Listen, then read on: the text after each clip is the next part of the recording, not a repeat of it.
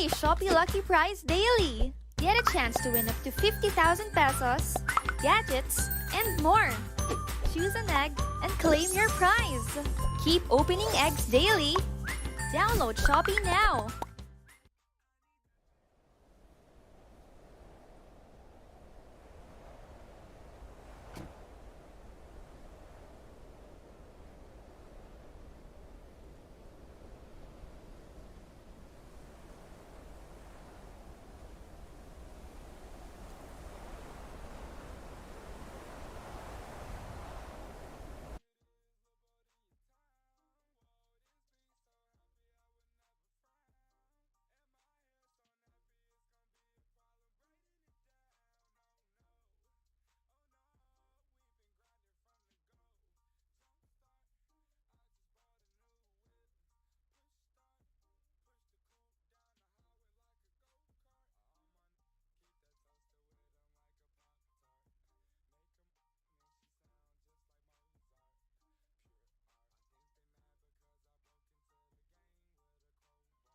Thanks for tuning into this presentation of the NBA on 2K Sports. I'm Damon Bruce. It's a Saturday presentation of the NBA. It's the Los Angeles Lakers going up against the Portland.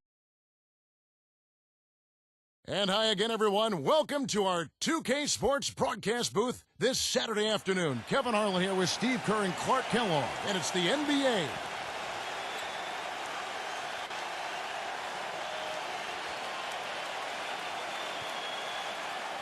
The starting fives for our game. Here are tonight's starting lineups.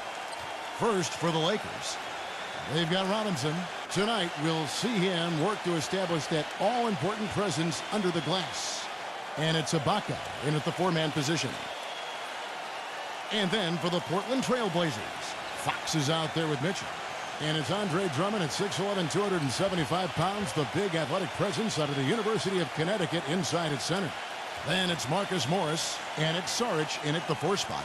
You know, for now, the Trailblazers are still the basketball team in the Pacific Northwest. You know, Seattle made a strong push to acquire the Kings, made a record bid, but the owners decided that Sacramento had done its part to keep the Kings, and so Seattle has to wait.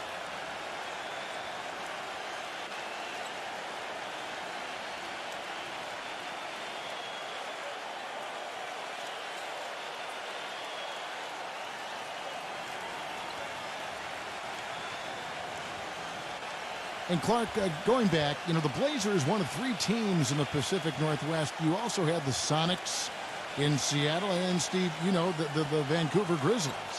And I think those two cities, particularly Seattle, Kevin, are strong contenders for a new NBA franchise. Of course, Seattle almost ended up with the Sacramento Kings, but when Sacramento was awarded the franchise, a lot of people felt like it was only a matter of time before Seattle would be granted an expansion team. Pass to Burton.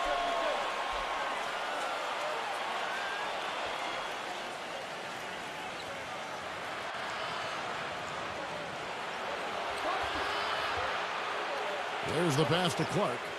The Lakers working the ball around now. 5 to shoot. Tipped away. And it's the Trailblazers on the break. Here's Mitchell. The feed to Morris. Pass to Saric. From past the arc. The Lakers with the rebound. And let's get this update now from Doris Burke, who's across the way on the sideline. Hey, Kevin, I spoke with the Lakers head coach. He said they'll have to do a good job moving their feet on the defensive end or they'll get dunked on all night. He told me that they are very aware of the slashers and finishers they're facing and will try to turn them into jump shooters. Let's see how successful they are, Kevin. All right, Doris, thanks.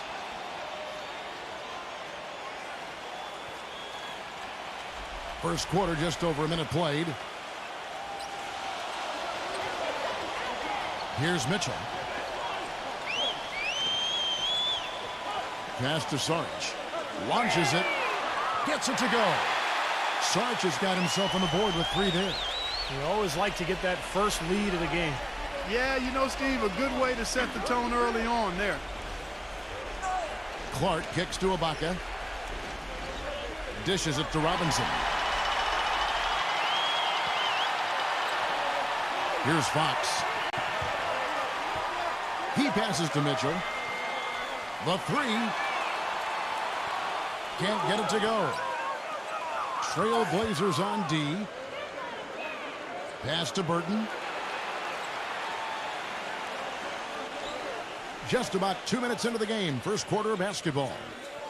And Ibaka kicks to Clark.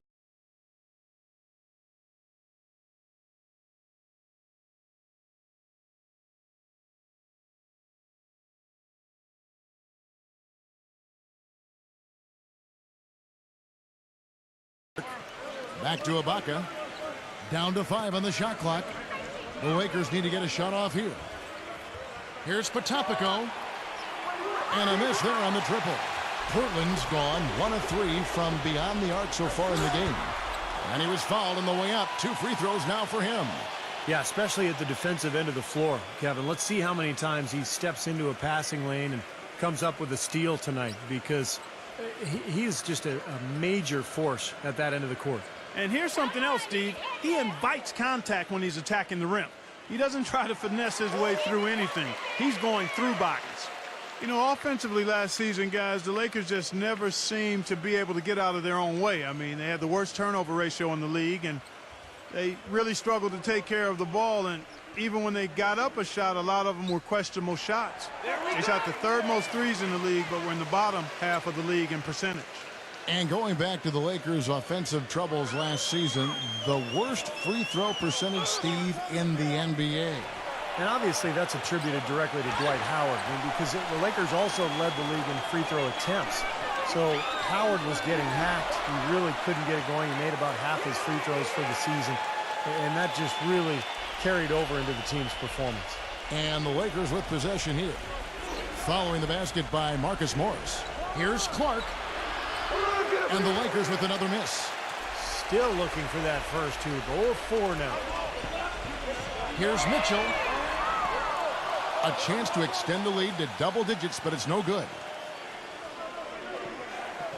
He feeds it to Robinson. And it's going to be out of bounds. The Trailblazers will take it.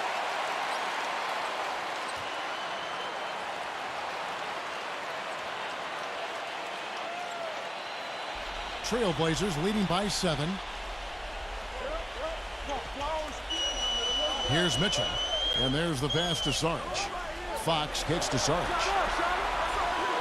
Off target from three-point range. Lakers have gone 0 of 4, missing their first 4 field goals here. Pass to Burton. He dishes it to Robinson. Working on Drummond. 6 on the shot clock. Burton, the pass to Robinson. And so he earns a trip to the line. Official saw the contact, and he'll shoot 2. Well, a coaching carousel for the Lakers last season. They made it only 5 games before firing Mike Brown. Then they decided to go in a new direction.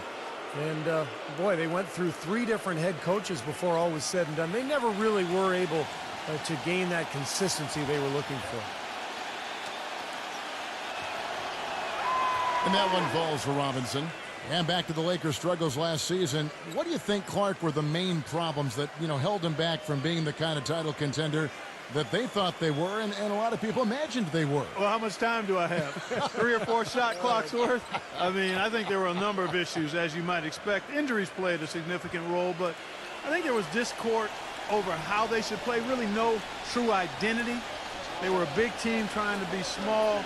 A team without a number of shooters trying to spread the floor. An older team trying to go up tempo. Coaching change. And that transition. Right, yes. You had a lot of moving parts, and it made it very difficult for everybody, I think, and it showed in how the Lakers season went. That's a good assessment. He'll make you scratch your head and throw your hands up as a defender. I mean, you just don't know how to play it. Patopico, guarded by Fox. Drops in the tray. The defense didn't exactly try to fight around that screen, and that's why it turned into the easy basket. Kick it out! Kick it out! Passes it to Sarge. Unloads. The Trailblazers rebound. And it's Drummond missing. The Lakers trail by 5. Pass to Burton. The finger roll finish at the bucket. Burton's got his first points in this one. Broke out the finger roll, guys. That was kind of a stylish finish. Here's Fox. No scoring yet from him, but that's likely to change.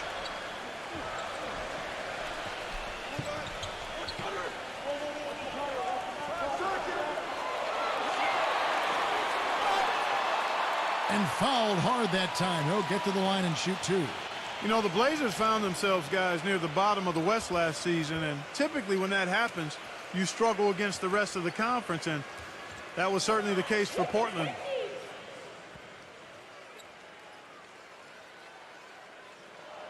The first one falls. Portland did have their problems, as you said, Clark, against the West. A big part of it was late in the season. They were beat up and lost their last 13 games of the year. Steve, mostly those losses coming to Western teams. Well, that was a big slide for them, and you know, they probably made their 18-34 mark in the conference seem probably a little worse than it should have. But look, they were out of the playoffs, they lost their edge, and they were playing a lot of young people. I think this is a team that has a chance to make a big comeback. No good from Clark. Trailblazers leading by 4. Morris passes to Fox. Here's Mitchell. Trailblazers moving the ball around. The pass to Fox.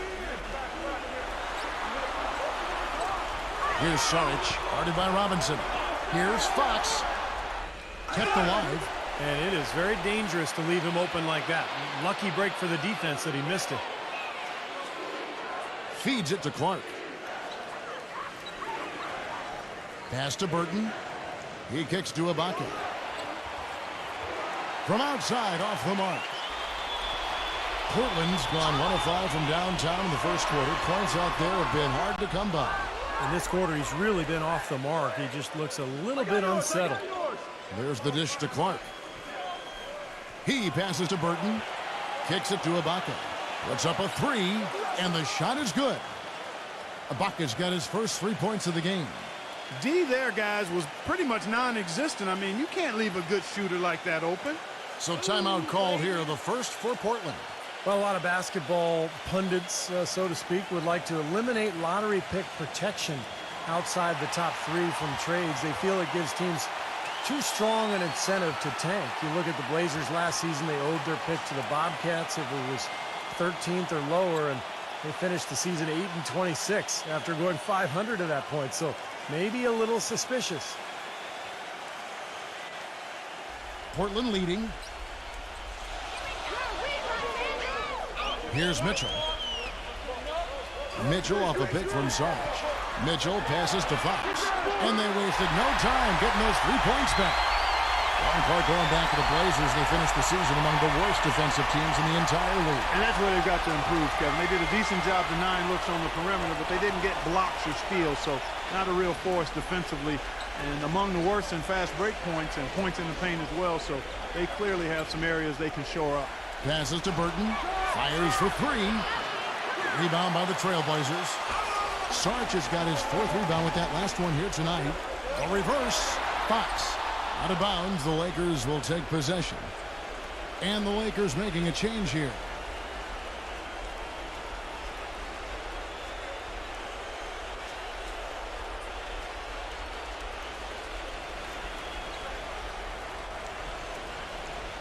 Lakers trail by 4. The feed to Clark. And count it. 2 points with a chance for one more at the free throw line. Not much the defense can do once he gets to the bucket. Lakers shooting their 3rd free throw attempt of the game. And you look at the numbers, guys, this team shot a 73% clip over the course of last season. Yeah, as a group, really a dismal year for them from the line last season, guys. Well, let's start with the positive in the Lakers postseason. They did make it. That's all that can be said is their dramatic passing of Utah and the Rockets down the stretch to take the 7th seed was really the lone highlight of what would be a quick exit from the playoff swamp. Lakers shooting 36% in this first quarter, trying to get their bearings. They set the pick. Terrific design on the pick play, and he lays it in. He has 5. Going back to the Lakers, swept in 4 straight by the Spurs, and none of the games really that close. Spurs, Steve, just dominated them in every sense of the word. Injuries didn't help either. No, they didn't help, but the Spurs just outplayed whoever was on the floor for LA. And I think a lot of people thought the Spurs would be a good first-round matchup for the Lakers, but that notion was quickly squashed. San Antonio just totally dominant. And the Lakers have possession. Following the 3 moments ago from Nance. How about that for a response? They will say they can give the 3 as well as they can take the 3. Here's Mitchell. Pass to Fox. Clock at 6. Out to Nance. From outside the arc. And the Trailblazers another 3. Well, I like the way he orchestrated in tight that time, fellas.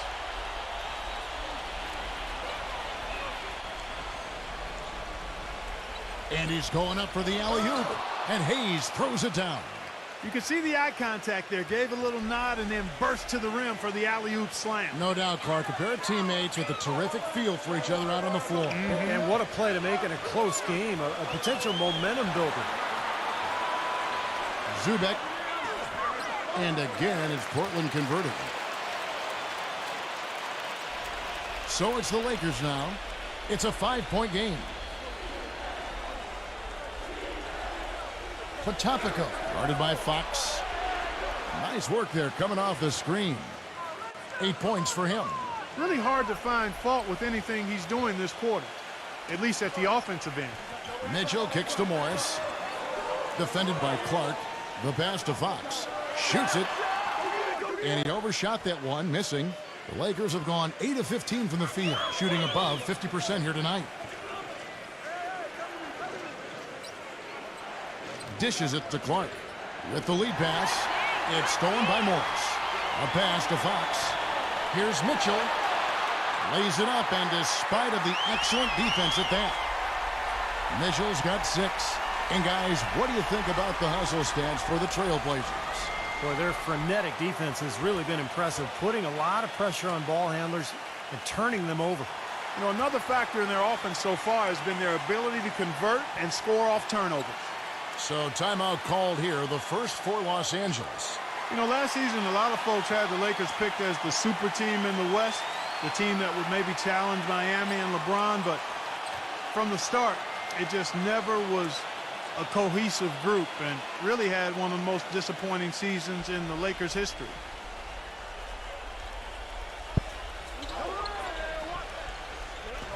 He feeds it to Hayes. To the middle, Tucker. There's the steal. Mans the screen. He dishes it to Smith. Nance outside. Passes it to Kelly. Shot clock at 6. Dinwiddie out of bounds. The Lakers will take possession.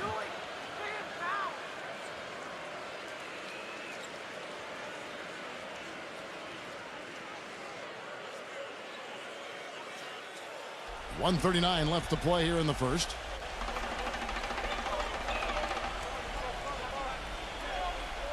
Feeds it to Tucker. Nice ball movement here by the Lakers. Buries the long-range jumper. Tucker's got his first bucket of the game, and he's on the board for 3. Clark, as you said, the Lakers had a lot of lofty expectations put on them, but you never know what's going to happen when a team is put together.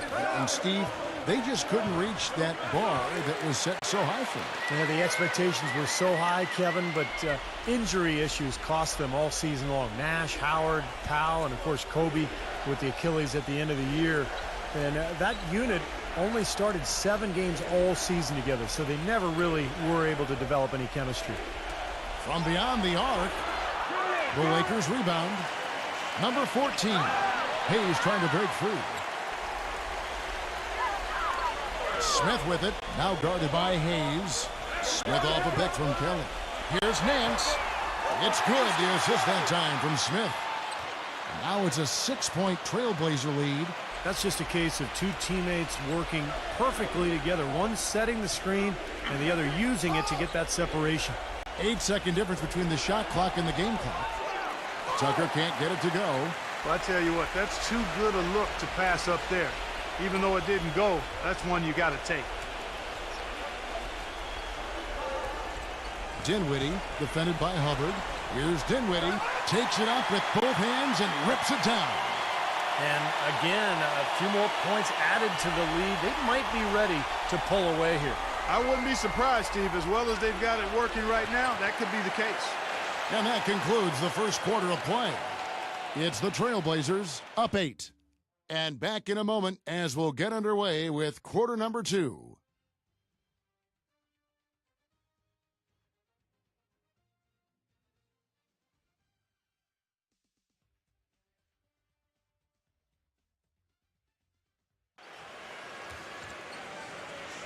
Now the second quarter getting ready to start up. And taking a look at the Trailblazers' performance here, boys. What do you think they're doing or not doing? And it's been beautiful basketball to watch, guys. Really sharing and moving the ball. And as a result, they've got a great flow going. Hand in glove, 5 guys working as one. The power of the fist, we call it. They've racked up a bunch of assists. And let's now go to the sideline. We'll catch up here with Doris Burke. Doris? Well, gentlemen, the Lakers barely squeezed into the playoffs last season. Despite that, they had the largest luxury tax bill in the league, almost $30 million, more than double the next highest team in the Miami Heat. So, maybe one silver lining for them with Dwight Howard deciding to move to Houston? The team won't have to shoulder the even more punitive taxes that began this season. Kevin? Good point, Doris. Thanks. 6 to shoot. Here's Hubbard, and a foul called on the shot. Got him on the way up that time, so he'll shoot 2 right here. You know, even though it was a down year for the Blazers in terms of their overall record last year, they still enjoyed quite a bit of success at home. It's one of the better home court advantages in the league. And he makes the first.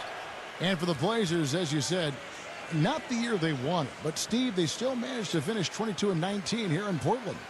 Well, it was a young team, very talented starting 5, but very little depth. And I think over the course of an 82-game season, the lack of bench help really cost Portland. But a lot to be excited about, some good young talent, and a home court that traditionally has been very positive for this team. Trailblazers leading by 8. Now here is Smith.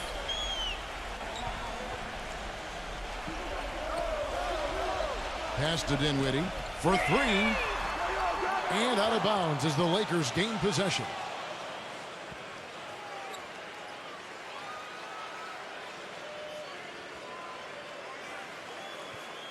And we're starting the second quarter, about a minute gone.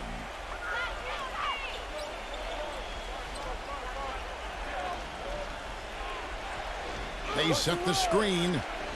Here's Harpering. Smith with some nice D.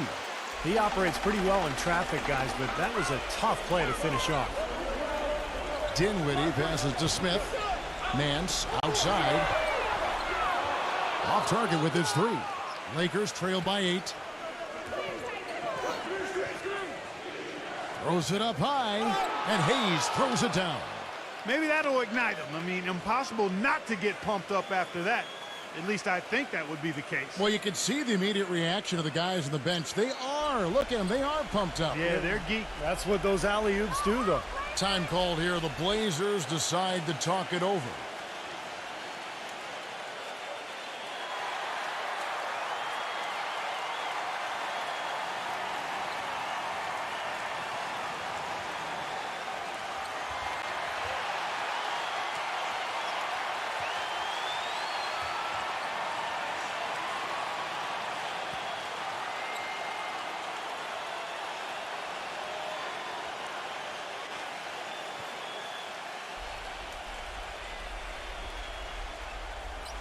Second quarter basketball, just over a minute and a half played so far.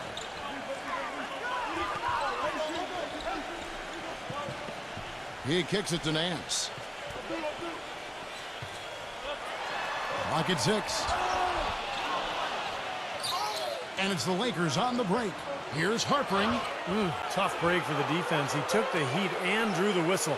Yep, but when you get there late, that's what happens.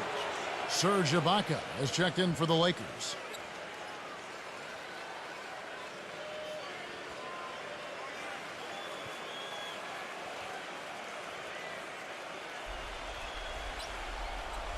And here in the second, 2 minutes gone by.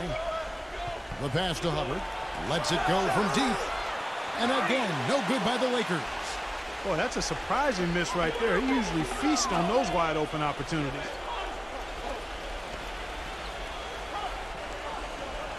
Kelly passes to Smith. For the three. And it's Bradley with the rebound. Tell you, he had all the time in the world to get that shot off. Harpering, covered by Smith. Here's Harpering. Count the bucket. Late reaction from the defense, and he's always going to make good on that. Trailblazers leading by 4. Now Smith.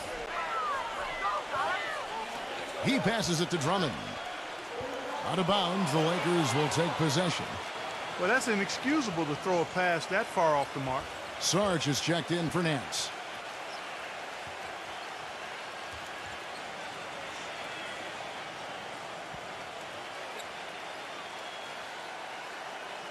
Here in the second quarter, about 3 minutes played.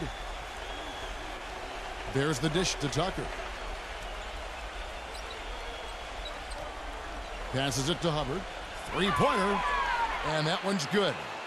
And it's now only a 1-point Trailblazer lead. Well, there's plenty to like about him as a player, but, you know, one thing that really stands out is the quick trigger.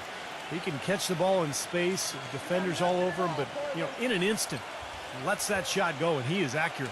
And I don't think we can talk about him without also mentioning his tendency to just erupt and string together a bunch of baskets in a row in a real short period of time.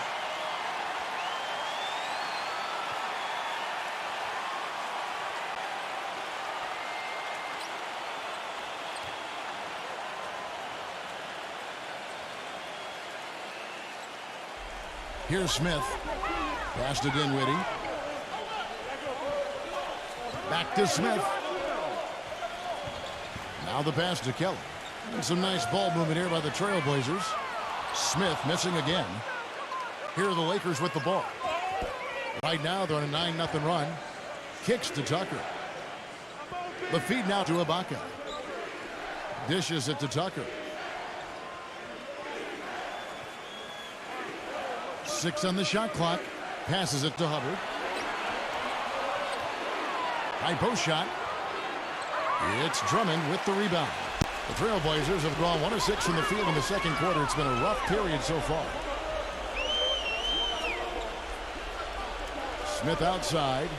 Pass to Sarge. Fires it up. And it's wide right. It's off the rim. That's his comfort zone, so defensively, really nice job challenging the shot. Pass to Hubbard.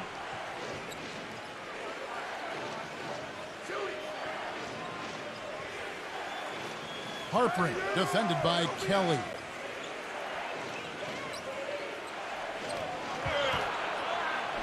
No good from Hubbard.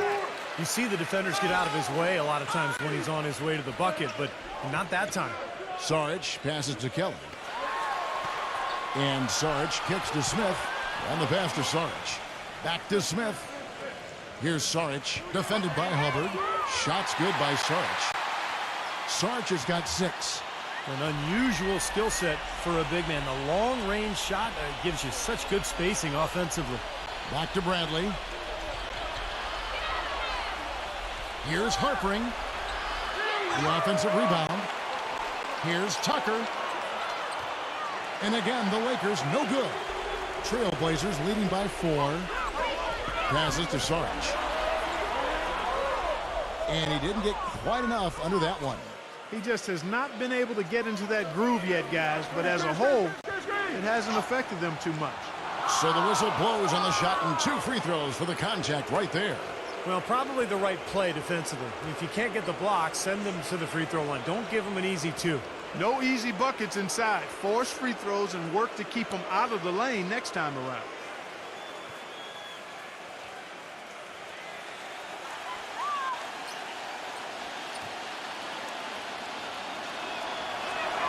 The first free throw is good. Hitting your free throws is a good way to get back into it. It stops the clock and extends the game. I mean, you want to take advantage of that situation.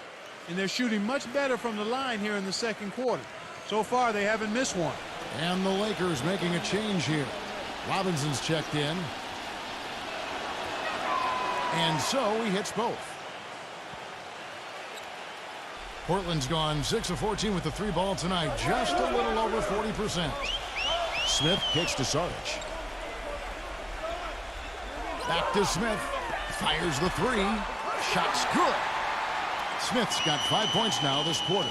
So much of what ailed the Lakers could be traced to the lack of defensive presence. And it really came to a head when Magic Johnson, one of the greatest Lakers of all time, called them out about looking to play Showtime offense while not paying attention to solid defense. Portland's gone 7 of 15 from three-point range tonight. They're not afraid of that shot. Takes a 3. The Lakers with the rebound. Ibaka's got 6 rebounds in the game.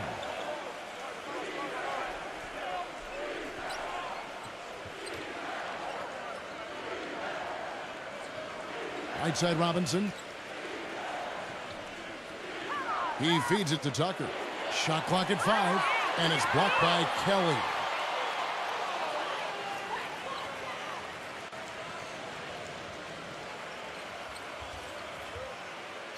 Here is Ibaka. 6 points for him. He dishes it to Tucker. Moves back up. He takes it up and lays it in. Tucker's got 5 now. And going back to what Clark said, they didn't actually try to run that much based on tempo, more than what they might have been used to, certainly, Steve, but the D was a concern in a major way. Well, it was really more about teams running wild on them instead of the other way around. You look at the Laker personnel, big front line last year with Howard and Gasol. The transition defense wasn't quite there. You throw in the injuries. They were never able to find that balance between good offense and solid defense.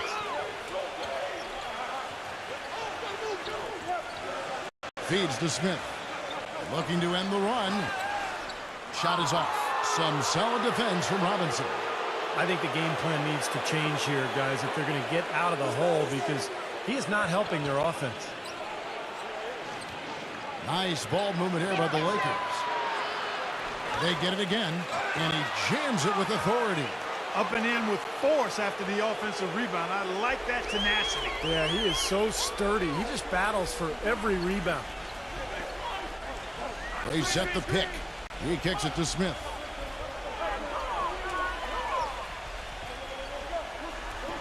That's good on the jump shot. Smith's got 7.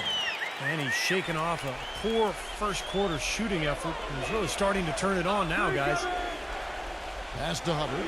Here's the 3. And again, it's the Lakers from deep. These defenders are putting up very little resistance to the three-point shot. And it's killing them. That's 4 of the last 5 baskets they've allowed have been three-pointers. Smith outside. There's the triple. No good from Saric. Another rebound gobbled up. They are pounding the boards. And a big part of the lead, guys, is because of the work they've done on the glass. I mean, they have the lead because they've rebounded well. Boy, such outstanding patience and decision-making for them offensively. Yeah, absolutely. Their ball movement has been outstanding. They are piling up the assists. Smith, no good. Even with every shot clanging off the rim, he seems determined to keep hoisting up these threes. It might be time to get inside of that arc. Here's Hubbard. Drains the three-pointer. And it's an 11-point Laker lead. Right now, they've got that field goal percentage up in the low 50s. Yeah, they're really starting to put it together offensively, looking to build on this lead. Inside. Really hard to decide, guys, which was better, the pass, the catch, or the slam. Clark, there's no wrong answer to that one, my friend. Sensational alley-oop all the way around. Agreed. All of the above. Now the dish to Tucker. Ibaka outside. And it's off from three-point range. The Trailblazers shooting 31% in the second. Some poor shot selection for them in this quarter.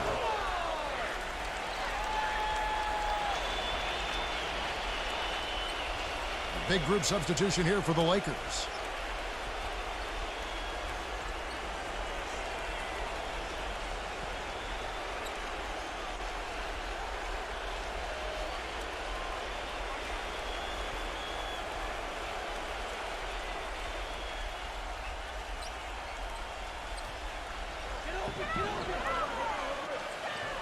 Here's Mitchell, defended by Burton.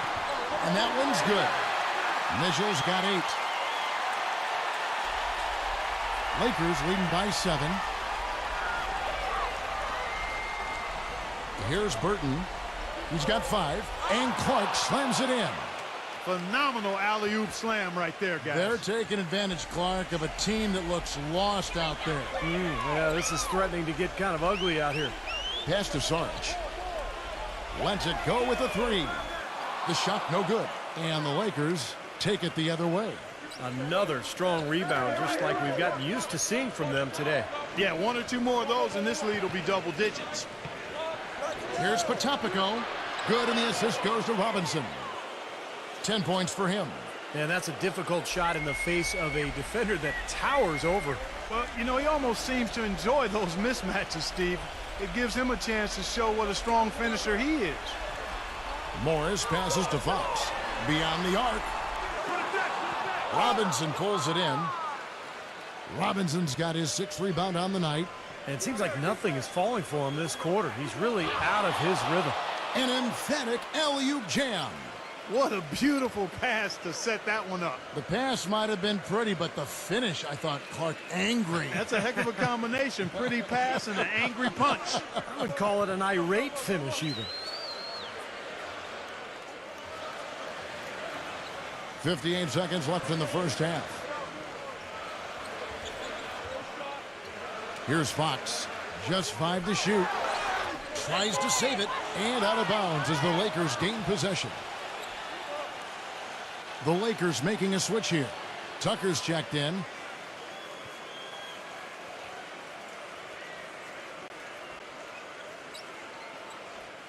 There's 48 seconds left to play in the first half. Here's Burton. He's got 5. There's the feed to Tucker. Tries a 3. The shot misses. Not able to find it here in the second. He's off stride and off track just a bit after that one he had earlier. Offline with his 3. Well, I tell you what, that's fantastic defense on one of the best three-point shooters in the league. The key there was not to give him much space before he took that shot. And that's the only way to stop him, Clark. The defender has to be all over him with a hand in his face. Morris. No good off the back of the rim. And it's the Lakers on the break. And here they go. Hammers it home to polish off the break. I'd say that shot was well within his range. You think so? I mean, I was pretty good from 2 feet and in myself. That's a gimme there. And we finished one half of basketball. Lakers lead by 15. And we'll be back shortly for the start of the third quarter. But right now, it's time for the Sprint Halftime Show with Damon Bruce. Now, presented by Sprint. I hope your weekend's off to a great start this Saturday night. Thanks so much for tuning in.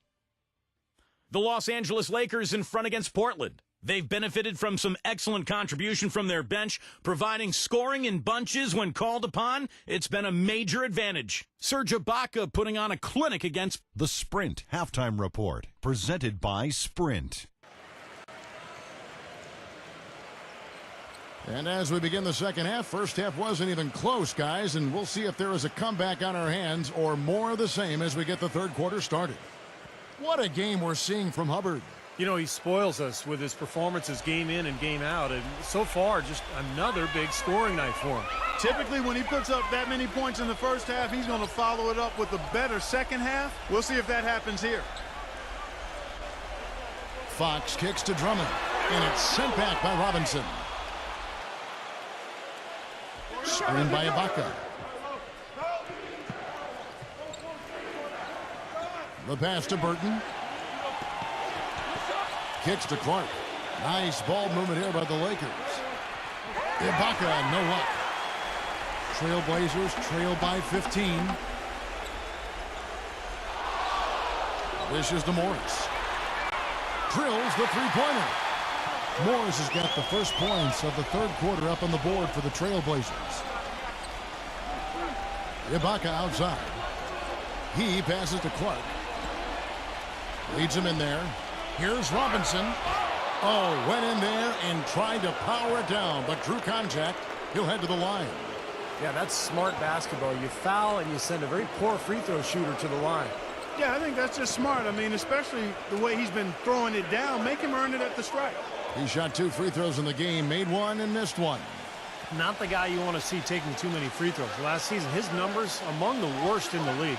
And we saw it last year, guys, because those numbers were so low. Teams weren't afraid to put him on the line where points were hard to come by for him.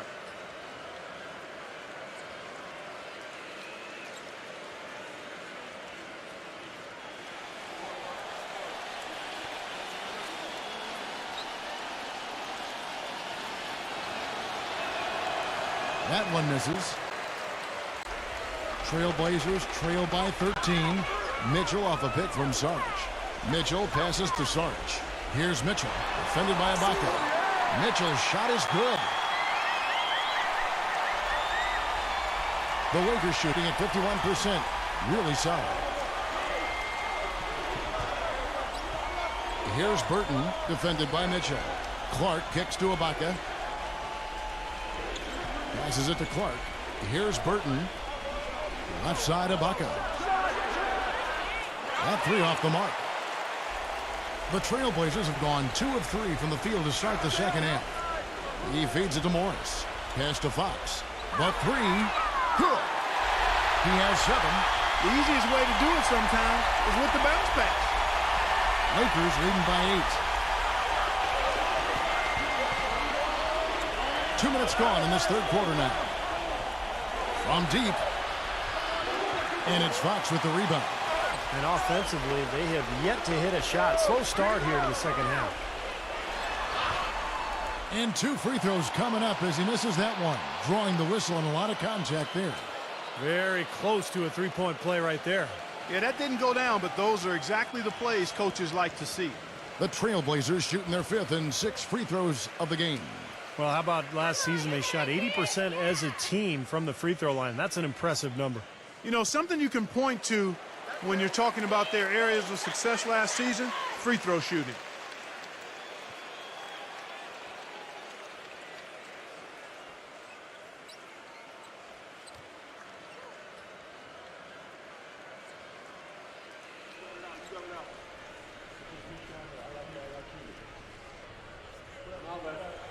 And that one goes in. 2 from the line that time. Los Angeles has gotten blank from three-point land so far in the third. Still 0 for 3. He dishes it to Clark. Pass to Burton. Shot clock at 6. And again, no good by the Lakers. Ugly start to this second half, guys. They've missed all 4 of their shot attempts. The pass to Sarge. Feeds it to Morris. Off the mark there with the three-point shot. Lakers leading by 6.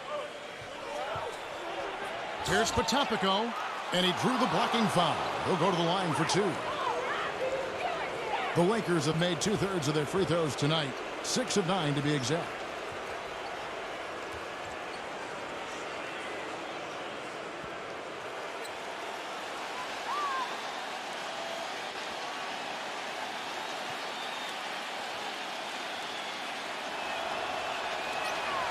And the first one at the line is good.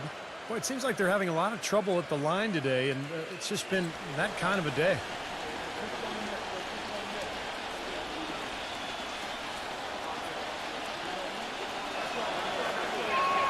And good on the second, so he makes them both. Here's Mitchell. He's got 10. Time called here. The Blazers decide to talk it over. Well, just too many easy buckets, you know, in and around the paint. So he wants to put a stop to it. This timeout is going to be used to try to tighten up the defense. Guys, at this level, they won't miss often if you keep giving up looks inside, and they're paying for that right now. Good timeout here.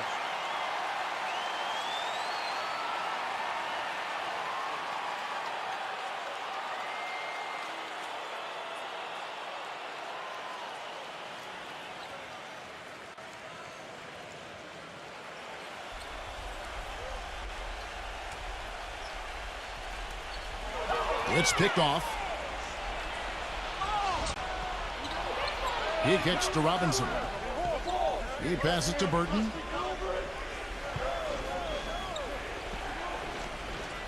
Stolen by Mitchell. And it's the Trailblazers on the break. Pull-up jumper. Gets it to go. Mitchell's got 4 points in the quarter. Oh, man, they needed a run to get back into this game, and they got it. And a good one, defensively and offensively. It's been a terrific stretch for him. Timeout called the Lakers. Yeah, he definitely saw some things that were not working for them out there, and now he's going to make some adjustments. I'm not sure what it was, but he clearly wanted something to change out there.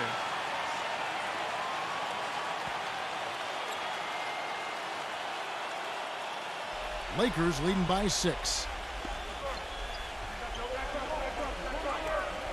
A little under 2.5 minutes off the clock now here in the third. Jacks up a 3. It's Drummond with the rebound. Drummond's got 13 rebounds in the game. Class eating. Fox kicks to Morris. Here's Drummond. And so he draws the foul on the shot. A trip to the line to shoot 2. And no question, he got bumped on that shot. Definitely no room for discussion on that one. This is his first free throw of the game. Not the guy you want to see taking too many free throws. Last season, his numbers among the worst in the league. And guys, that was an element of his game that he could not get turned around. I mean, he was really in a funk, and it lasted all season.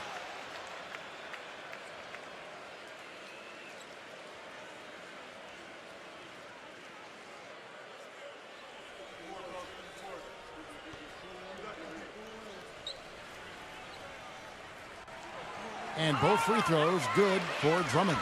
You know, even though they're down, they are putting on a show at the free throw line this half. I think they've done a good job of making the most of their chances at the line, and they've got to keep it up to take the lead. Here's Potapico. It's good from long range. He's got 15. Well, it's pretty obvious, guys. Portland has a lot of young talent, but the defensive effort has to get better. The intensity, the concentration at that end of the floor has to grow, which is always tough with a young team, but to get better, it's going to have to start with defense there. That's good. Their three-point percentage has taken a big leap up since the start of the second half. They're starting to find the range. Steve, the lasers are starting to do their thing. That's going to be the ticket for them the rest of the way. And then Clark slams it in. And the lead just grows on that ridiculous offensive sequence. You know, Clark, that dunk alone would have been spectacular. Never mind it coming at the end of an alley-oop. Yeah, that just added more to it. Yeah, what a beautiful connection on that play. Portland finishing second to last in opposing team shooting percentage, Clark. Yeah, that's interesting. Defense, something that usually needs to be learned in the NBA, and the Blazers were a young team last season, Steve, and easily a team learning game by game. Yeah, youth or not, though, Kevin. I mean, 48% against you defensively in terms of field goal percentage. That can't happen. So a lot of improvement in store for this Portland team. They really have to lock in on the defensive end.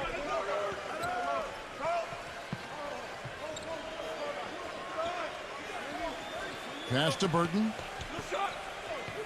The dish now to Clark. Offensive rebound. Robinson passes to Ibaka. Good, and the assist goes to Robinson. 11 points for Serge Ibaka. Good job there, recognizing the mismatch and then just going straight up with the shot. He's got a major height advantage. Here's Saric. He's got 6. Pass to Fox. Off the pick. And again, it's Portland converting. His shooting has been so good today. He may have to take it upon himself to try to get his club out of this hole. Back to Ibaka. Now the feed to Clark. And the Lakers tack on 2 more. Here's Mitchell. 15 points in the game.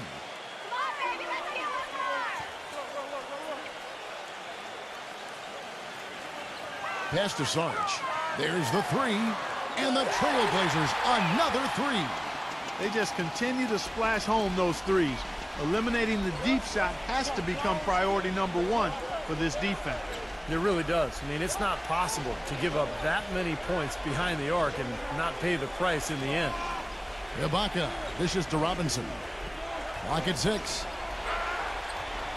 And that one goes in as he is fouled. It'll be 3 points if he converts at the line.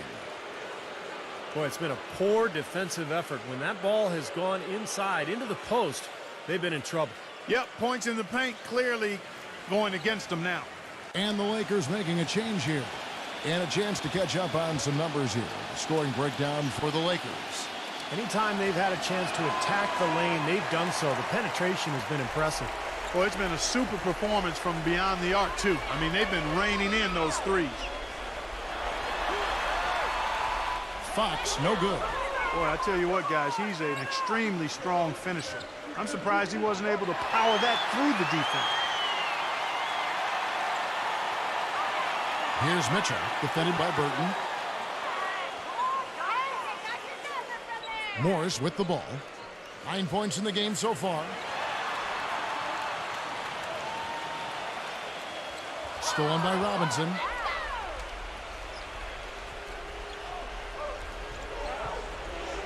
And out of bounds as the Trailblazers gain possession. And the Lakers making a change here. Hayes is checked in.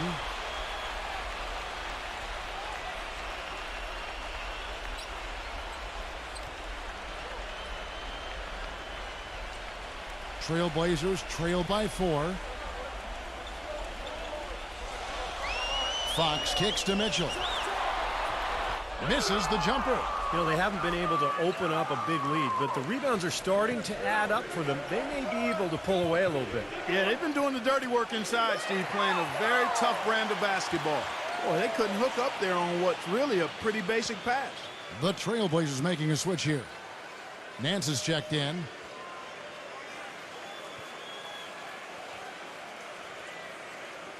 The Trailblazers have gone 8 of 14 on their shot attempts here in the third. Some pretty nice work. And there's the pass to Fox. Nance a screen. Fox passes to Nance. Zubek 11 feet out and he hits it. Lakers shooting a troubling 38% in the third. Not the finest work of this offense. Doubled by Nance. And Hayes kicks to Clark. Nice ball movement here by the Lakers. Burton, the pass to Hayes. Misses from close range.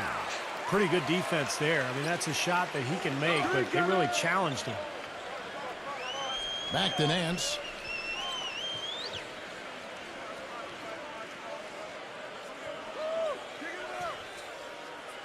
Passes to Fox. Just 5 on the clock. Morris. And he misses the go-ahead basket. And I'll tell you what, this has been one ugly quarter for him. And it keeps getting uglier. I mean, his touch has basically gone AWOL.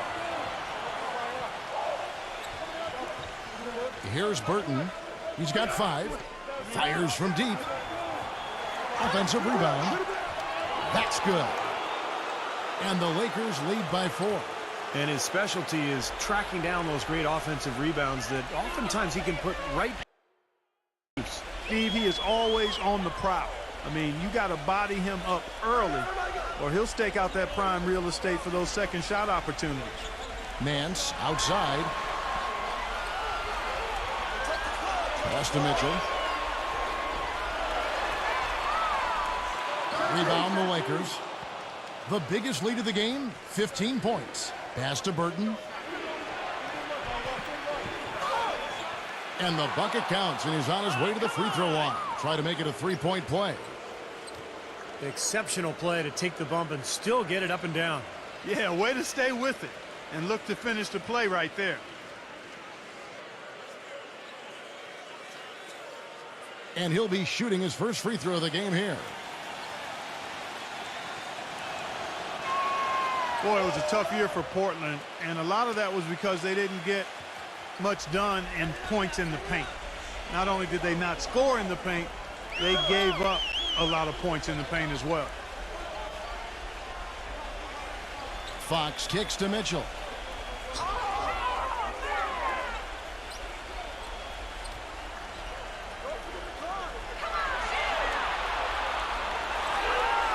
And lots of contact there. Missing the shot. He'll shoot 2. Well, Clark, you were talking about them giving up points in close. Perhaps the biggest issue Portland faced last season. Steve, they were dead last in the NBA when it came to that category. Yeah, near the bottom of the league in blocks as well. You just don't win in this league without good interior defense. You have to be able to clog the paint and force outside shots and keep people from scoring. It seemed like it was a layup line against the Blazers last year.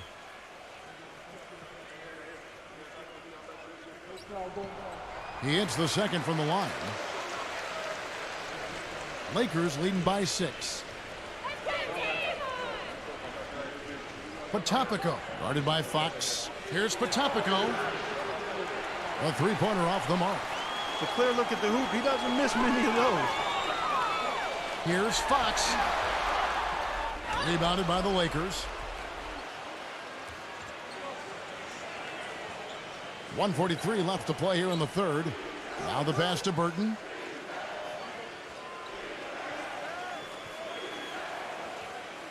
Here's Potapico. Hayes, a follow-up flush. Solid job by them on the glass here tonight. +8 in rebounding. Well, you have to rebound to win, and that's exactly what's happening right now.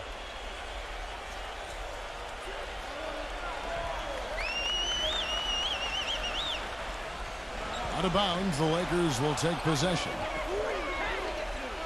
Serge Ibaka has checked in for the Lakers.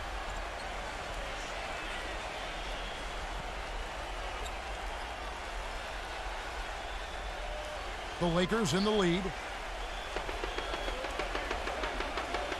Here's Burton. He's got 8. To the inside. Hayes. Soft touch off the glass. Hayes has got 8. If it ain't broke, don't fix it. They keep getting in the paint and keep scoring points. Keep it going. Yeah, not a lot you can do defensively when they continue to get the ball inside and get these easy shots. You can see that they're not as aggressive from the three-point arc. They had far more attempts in the first half. 43 seconds left in the third. And Ibaka kicks to Clark. 6 on the shot clock. From deep. The rebound by Mitchell. Trailblazers trail by 8. They set the pick. Kicks it to Morris. Passes it to Fox. Just 1 second between the shot clock and game clock. Mitchell's shot is good. Mitchell's got 10 points in just the second half. Pass to Burton. It's stolen by Nance. Fox can't hit. The third quarter comes to a close. The Lakers on top. They lead by 6. From Portland, we're back in a moment.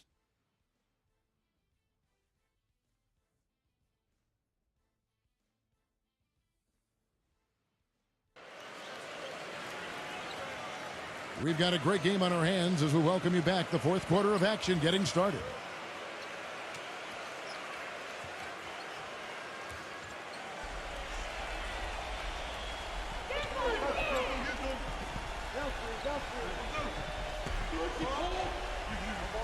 Robinson inside. Phenomenal alley-oop slam right there, guys. They're taking advantage, Clark, of a team that looks lost out there. Yeah, this is threatening to get kind of ugly out here. Portland trailing here. Dishes to Morris. Smith outside. Kelly passes to Smith. The three-pointer no good. Lakers shooting straight 49% from the field. There's the pass to Hubbard. He feeds it to Ibaka. Releases. They get it back. Harper covered by Smith. 60 seconds off the clock here in the fourth. There's a screen by Robinson. 5 on the clock. Lakers working the ball around now. Drains it from beyond the arc. And the Lakers lead by 11. They've done a terrific job of getting offensive rebounds and then converting those here in the second half. I mean, it's one thing to get the offensive rebound, but they've turned them all into points. He dishes it to Smith. Smith off a pick from Kelly. It's stolen by Ibaka. And here they come. Harper defended by Dinwiddie. And that one's good. Superb assist there. He played the role of the maestro on that one. And for the Trailblazers, they're shooting at a decent 44% clip here.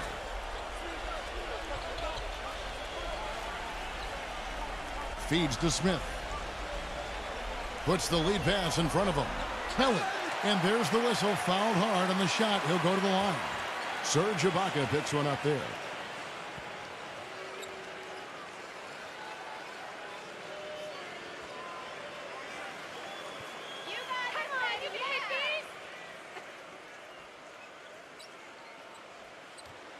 That's good from Kelly. Boy, they're making it look easy here. I mean, they're just automatic from the line. The Lakers making a switch here.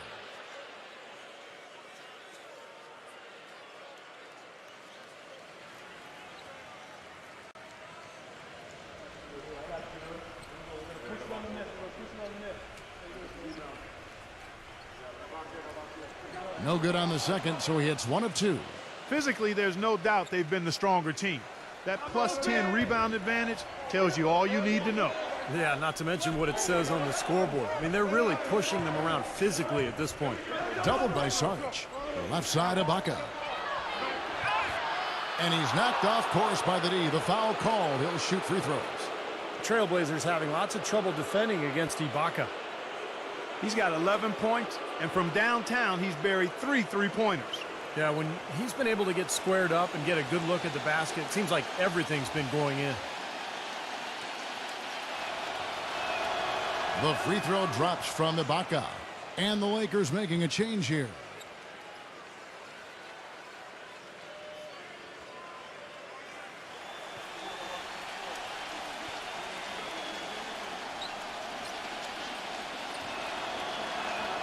And so he makes both from the line. Trailblazers trail by 14. Fourth quarter of play, and we're about 2.5 minutes through it right now. Fox, no good. The Lakers have gone 3 of 4 in field goal attempts since getting things started here in the fourth. Here's Burton. So he gets the whistle. Contact on the way up, and 2 shots coming up.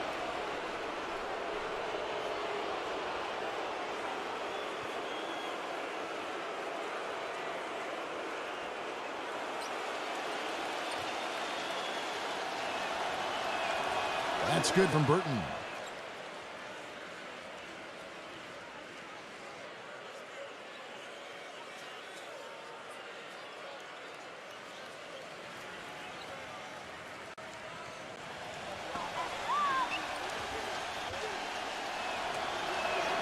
Both free throws good from Burton.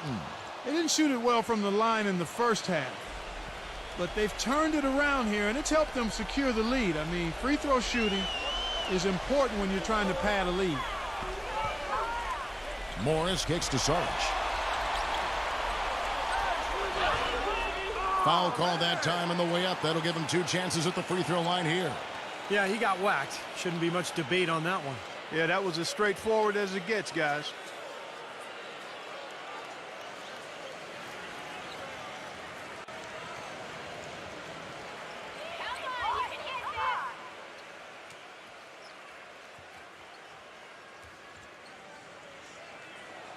That free throw good from Sarge.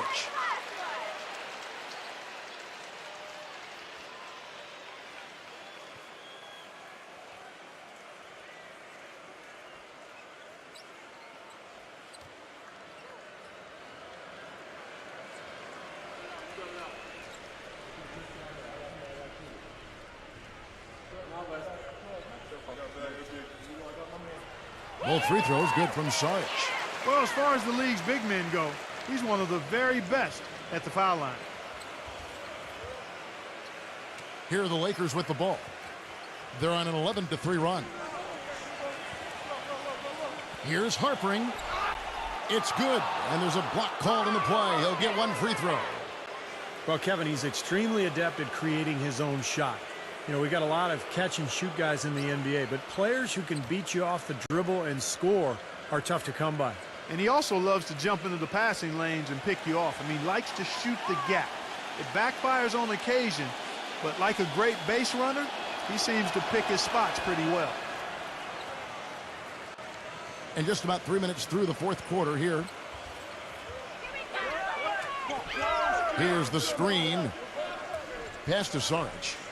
Let's go. They get it back. That one wide left. And in the paint, they have really shown some strength. Their work on the boards has been phenomenal. Yeah, I'd certainly call it a mismatch, Steve, at least for today. Yeah, so close to picking that pass off, guys. At least he got a hand on it. He did what he needed to do to make sure it didn't hit the target.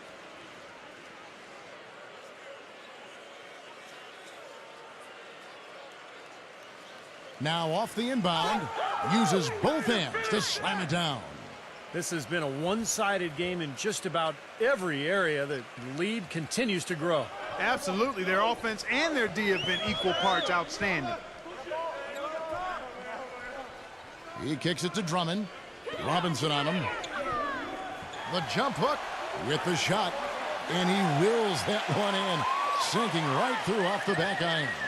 I love it when a player like this shakes off a poor first half and comes back strong like he has, showing a lot of confidence in his game. Robinson a screen on Fox. Passes it to Burton. Here's Harpering. And another three for the Lakers. And at the offensive end, he's done about as much as they could have hoped for today. Clark, they've been looking out of sync offensively. You know what? A basket here would do a lot for their confidence. Here's Fox. Passed to Dinwiddie. And they come right back with their own three-pointer. That was simply a defensive breakdown there, Kevin. He was all alone for that shot. It was a warm-up jumper. Here's Burton, defended by Dinwiddie. The dish to Robinson. Back to Ibaka from downtown, and that's good. Robinson picking up the assists. Robinson's got 4 assists in the game. Trailblazers trail by 20. The pass to Fox. The feed to Drummond. Kicks it to Morris. The tray. Rebound the Lakers. Ibaka's got 8 rebounds in this game. Here's Burton.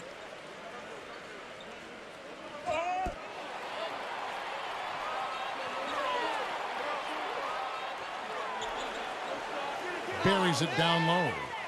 Burton's got 4 points this quarter. They've had the hotter hand in the first half so far, no question. Yeah, it's because of all the high percentage shots they've been working for and getting. Here's Saric. It's stolen by Ibaka. One-on-one here. This is to Clark. Oh, are you kidding me? That was a power punch right there. Oh, great. Oh, and there's the one-handed jam. Here he comes, and there he goes. Look at him punish that rack. You know, the guys on the bench are going crazy right now at the sight of that jam. Fox passes to Morris. To the paint. To end the run. And it's going to be 2 free throws. Drew contact on the shot.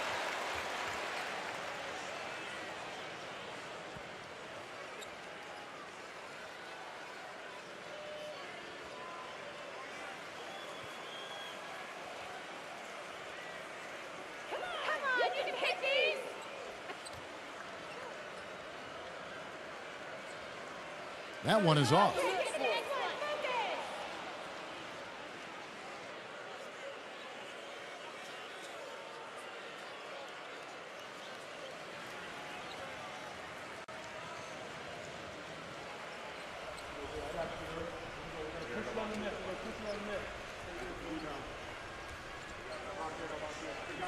And that trip coming up empty, missing both.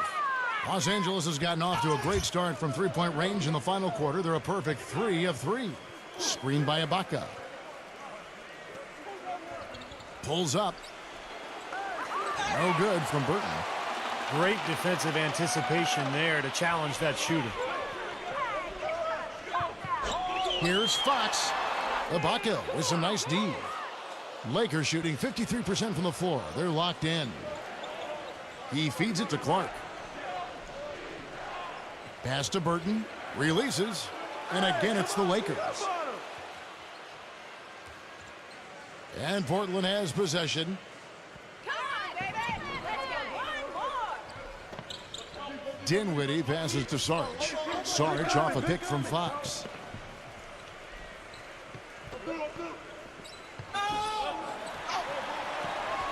Shakes off the strong D and gets to the bucket for two. Boy, he's having a great half here. Exactly the opposite of the first.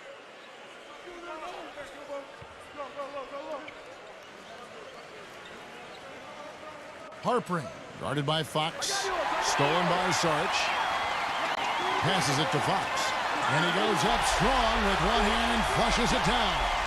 Textbook example there of how to use defense to create offense. Yeah, beautiful transition play after the steal all the way to the basket. Wasted no time going from defense to offense. It feels like they're starting to pick up the intensity as the game itself starts to get a little more tight and close. Ibaka goes in.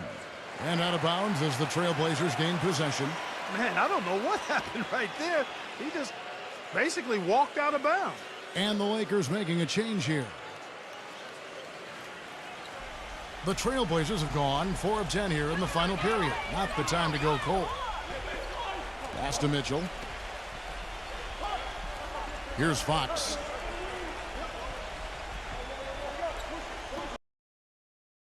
He dishes it to Morris. 6 to shoot. Here's Saric. Again, the miss by the Trailblazers. Lakers leading by 22. Ibaka with a screen on Fox. Clark the pass to Burton. Feeds it to Clark. Lakers working the ball around now. Fires the three. And it's Portland with the rebound. Saric has got 6 rebounds here tonight. Very little success for him behind the arc today. Just 1 3-pointer in the first half and still none in the second.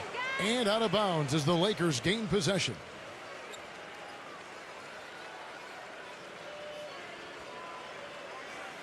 Los Angeles has gone 3 of 4 from downtown here in the fourth. There's the pass to Burton. Clark.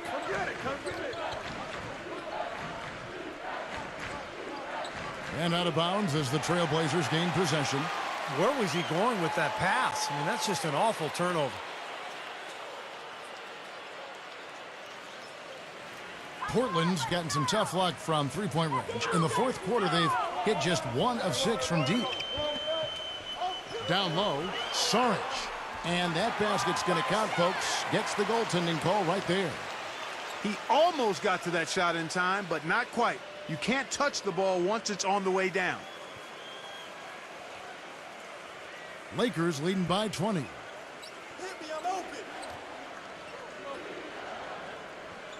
There's a good screen.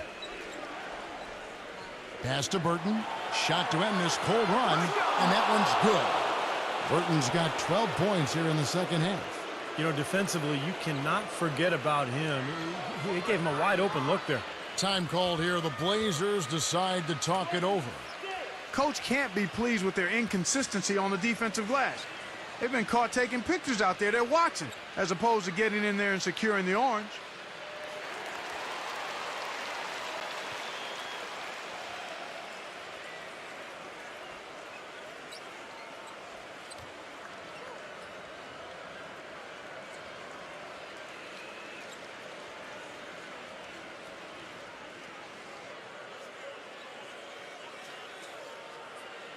Here's Mitchell. Uncovered. The shot is off. And the defense got away with a major lapse there. He kicks to Clark. Passes it to Burton. The dish to Clark. Robinson inside. And the shot is good. Robinson's got 4 points this quarter. Looked like he may have been showboating a little bit at the end of that one. Fox kicks to Drummond. Pass to Mitchell. Lets it fly. Nice jump shot. Good. Mitchell's got 20. And so it's the Lakers with it. 1:56 left here in the fourth quarter. Ibaka with a screen on Fox. And there's the 3-second violation. A platoon swap here for the Lakers.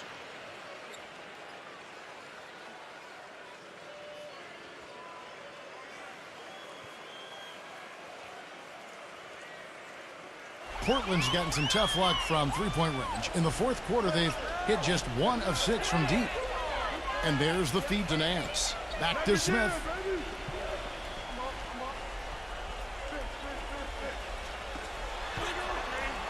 Can't get it to go. And the Lakers going the other way now. Potapico covered by Smith. And Hayes kicks it to Tucker.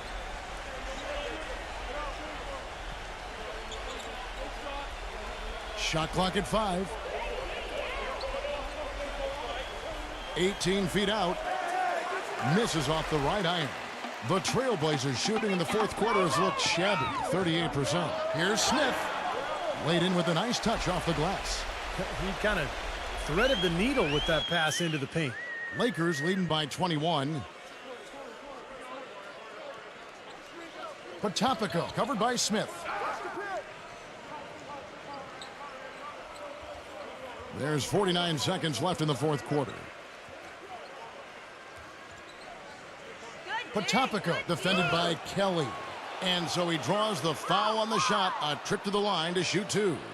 Talk about being on his game. Look at the numbers for Hayes. He's got 8 points and a block. It's such a benefit to them when he plays this kind of game. Well, totally unexpected, but he has been very valuable to his team.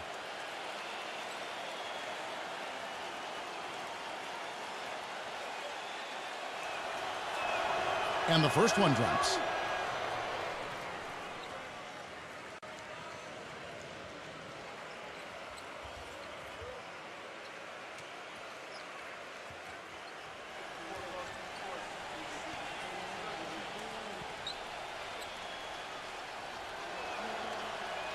Both shots good from the stripe.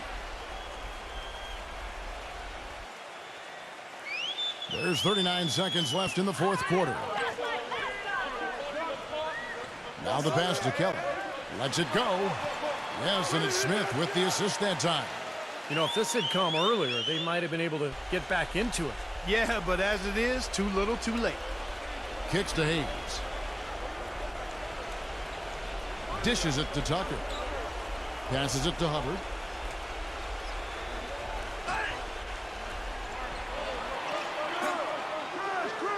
Off target at the rim. And you got to like the defense inside, really protecting the rim. Challenging shots and making his presence felt around the rim, that's exactly what he can give you. Here's Lifette. Shot is off. All game long, guys, he's been getting it done. Really doing a nice job rebounding. Yeah, I couldn't agree with you more. I mean, they've had a major advantage on the glass, dominating that stat. And so it's the Lakers taking care of business here. You know, Clark, every team has a bad night, and these guys might want to watch the tape of this game the next time they have a bad night to remind themselves how dominant they can be. Well, this is one of those dream-like games for a coach. Thanks for joining us for this presentation of NBA basketball on 2K Sports. For Doris Burke, Steve Kerr, and Clark Kellogg, this is Kevin Harlan saying see you next time. But first, let's check out the Jordan player of the game.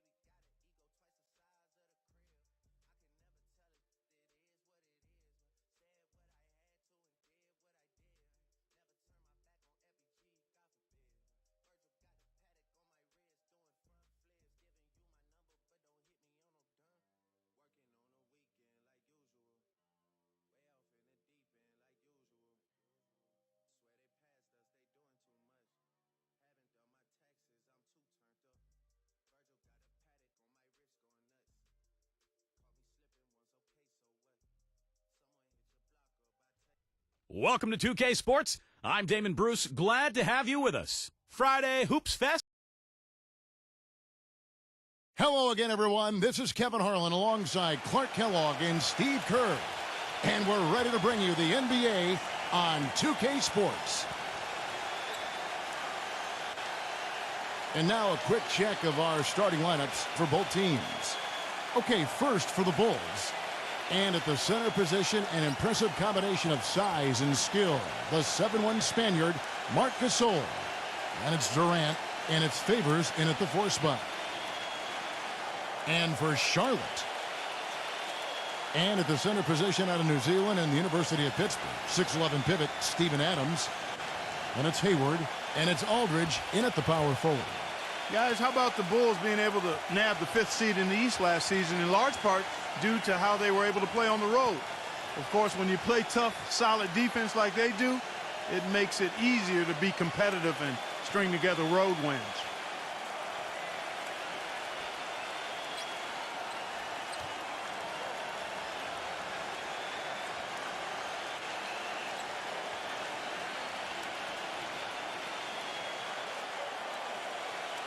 Tip-off goes to Charlotte. Here's Simmons.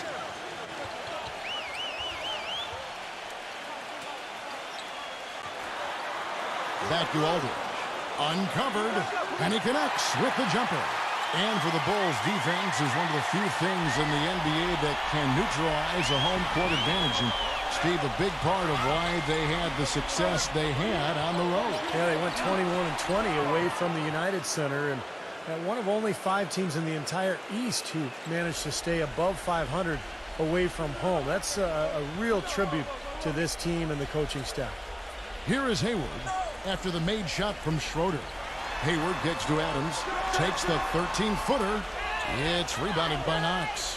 He's one guy the defense is not afraid to leave open from that range, and for obvious reasons. And it's the Hornets ball. Thompson dishes to Hayward. Hayward off the pick from Aldridge. Hayward kicks to Adams. Knox defended by Adams. It's off his leg.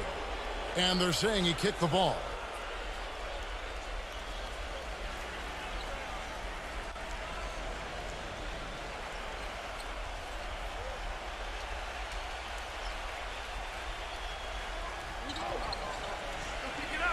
Durant, the pass to Knox. Here's Schroeder. Pass to Knox. The 3 ball. Can't get it to go. And the Hornets with possession here. Doris Burke has an update for us. Doris? Thanks, guys. I caught up with the Hornets head coach. He communicated to his players that when taking on Chicago, they have to be as physical as possible to match the intensity the Bulls bring. He said they have no problem banging bodies inside, and we shouldn't be afraid to respond. We can't be intimidated by them, and I want us to go right at them. Sounds like we'll have a physical game on our hands, guys. Thank you, Doris. That's now 4 misses on their first 5 attempts. Still trying to find the rhythm and flow here offensively. Thompson dishes to Aldridge. Simmons shoots a 3. They get the rebound. Adams. And the officials whistle a foul on the shot. The bucket's good. He'll go to the line. You know, Kevin, he never gives up on a play. That's what I love about him. He just is one of those guys who will bring effort and energy the entire 48 minutes. And he gives them a terrific option in the low post every time down the court. Even with multiple defenders around him, he knows how to create a shot for himself. The Hornets shooting their first free throw this game. And you look at the numbers from a year ago, guys, this is a club that hit about 75% of its free throws. Yeah, as a group, really a dismal year for them from the line last season, guys. Durant with it, picked up by Thompson. That gives them the lead. And that's why teams emphasize the use of screens and picks just to get you some open looks like that one. Kevin Durant is one of the most laid-back and easygoing guys you'll meet in the NBA, but don't be fooled. He's as fiery a competitor on the court as anyone else in the league. He's a superstar because he has the talent, but also the drive. Here's Schroeder after the made shot from Klay Thompson. Schroeder gets to Durant. Here's the three. And the Bulls, another three. An unusual skill set for a big man. The long-range shot gives you such good spacing offensively. And I think when you talk about the drive of Kevin Durant, Clark, it all comes from his love of the game. I love watching Kevin Durant play. He is such a special talent, and you can see the inherent joy that he has in playing the game. I mean, it's palpable. It's obvious. He's a big-time gym rat, and he just loves to work on the game and continue to refine his skills. He's a joy to watch. Chicago's gone 2 of 4 from beyond the arc to start the game. Just over 3.5 minutes gone here in the first. Passes it to Knox. 6 to shoot. He dishes it to Durant. And it's good with time running down on the shot clock. Durant's got 5. You know, that's one way he can finish, but not the only way. He's got a lot of tricks up his sleeve. Here is Hayward, defended by Durant. Aldridge backing in. Right block shot, and Derek Favors pulls it down. Favors has got 3 rebounds now in this one. Thompson comes with the double team. Here's Schroeder, and the rejection by Hayward. There's the pick. Feeds to Simmons. Dishes it to Thompson. Launches it. It's all in by the Bulls. Favors has got 4 rebounds now tonight.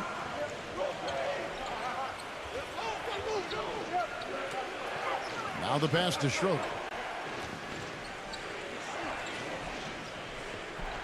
He passes to Knox.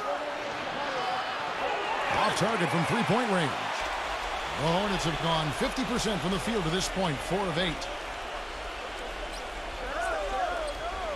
Here's Simmons. No scoring yet from him, but that's likely to change. He kicks to Aldridge. Hornets keep it alive. Simmons passes to Thompson. Adams, defended by Durant. Tries again.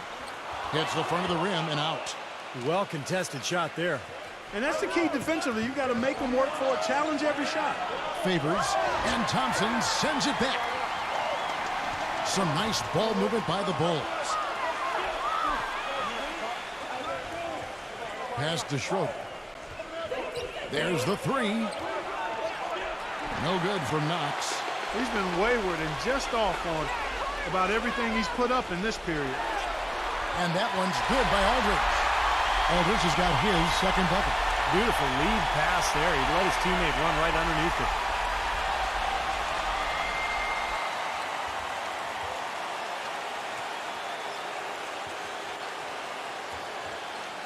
And it's the Bulls with the ball.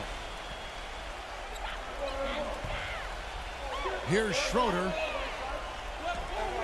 A dish now to Durant. He feeds it to Gasol. Passes it to Knox. Takes the 3. And the shot is good. He has 6. I'm not sure that was the play they had set up, but it was too good a look to pass up. Clark, they've been looking out of sync offensively. You know what? A basket here would do a lot for their confidence. Here's Simmons, defended by Schroeder. The 10-footer bounces high off the rim and drops. Good job there recognizing the mismatch and then just going straight up with the shot. He's got a major height advantage. The pass to Knox. Here's Schroeder. He's covered by Thompson. Schroeder passes to Knox. 6 on the shot clock. No stopping him there. Jams it in as he's fouled. A chance now for a 3-point play. That's on LaMarcus Aldridge. There it is, guys. That Olay defense. Just watching him go, Clark, right by. I think we might be seeing which team is ready to take control of this game. Yeah, that's a dunk that could absolutely get them going. I agree, Clark. That's good from Knox. Here's Simmons.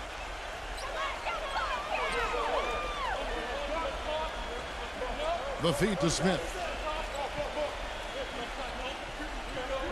Here's Simmons. Kicks it to Thompson. Defended by Knox. From 12 feet out. And that'll be Charlotte as it goes out of bounds. Hornets retain possession. Eric Gordon, he's checked in for Chicago.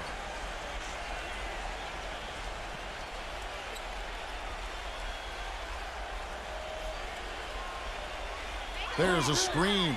Thompson. Yes, and it's Smith with the assist that time.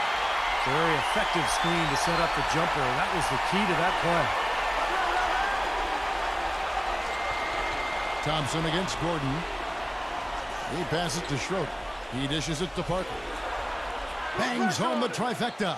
Most any NBA player can make you pay when you leave them that wide open. That's why you have to stay alert on defense. Thompson outside. Pass to Zeller. Gets an open look and hits.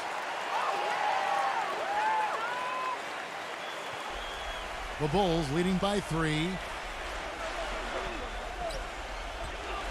Here's Schroeder.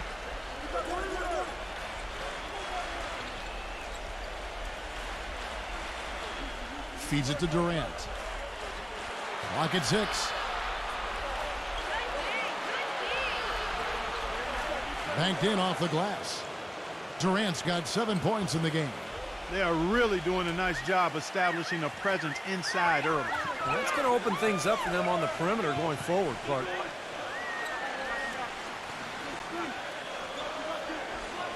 Dishes it to Claver.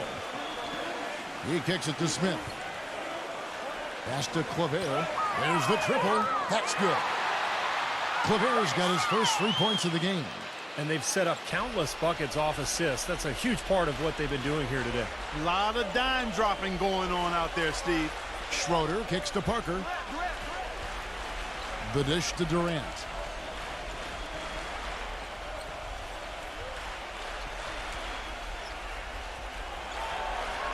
Gets to the rim for 2 with the D all over him. 9 points in the game so far. Hornets trail by 4. Here's Richard. No good. Durant with some nice D. You see the defenders get out of his way a lot of times when he's on his way to the bucket, but not that time. Right side, Gordon. It's stolen. One-on-one here. Smith right side. And he goes up strong with one hand and flushes it down. Now that is a quick bucket. Pretty good in transition. That's right. That's exactly right. He loves when he gets the chance to get out and run. That's when he's at his best. Here's Schroeder. Well-placed alley-oop pass into the layup. And the Bulls lead by 4. Soft touch on both ends of that pretty alley-oop. You know, I got to say, Clark, when he threw the pass, I didn't know where it was going to go. We saw it ended up right where it was supposed to, in the basket. It sure did. I don't think anybody knew where it was going to go. And now the first timeout called here for the Hornets. Well, he looks like he wants to toy around with some of their sets and matchups here. You know, I don't think you can afford to go through a whole game doing the same thing over and over, and you have to be able to adjust on the fly, just like he's doing here. Bulls making a switch here.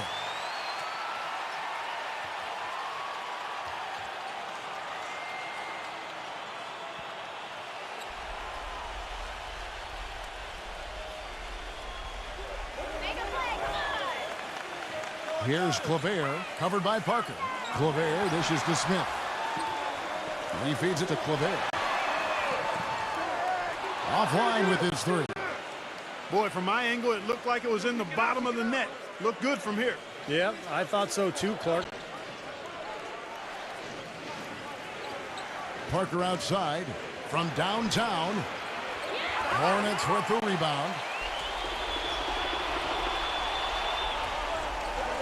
A minute 20 left in the first quarter. Passes it to Green. The feed to Smith. Kicks to Zeller. He's against Parker. Here's Claver.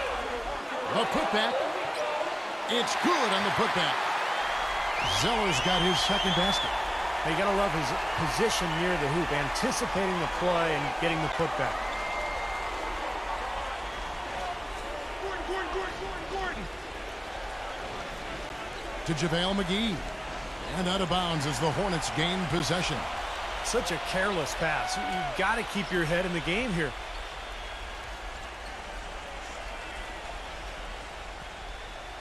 The Hornets trail. Green kicks to Richard. Rejected by McGee. To the paint. Gordon defended by Claver. Great defense in the paint there, making it tough on the offense. That's what he brings, a presence. I mean, you saw it on that miss. There's Green with the three. JaVale McGee grabs the miss. Now here's Gordon. Quiet so far offensively, searching for his first points of the game. And the pass to Parker. The three. And good on the basket. Book it. And the Bulls lead by 5. Here's Richard. Can't hit. And we reach the end of the first quarter. Bulls lead by 5. 2K Sports back in a moment here at the Time Warner Cable Arena in Charlotte.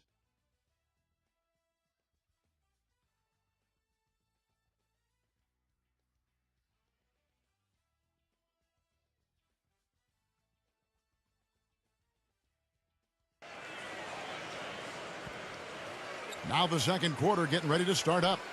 And guys, what do you think about the offensive approach so far that we've seen for the Bulls? Boy, the three-point shot has really been dropping for him early on. And I love the penetration because we're seeing a team that's attacking the lane, forcing the defense to collapse, and you're going to see some easy points as a result. And here are the Bulls now. Parker outside from past the arc. Zeller grabs the board. Hornets trail by 5. He dishes it to Green. Out to Smith. Pass to Green. It's up a 3.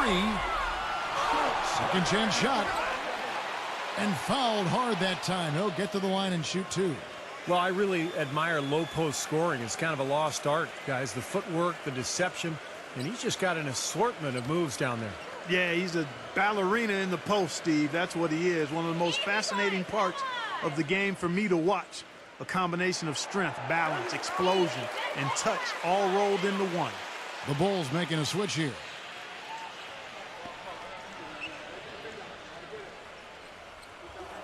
So he gets them both.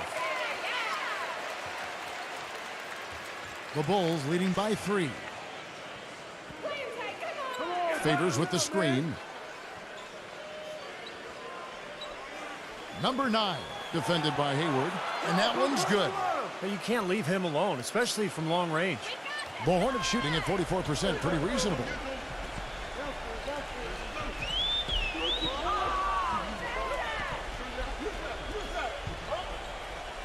Feeds it to Zeller.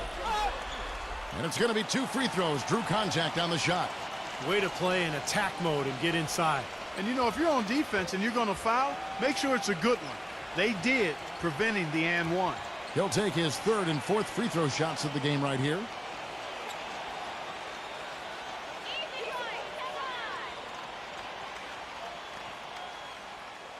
And that one falls for Zeller. Marc Gasol's checked in for Parker.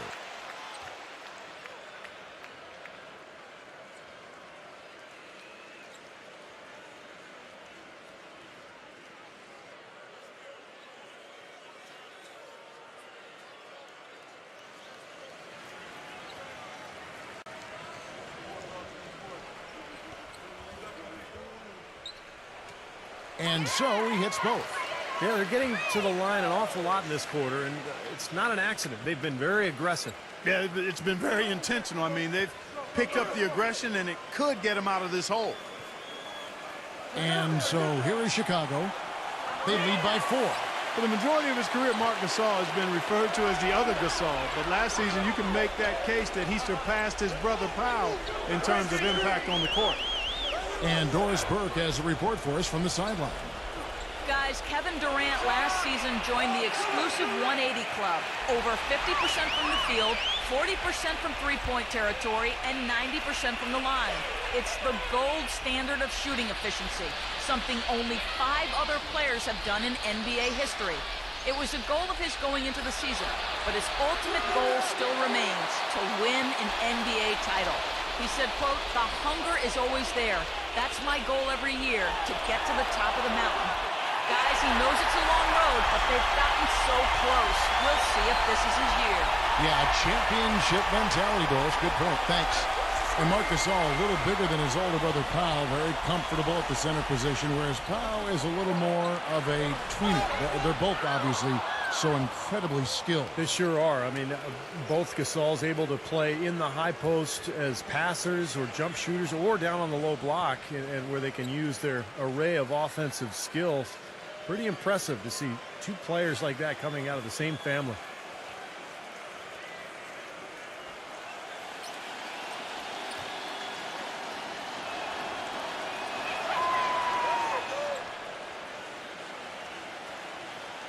And the Hornets with possession here.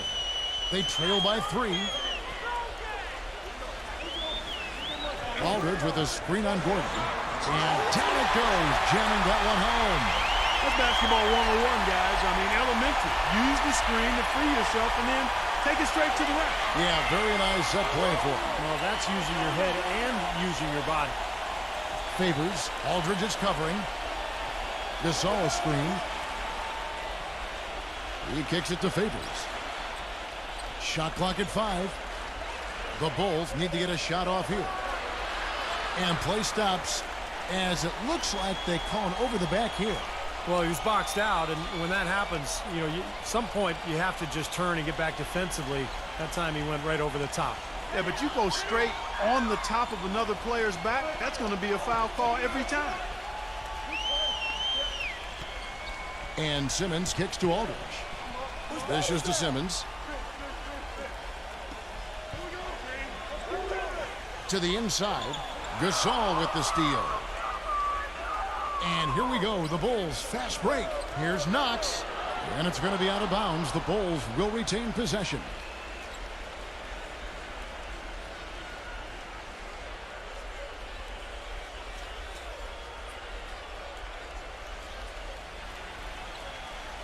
Gasol up top. Pass to Gordon. Using his post move to get the 2 points. Gordon's got 5 points in the quarter. Hornets trail by 3. Now Hayward. He has 6. The dish to Aldridge. Tipped. And stolen by Favors. And it's Gordon penetrating. He feeds it to Favors. They set the pick. On the wing, Eric Gordon. No good on the shot, a bit long that time. And it is very dangerous to leave him open like that. Lucky break for the defense that he missed it. And there's the feed to Aldridge. He passes it to Adams. And boy, that looked like goaltending. Yes, it is. And so they will award the basket there. He didn't get to that one quite in time, Kevin. Those can be tough to gauge sometimes.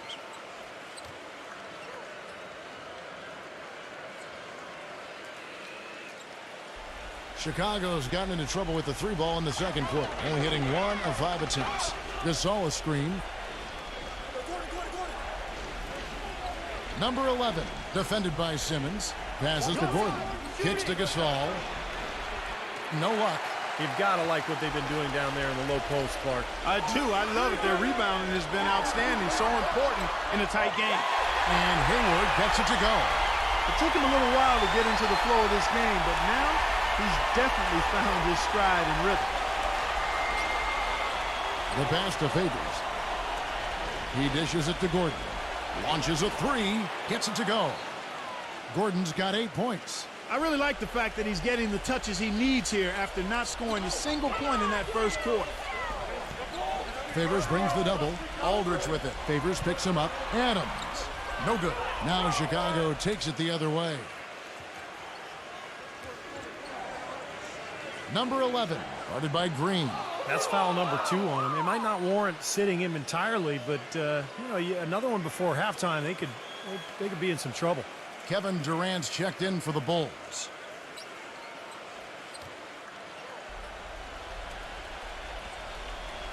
Gordon with a screen on Green. This one for three. No good from Knox. If he can improve on what's been a shaky day for him thus far, they could stretch this lead out.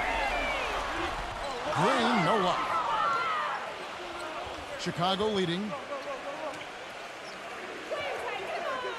Outside Durant. Gasol setting the pick for Durant.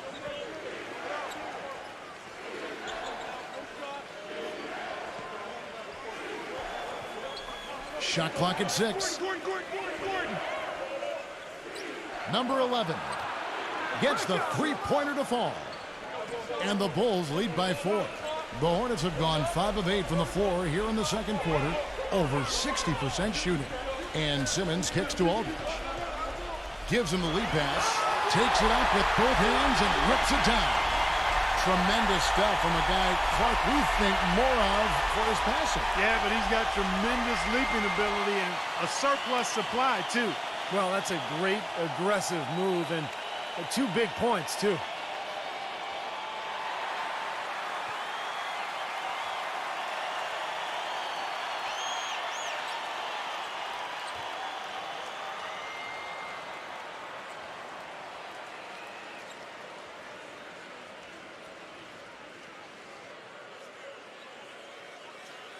A tight game here in Charlotte.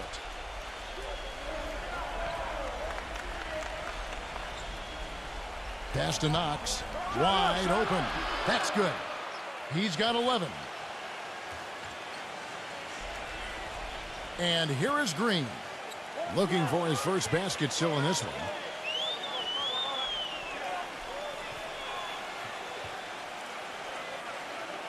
Feeds to Simmons. Leads him in there. Adams. And so he earns a trip to the line. Official saw the contact and he'll shoot 2. And this will be his second and third shots at the line here. Not the guy you want to see taking too many free throws. Last season, his numbers among the worst in the league.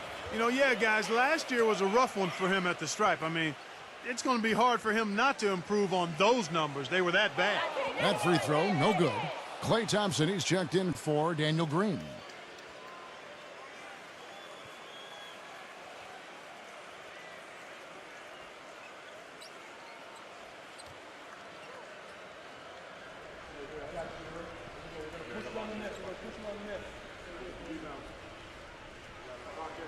And he's good on the second. The Bulls leading by 3. Back to Gasol. Gasol a screen.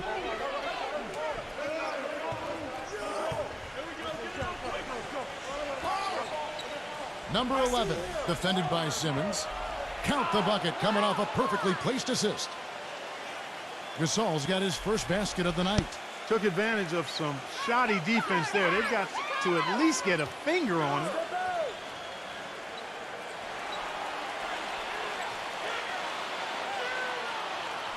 Here's Simmons. Shot's good. Simmons got 4 points this quarter. You know, the only tough part of that basket for him was getting into such good position. The rest of it seemed easy.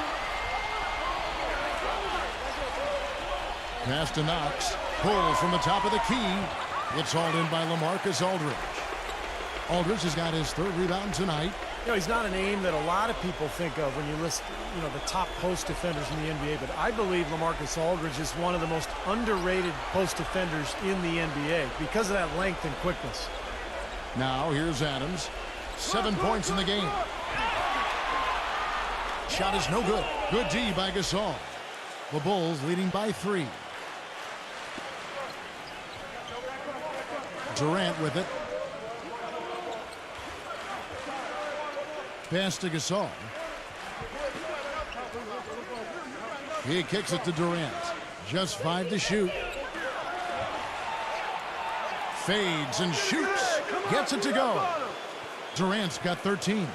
Getting back to Aldridge, he doesn't block a ton of shots. Clark will get a terribly high amount of steals, but he makes things very difficult on whoever he's guarding. Yeah, you know, his numbers don't indicate how valuable he is defensively in terms of blocked shots. What he does, though, as you said, Kevin, is challenge shots. And he never gives up easy baskets to the guy he's guarding. He's a pretty good help defender as well. Time called here. The Bulls decide to talk it over. He did not look too happy about some of the things he saw on the court. So I would expect some changes here. I think it's the right move, quite honestly. I mean, they just didn't look sharp or at their best out there. So take the time out and give yourself a chance to regroup. And the Bulls making a change here.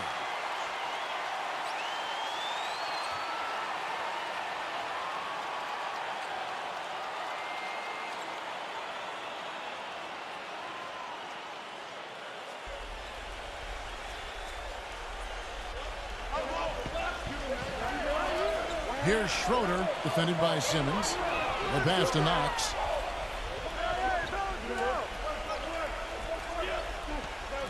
Dishes it to McGee. 6 to shoot. Just his first attempt. It's rebounded by Simmons. Simmons got 6 rebounds now in the game. Now the dish to Hayward. The pick gave him all the room he needed, and he knocks down the J. Now just a 1-point Bulls lead. Here's Schroeder. He feeds it to McGee. Pass to Knox. Kicks it to McGee. Adams on him. Left side Durant. And stolen by Aldridge. It's 2-on-1. The finish.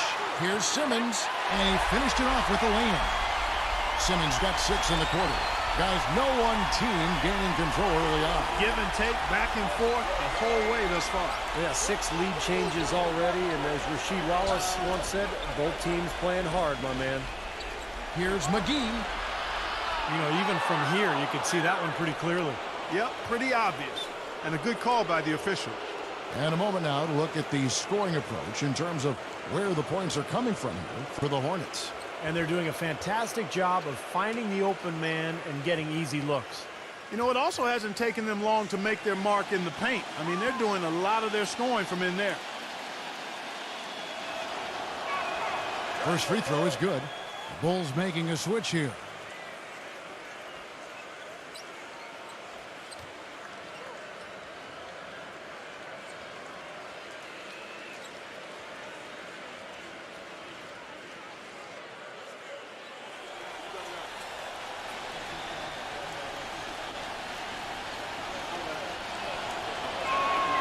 Both free throws good from McGee. So it's the Hornets now. They trail by 1.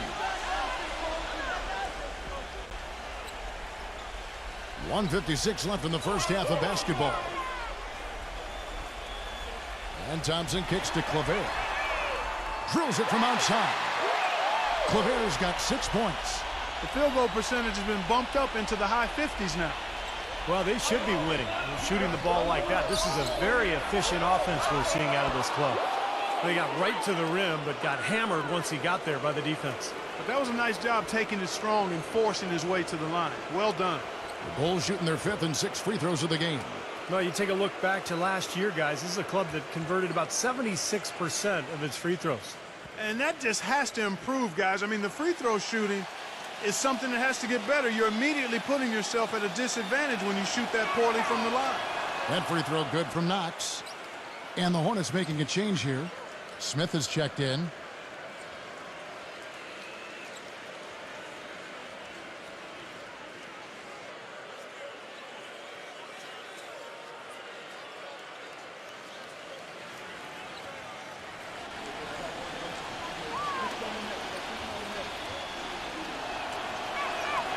Both free throws good from Knox. 1:35 left in the second quarter. Here's Simmons, defended by Schroeder. Simmons passes to Thompson. There's the feed to Hayward. 6 on the shot clock.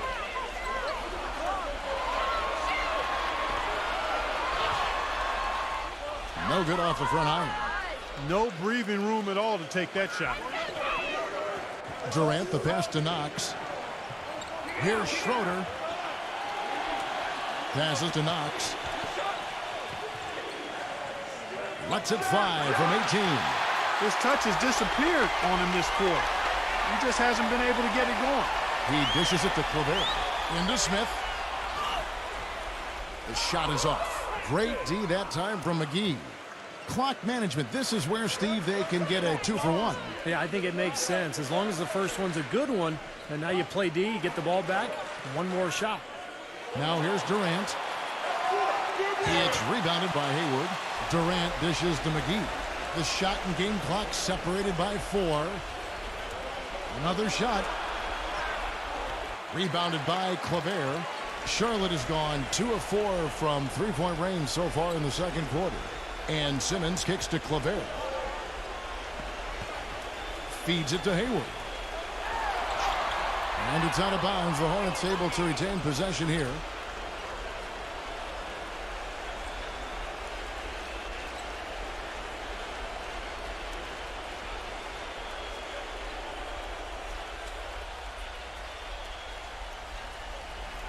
So it's the Hornets now. You know, on defense, even on an inbounds play, you can't leave three-point shooters alone on the perimeter. They paid for it there. No good. And the first half ends in a close one. The Hornets on top, up 3. 2K Sports back in a moment here at the Time Warner Cable Arena in Charlotte. Now, presented by Sprint. And it's a good one going on out in Charlotte. Glad to have you with us for our halftime report. A good one in progress for the Hornets. An excellent job of getting into the paint, piling up those second chance points. Certainly an impressive start by Gordon Hayward. We all know he can deliver huge performances, and he could be on his way to another. The Sprint Halftime Report, presented by Sprint. Well, both sides have assessed what they need to do over the break in halftime. We'll see now if one can pull out a way here in the third. You have to like what we're seeing so far from Knox. I know we've said this many times before, but I'll say it again. He had a great first half, just an explosive offensive display there. At the end of the day, I wouldn't be surprised if we're talking about what a great second half he had. He can usually keep it going for all 4 quarters. Pass to Thompson. He kicks to Simmons.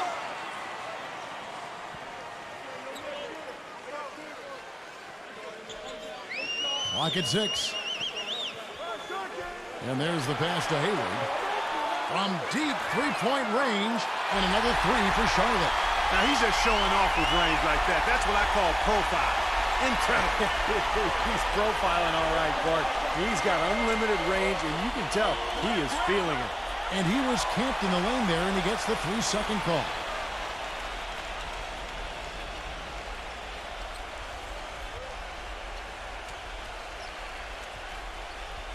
Here is Hayward.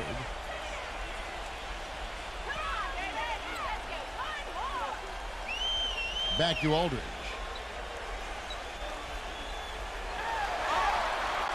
And a foul called on the shot. Got him on the way up that time, so he'll shoot 2 right here. You look at the model for consistency from a star player, and LaMarcus Aldridge is that model. Always up around 21 points and about 8 or 9 rebounds for the past 3 seasons.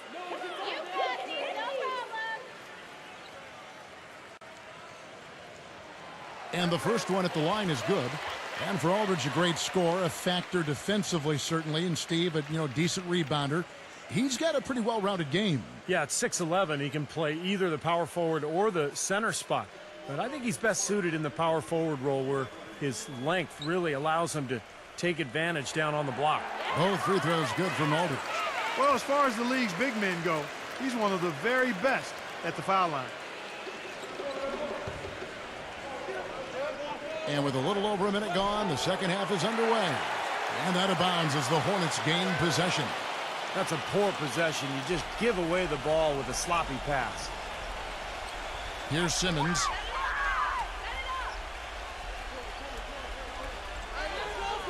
He passes to Aldridge.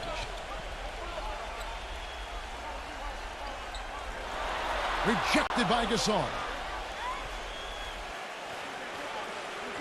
Knox defended by Simmons.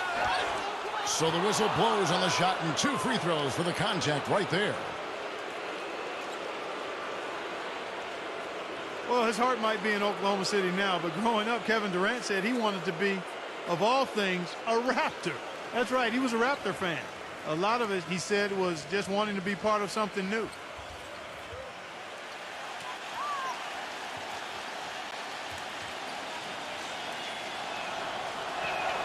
First one falls for him. And going back to Durant, I'm sure the Raptors would have loved to have had him. I got to be honest, I did not know he grew up a Raptors fan. I had no idea. I'm guessing maybe he fell in love with Vince Carter at the dunk contest. Maybe that was it, yeah.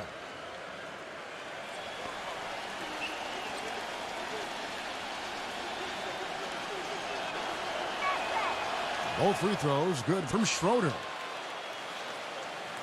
First minute and a half of basketball here in the third quarter. And Simmons kicks to Thompson. And the Hornets miss again. Bulls trail by 6. Now here's Durant. Schroeder passes to Durant.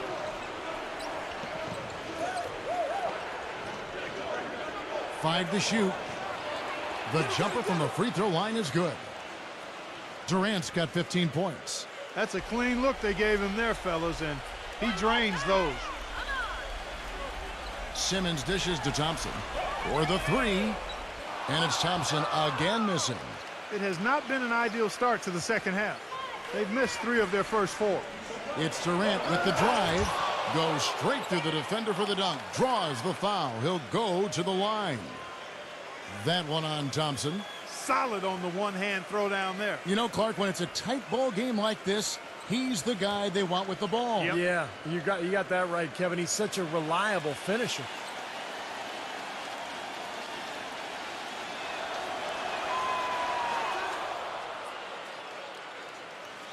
Second half of play with just under 2.5 minutes gone. Here's Simmons. He's got 8. Defended by Schroeder. And Simmons kicks to Aldridge. For 3, Hayward. And he recovers it. Down to 5 on the shot clock. Goes back up. And that basket's going to count, folks. Gets the goaltending call right there. He almost got to that shot in time, but not quite. You can't touch the ball once it's on the way down.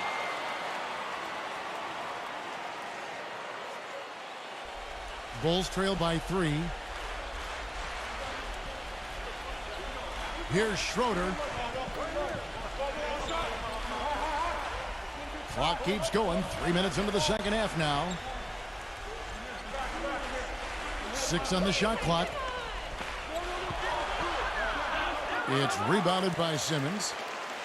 Simmons got his 7th rebound here tonight with the lead pass, and Hayward gets it to go. He's been one of their more reliable options today, guys. I mean, his shooting has led them to this lead. Third quarter action, and just under 3.5 minutes have gone. The shot's good from Knox. Guys, they've had a solid start to the second half offensively. Gotten good looks, and they've made 3 out of 4 of them. Charlotte calls timeout.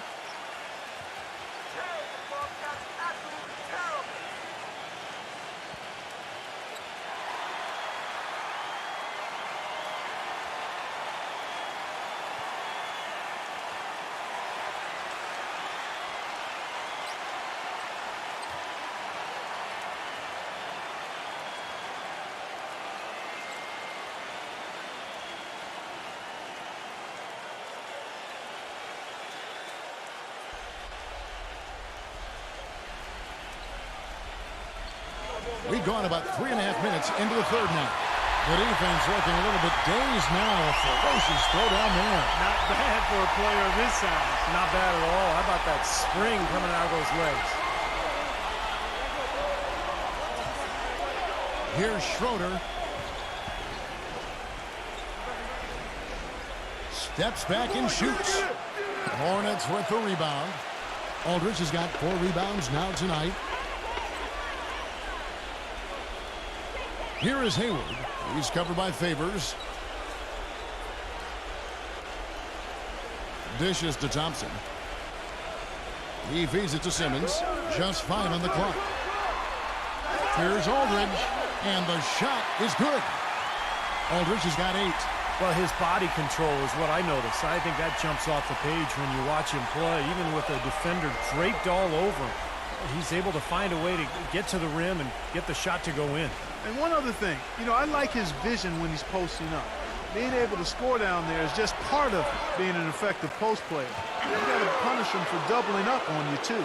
Up strong off the offensive rebound. What a play. They can cut this lead down if they start converting more of their second points. I'm with you there. Yeah, but you wonder, where were those earlier? They're just hustling more now. Here's Simmons after the Bulls pick up 2. There's the dish to Hayward. Green for 2 points. Hayward's got 20 points. Bulls trail by 7. Time called here. The Bulls decide to talk it over. Well, you got to put a body on your man when the shot goes up. That's just fundamental basketball. They're giving up way too many offensive rebounds.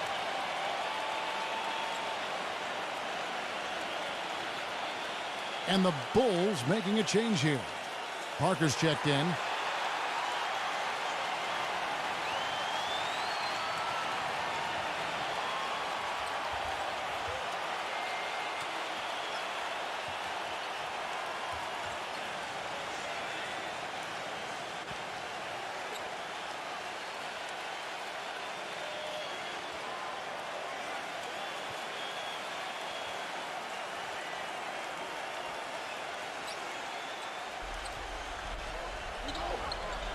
Pass to Knox. Some nice ball movement by the Bulls. Durant against Thompson. And Durant, here we go, off his leg. And the ref saying he kicked it.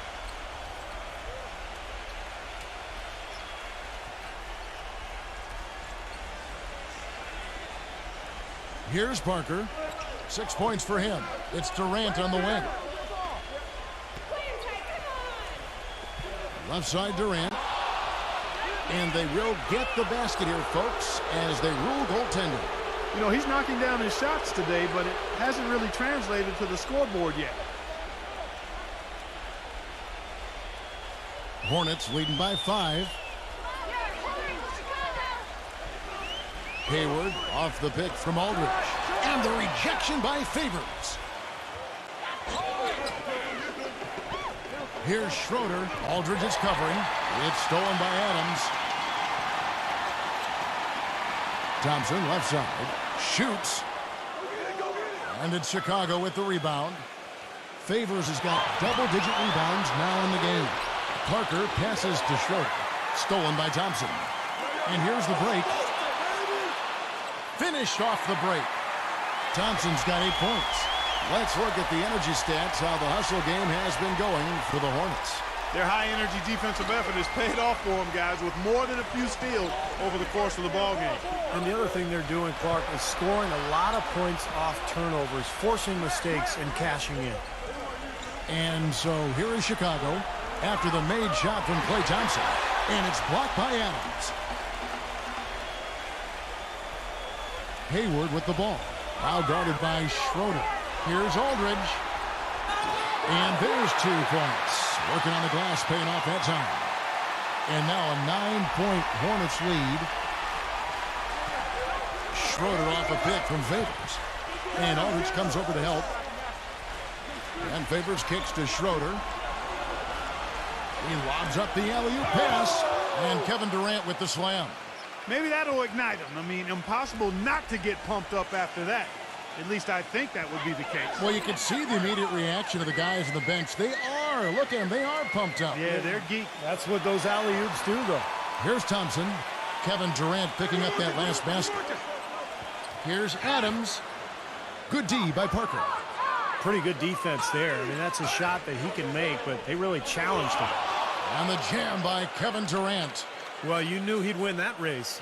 Definitely. I mean, that's what you call early offense. Simmons dishes to Thompson. And it's wide right. It's off the rim. And the defense got away with a major lapse there. Outside Durant. Passes it to Schroeder.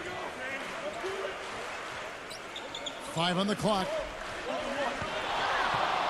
hit his foot, and it's being called a kickball. And the Bulls making a change here.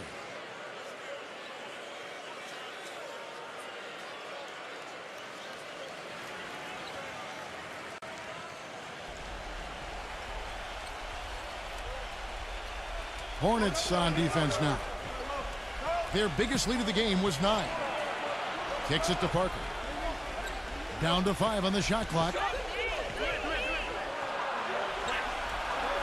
Here's Schroeder, defended by Simmons, and a missed layup.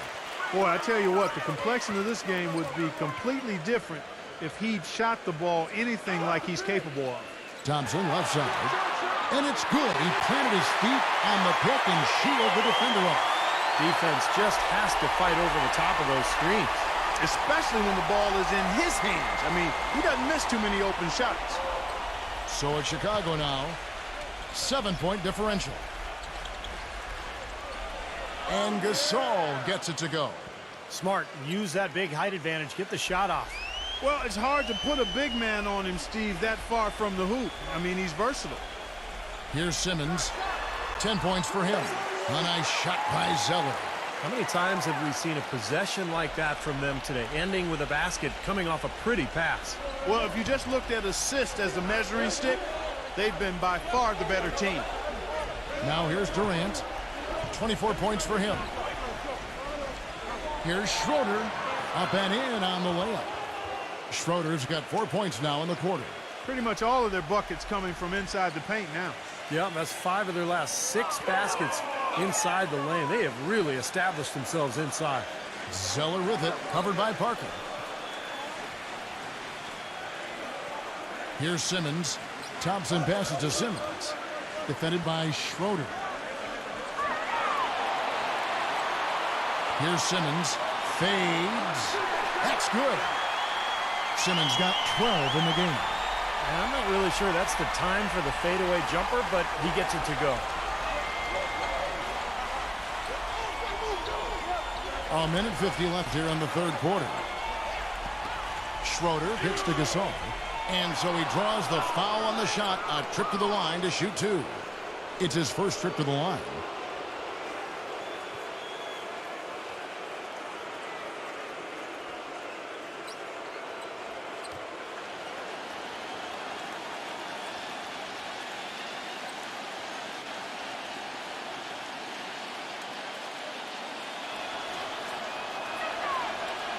No good on that one. LaMarcus Aldridge is checked in for Charlotte.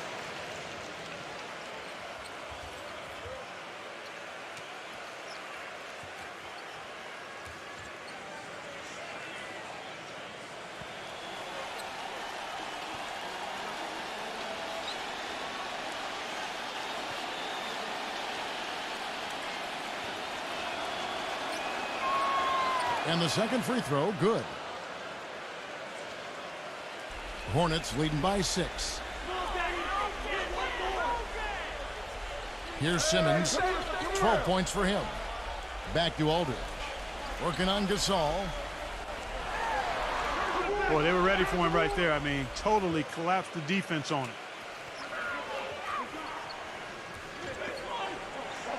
We've got 1:23 left to play here in the third. It's Durant on the wing. There's the pass to Schroeder. Goes up to the stripe. Rejected by Zeller. Fast break, here they come. Thompson, defended by Durant. So he gets the whistle. Contact on the way up and 2 shots coming up. Checking out the game Klay Thompson is having. 10 points and 2 rejections. I tell you what, he's made his mark on this game in so many ways, guys. Yeah, just on the strength of his defense alone, he would have stood out, but his offense has been outstanding as well.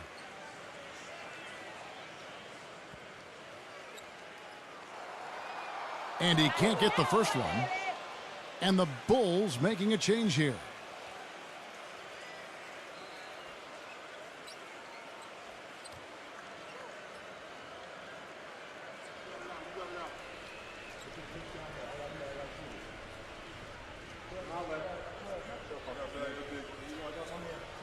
He hits the second from the line. Bulls trail by 7.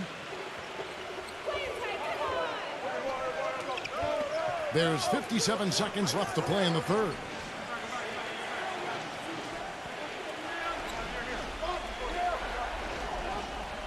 Shot clock at 6. Pass to Schroeder. Soft touch off the glass. Schroeder's got 6 in the quarter. These defenders look overmatched right now, especially inside. Yeah, you look at the numbers, 10 of the last 12 points have come from close range, so I agree. Now here is Aldridge. He's got 8. Down low, here's Zeller. The basket drops, and he gets fouled on the shot. One free throw coming his way. And how did he get that to go? Even after the whistle, I like the awareness, the alertness, and the presence of mind to finish the play. Gordon Hayward's checked in for the Bulls. The Hornets have attempted 11 free throws today and converted 8 of them. That one misses for Zeller. Bulls trail by 7. Guys are looking for a spark here. Yeah, I mean, a cold stretch offensively. They desperately need a basket. Durant with it, now guarded by Hayward. Passes it to Knox.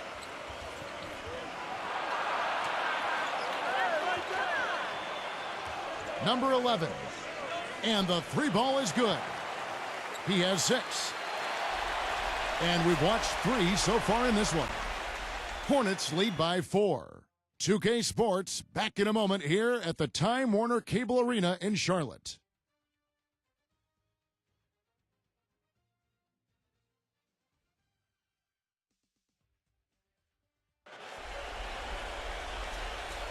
And we're set to start the action up here in the fourth quarter. And if it's anything like the first 3, we should be in for a treat.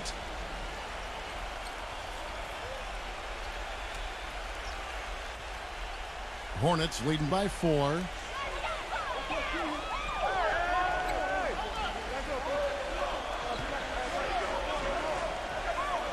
The feed to Zeller. Thompson outside. 6 to shoot.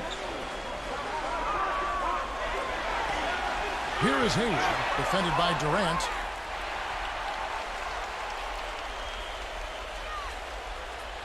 Adams, he's checked in for Zeller.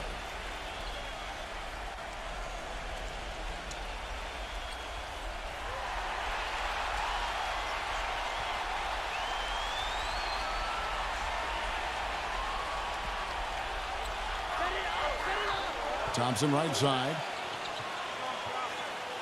He dishes it to Aldridge. Just 5 on the clock. Foul call that time on the way up. That'll give him 2 chances at the free throw line here. Looking at the game Aldridge has been having, he has 8 points, and he's been a good on-the-ball defender, too. He's got a pair of steals. Yeah, he's made some heads-up plays, Clark. He's done a really nice job defensively. And he knocks down the first one.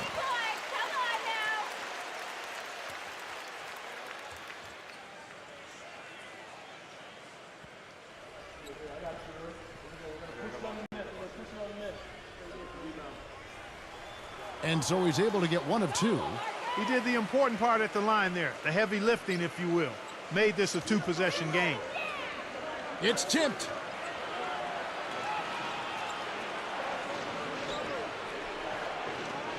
Back to Durant.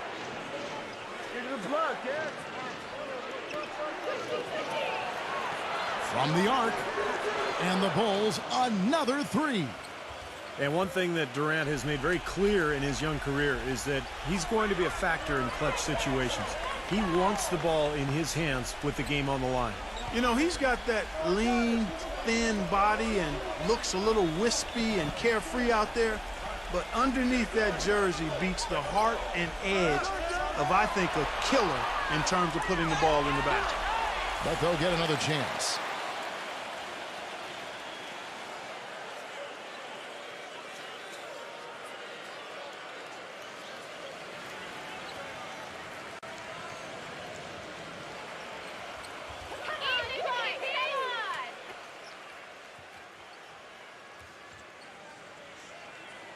The first free throw is good. And the Hornets making a change here. Zeller's checked in.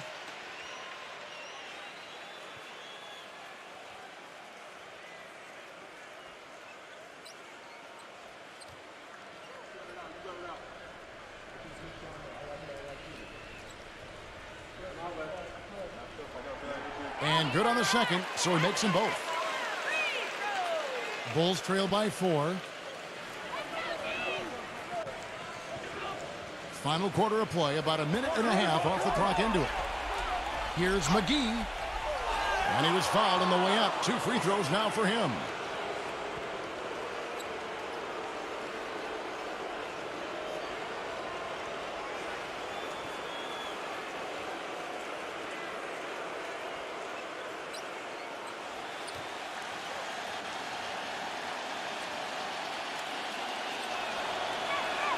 And he makes the first.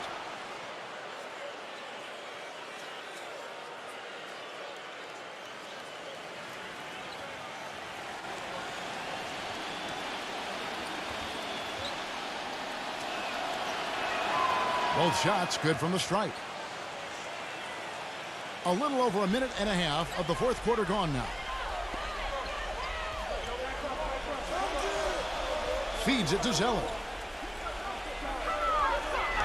The dunk and the foul, a powerhouse move, and he's got a chance for one more at the line. They get Derek Favors. Boy, the deeper we get into this game, the more offense we're seeing. And that goes for both teams, Steve. Everybody firing on all cylinders right now.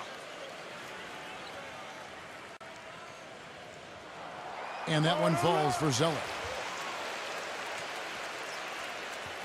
Bulls trail by 5.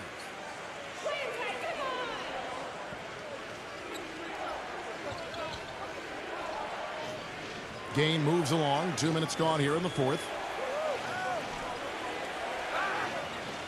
The pass to Knox. Just 4 to shoot. With the fadeaway. Out of bounds. Charlotte takes possession. Bulls making a switch here. Schroeder's checked in.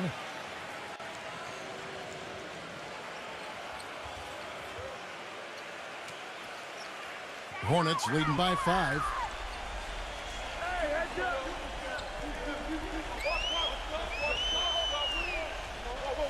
We're in the fourth quarter here, just under 2.5 minutes gone. It's Thompson off the drive. He kicks to Hayward. Pass to Zeller. 6 on the shot clock. From the low block. Uses the glass to drop it in. Zeller's got 9 points now in just the second half. This is some kind of performance we're seeing from him today. He has yet to miss a shot. Back to Durant. Defended by Hayward. Durant kicks to Schroeder. Always going up for the alley-oop here. Picked him clean. Richard, he's covered by Favors. He feeds it to Hayward.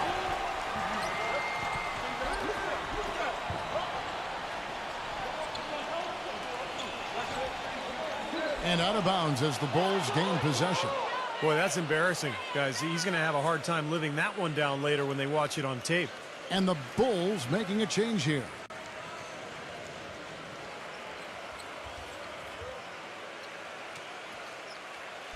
Bulls trail by 7. A bit under 3.5 minutes have passed here in the fourth. Thompson with the rebound. Thompson's got 3 rebounds now in this one. Here's Simmons, defended by Schroeder.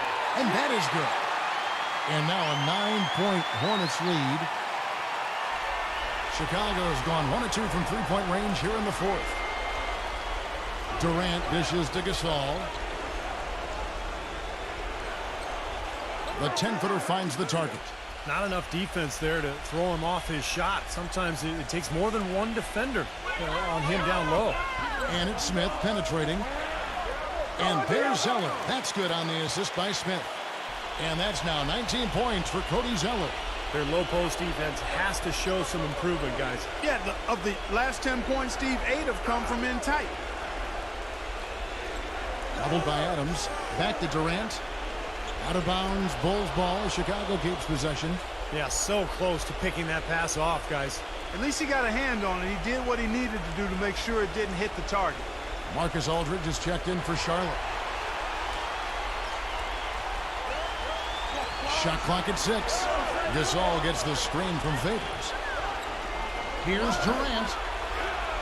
Foul call. Looked like the D didn't get there in time, and he'll shoot free throws. What a performance from Durant here. He's got 27 points, and he's picked up 6 points from behind the arc. Now, his outside stroke has looked really good today.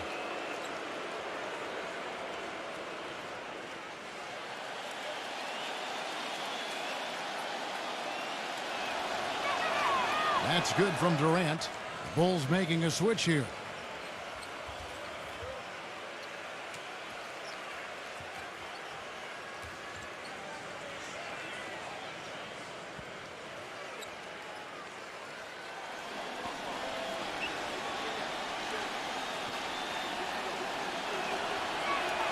Durant hits them both. There's not a lot you can say that hasn't been said before about his skill at the charity stripe.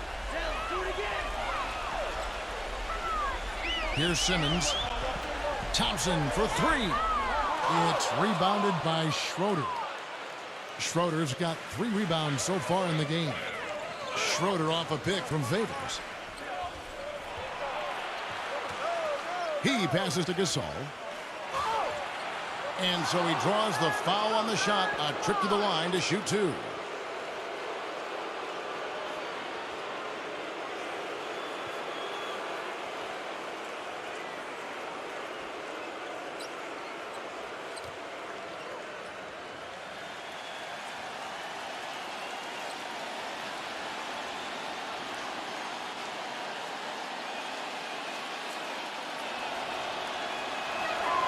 And the first one drops. Gordon Hayward's checked in for Smith.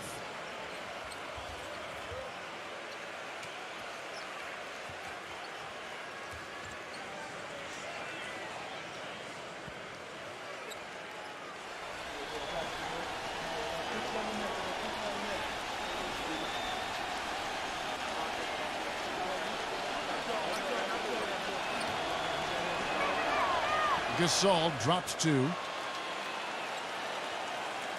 Hornets leading by 5. Now Hayward dishes it to Thompson.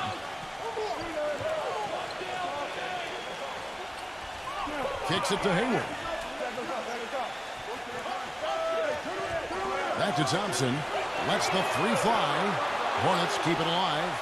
Multiple possessions have been the story of the game, and even with the big lead, this team continues to be quicker to the ball. Here's Durant. From the top of the key, he buries it. They got on this roll a while ago, and they just haven't looked back. The Hornets have gone 4 of 8 in this 4th quarter, shooting an even 50% from the field. Here is Hayward, defended by Durant. Simmons passes to Adams. Can't connect from short range. Boy, he really bungled that finish. Durant kicks to Gasol. Puts the lead pass in front of him. And we may have an injury here that does not look good. So tough to see a player go down with an injury like this. Yeah, it really is, Steve. It's just one of those things, though. You've seen it happen before as well. And you can tell whatever it is painful for him. And the Hornets making a change here. Claver is checked in.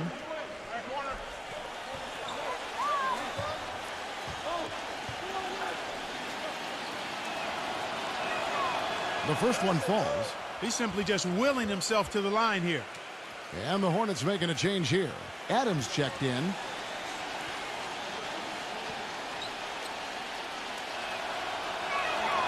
Both free throws good from Schroeder. So it's the Hornets now. Their biggest lead of the game was 9. And Simmons kicks to Aldridge. Oh, trying for it. Adams, the pass to Hayward.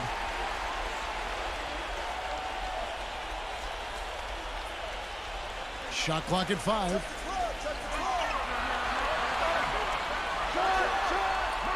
And just miss after miss right now.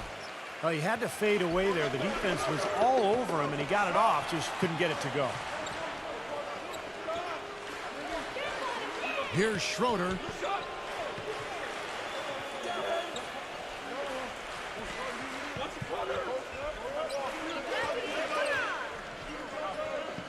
To take the lead. And it's going to be a 24-second shot clock violation. They turn it over. You cannot afford to make mistakes like that here in a tight game. Charlotte has gotten off to an 0 for 2 start from downtown here in the fourth quarter. And Simmons kicks to Aldridge. Working on Favors. Baseline J on the way. And that one's good by Aldridge. It hasn't happened as quickly as he would have liked, but he's finally putting some points on the board in this game. Here's Schroeder. There's the dish to Durant. Pass to Schroeder. Clock at 6. Back to Durant to tie it up. A reverse. Shot's good from Knox. Rebounds are split just about down the middle in this game, Clark. I'd venture to guess whichever team is able to maintain that energy level on the glass will have the upper hand the rest of the way. Hayward with the ball. He's covered by Favors. Aldridge, the pass to Adams. It's Aldridge penetrating. That's tipped. Shot from the wing. Adams passes it to Thompson. Now the feed to Hayward.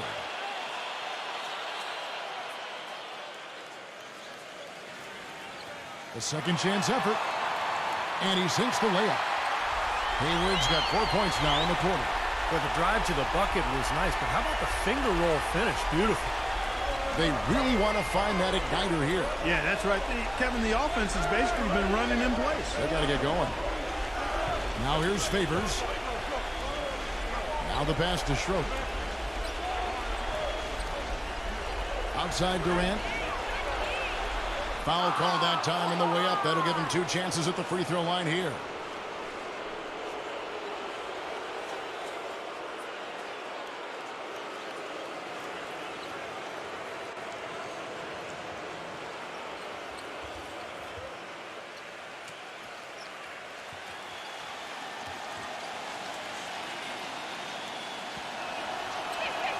That's good from Durant.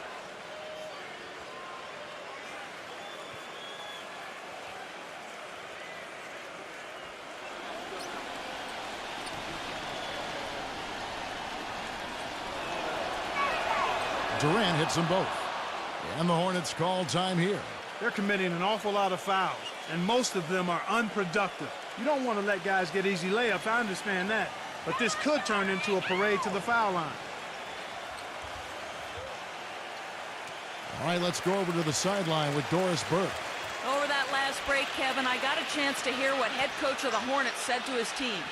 He tried to really fire them up to bring it home, saying, all night, you have all night to rest after the final buzzer. For now, we have to lay it on the line and try to bring it home. Guys, back to you. Thank you, Doris. Here's Simmons. Aldridge. He's covered by Favors. And here is Durant. Makes the lead pass. And it's blocked by Hayward. And it's going to be out of bounds. The Bulls will take it.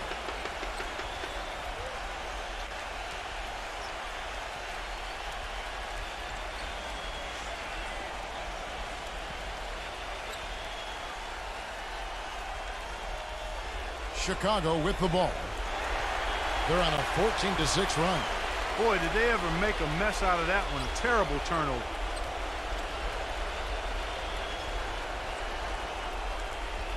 Charlotte in the lead. Pass to Adams.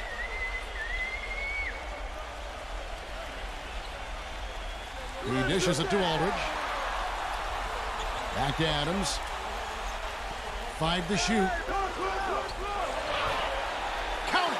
And they'll have a chance for a 3-point play. They get Marc Gasol.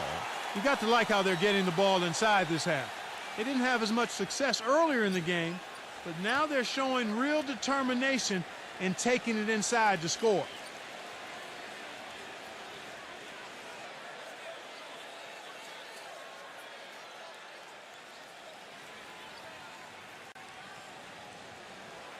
The free throw off from Adams. Bulls trail by 3. Durant with it. Now guarded by Adams. Schroeder. And it's going to be 2 free throws. Drew contact on the shot.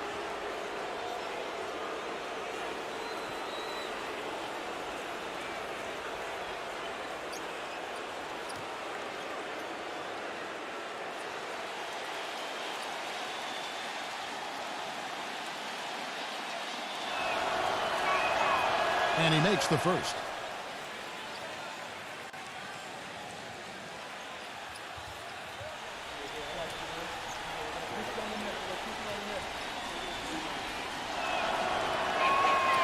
Both free throws good from Schroeder. The Hornets have gone 7 of 15 from the floor here in the fourth, right around 46-47%. Thompson outside. Fires from deep. And it's Gasol with the rebound. He has not shot the ball well here, and I think it's time for him to start looking for his teammates a little bit. Schroeder passes to Knox. And the Bulls with another miss. He had a couple in the first, but so far he's been unable to get uncorked here. It's Thompson off the drive. Feeds to Simmons. Into LaMarcus Aldridge. He's guarded by Favors. And that one's good by Aldridge. Aldridge has got 9 points here in the second half. Well, they were sleeping on defense. The defense really didn't do its job. I mean, a little slow to react to the ball getting into the paint. That's costly. Well, and at this stage of such a tight game, I think this is when tired legs start to show. And the defense can become vulnerable in the low block.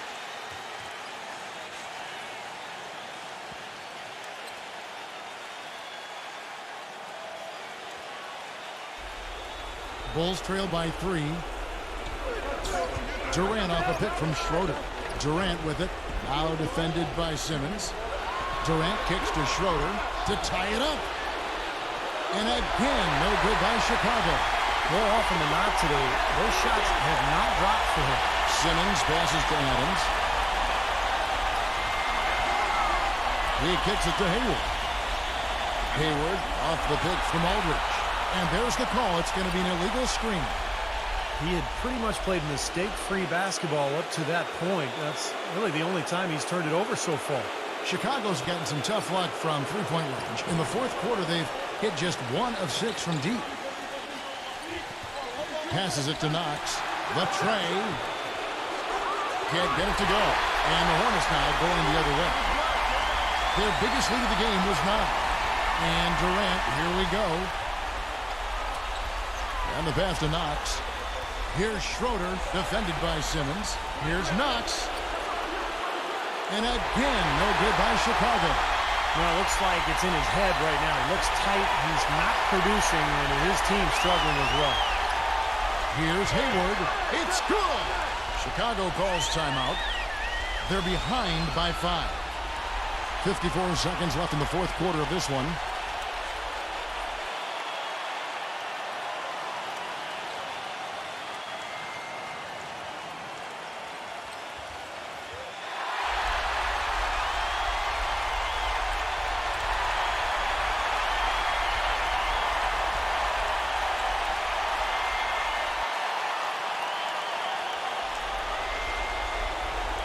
.54 seconds left in the fourth. Schroeder kicks to Favors. He passes to Knox. And it's sent back by Aldridge. And so they choose to intentionally foul.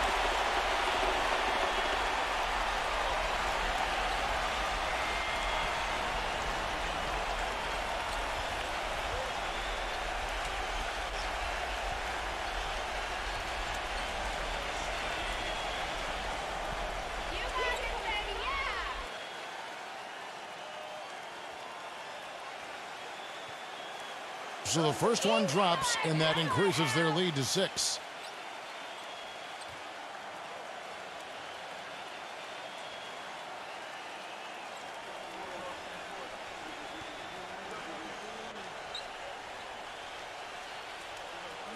And a tough break as his second attempt at the line, no good. Not as productive a trip to the line as he would have liked, but they're still in a pretty comfortable position. Nails it!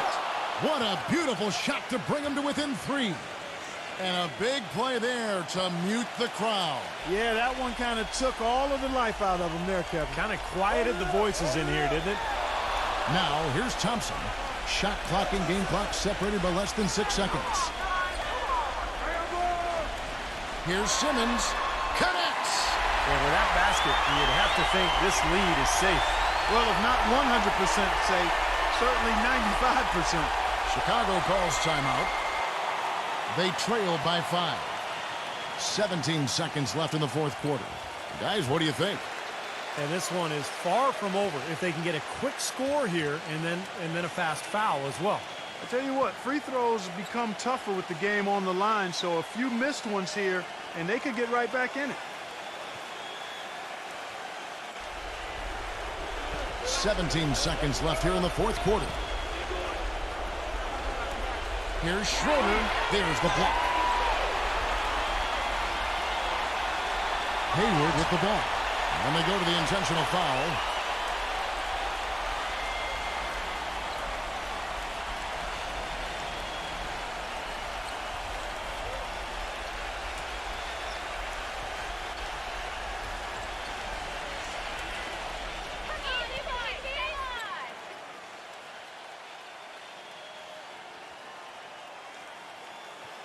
He drops the first one, and that increases their lead to 6.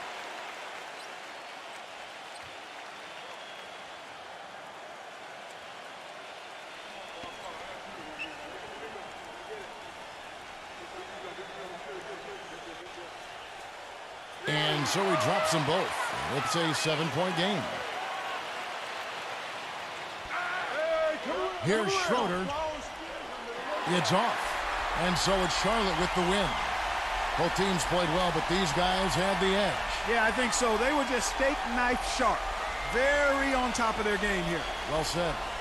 That about does it for Clark Kellogg, Steve Kerr, and Doris Burke, and the rest of our great crew. This is Kevin Harlan saying so long and thanks for watching. Now, here is our Jordan Player of the Game.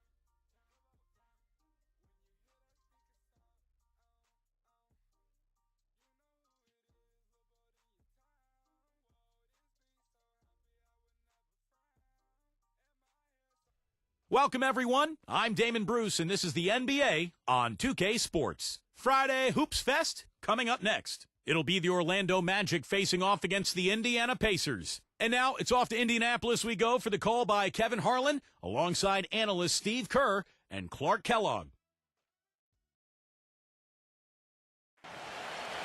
Welcome to 2K Sports live Saturday night coverage of the NBA. Thanks for tuning in. I'm Kevin Harlan, joined by Clark Kellogg and Steve Kerr, and on the sideline, Doris Burke. Now a chance to check out tonight's starting lineups. First for the Magic.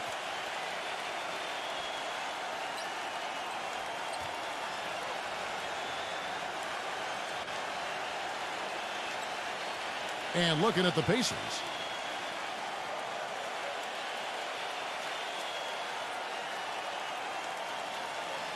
Well, guys, for the Pacers, it's been a slow and long climb from the Malice at the Palace back in '04. But now, with a terrific young team fresh off a strong showing in the Eastern Conference Finals, we can finally say the Pacers are back, and they're going to be around for a while contending for championships.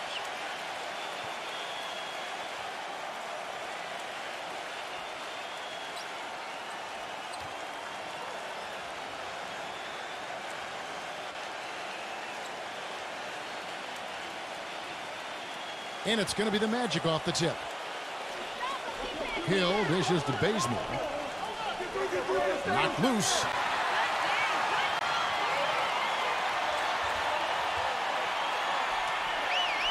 Here's Lane. And the shot is long. The defense better not make a habit of giving him that shot. I mean, he doesn't miss many of them. Snell defended by Cantor. Cantanella. Oh, and there's the one-handed jam. Right back to the basics there, using the one-hand slam for that one. Doesn't he make the basics look pretty exceptional? Yeah, he does. They look sweet when he does them. Well, he should stay with those basics in a tight ball game because we've got one here tonight. Here's Grant. It's hauled in by the Magic. All right, let's go over to the sideline with Doris Burke. Guys, I spoke with the head coach of the Pacers. I asked him if he had a plan for all the speed he'll be up against, and he told me a key would be transition defense, saying speed shows up most in the transition game, and we feel if we take that away from them, we have a major advantage. Back to you guys. Thanks again, Doris. Shot's good from Lane. It is so hard to contain him. He just seems to get it done however he has to do it. Snell, he's covered by Grant. It is now to Hill. There's the three. Good. Hill's got his first bucket of the game, and he's on the board for three. Boy, I tell you what, he loves getting looks like that from the three-point line. No one near him. That's a warm-up jumper for him. Grant outside.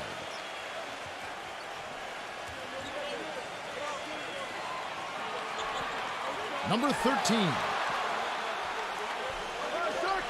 Just 4 to shoot. And it's going to be out of bounds. The Magic will take it.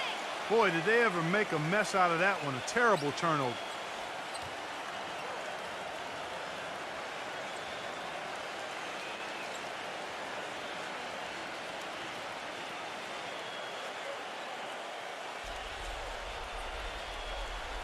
So it's Orlando now.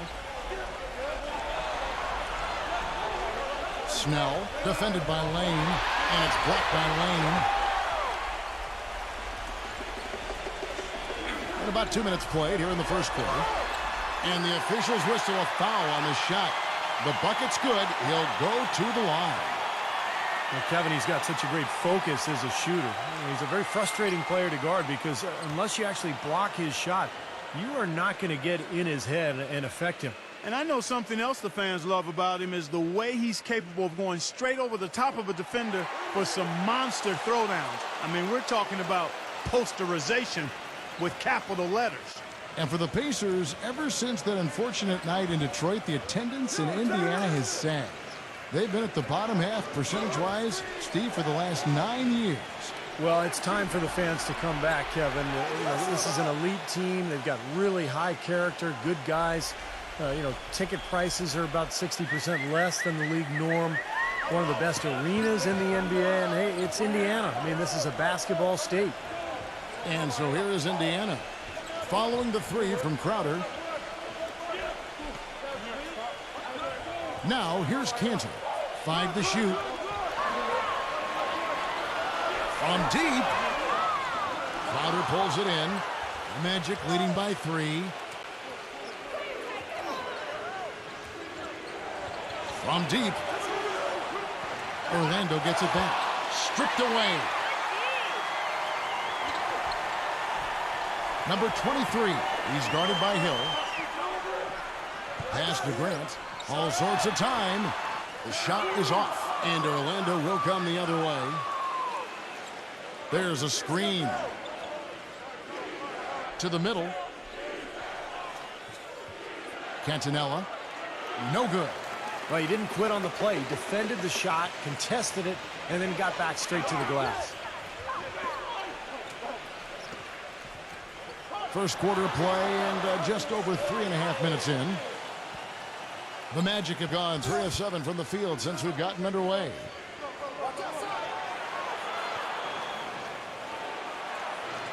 Here's Bazemore. It's rebounded by Indiana. They need a good offensive possession. Yeah, they've had a number of empty ones, a long time without a basket. They got to find something. You're right.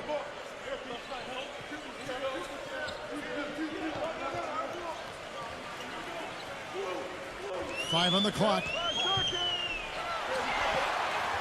Well, something you never like to see, but guys, he definitely looks hurt. And you see a player have to come out of the game like this. I mean, you just hope for the best. That's exactly right. You do hope for the best. You cross your fingers, say a prayer, and hope it's nothing major. We'll see what the update is here shortly.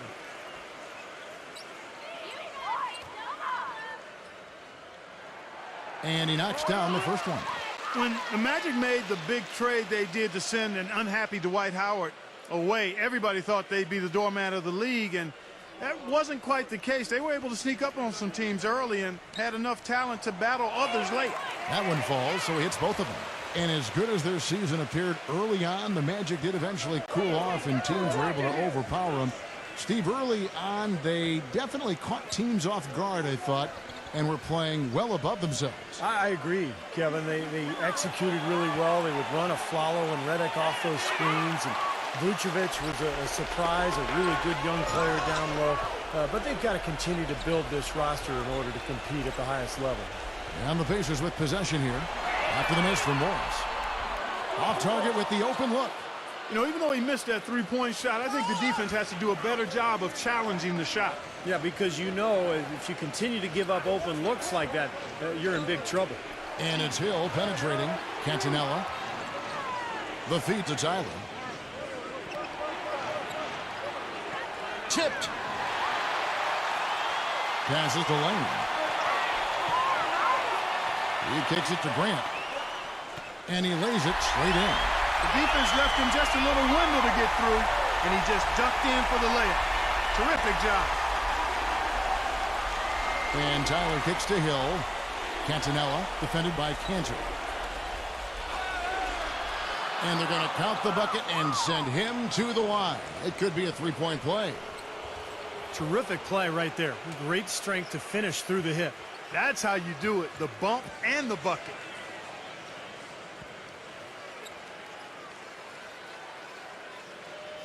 Well, Indiana's success last season was built around its defensive prowess, and they usually would set the tone at the start of the game. They were one of the best in the league at allowing the fewest first quarter points. Going back to the Pacers once more, you knew they wanted to emphasize defense each game, and Steve, they would always come out and get right in the offensive player's face to start the game. And they allowed the fewest first quarter points of any team in the league last year, Kevin. That's a great way to kind of set the tempo, set the tone in a ball game. And the Pacers were able to establish that defense right away. Oh, he's going to keep banging those home if you give him that much space. Orlando trailing here. Tyler off the pick from Morris. And Tyler kicks to Morris. Offensive rebound. Nice tip in. He just seems to have a sense of where the ball's going to end up.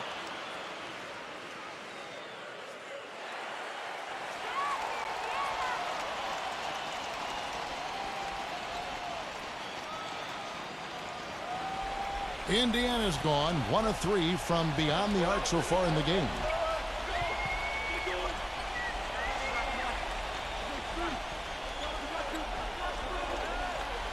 The pass to Lane. 6 on the shot clock.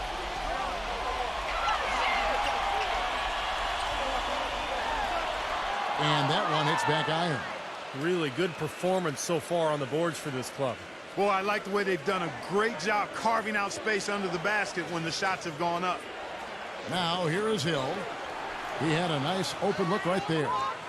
And it's a 4-point Magic lead. A little bit of a defensive breakdown there. He's not the guy you want to leave open on the perimeter. You've got to stay attached to him.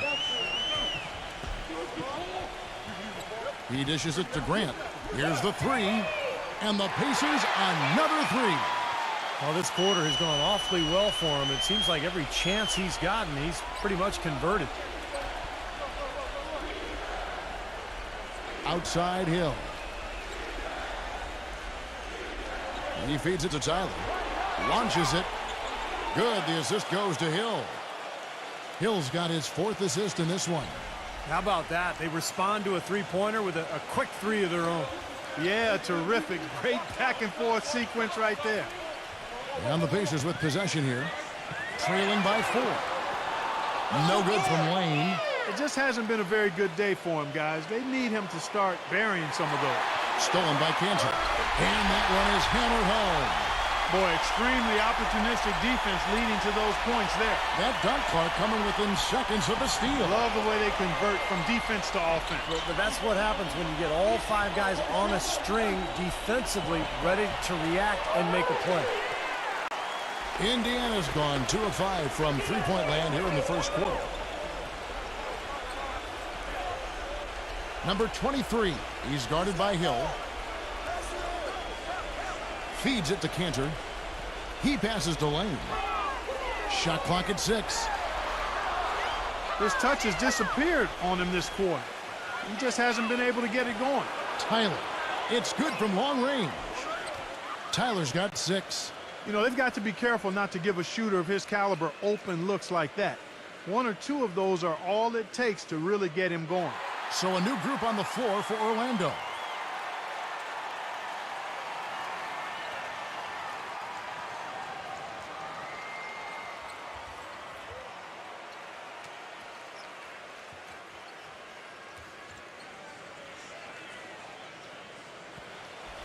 Pacers trail by 5.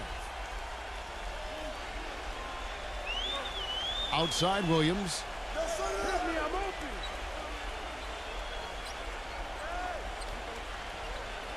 Dishes it to Lamb. Indiana again missing. So far on the glass, it hasn't even been close. Yeah, they're taking it to him. I mean, just getting physical. Like, it feels like they've gotten every rebound, but no good from Vincent. Here's Indiana. Pass to Lamb. Off the screen. Rebound by Tyler. I thought he'd make that one. I mean, that's his range, and the defense nowhere to be seen. Korver kicks to Tyler. The dish to Korver. And out of bounds as the Pacers gain possession. Way too loose on that inbounds pass.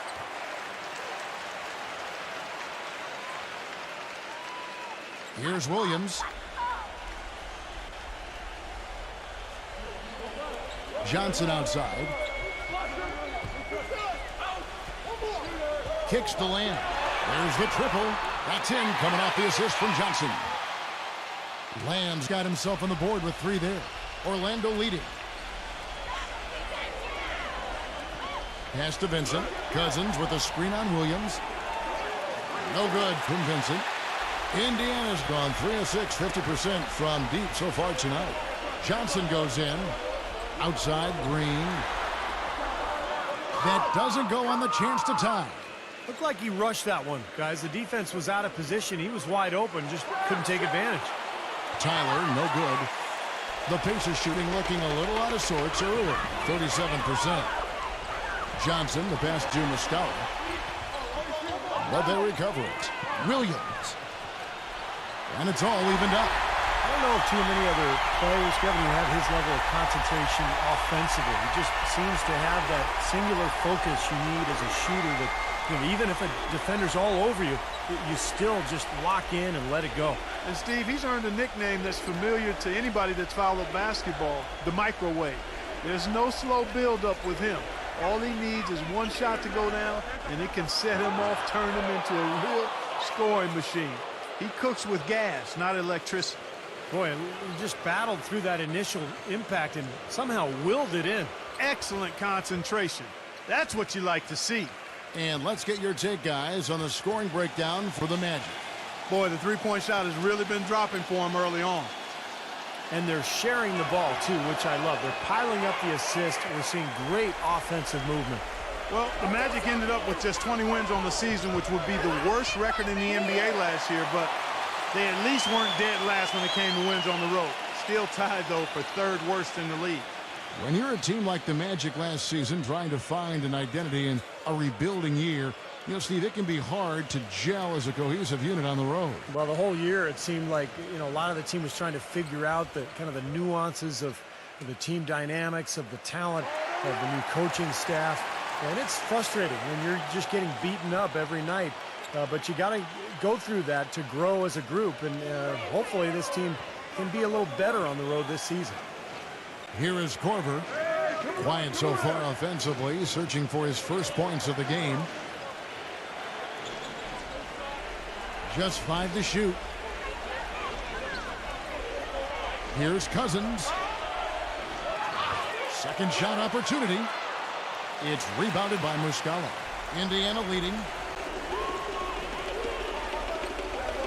Outside Williams. The feed now to Lamb.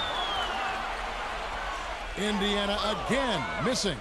That's his comfort zone, so defensively, really nice job challenging the shot. 8-second difference between the shot clock and the game clock. Tyler passes to Vincent.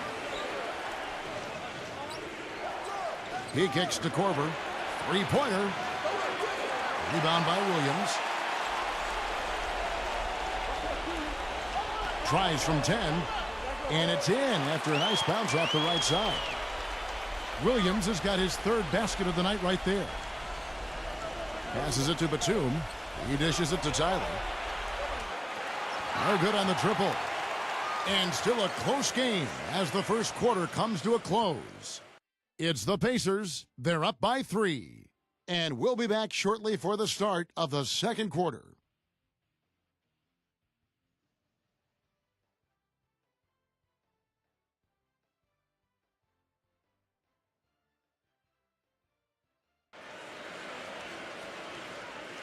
And we welcome you back to start the quarter. Players had a chance to get hydrated with Gatorade. And there's certain to be some great basketball ahead for us. And what's your take, guys, on the hustle stats for the Pacers? Boy, their frenetic defense has really been impressive, putting a lot of pressure on ball handlers and turning them over. Another big aspect of their game tonight has been the fast break, transition opportunities. They're really keeping it up-tempo so far. Now, here's Green.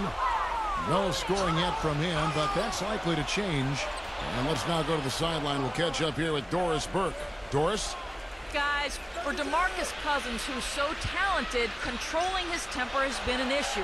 He said, quote, "I get it from my mother. It's a problem I have. It helped me get where I am.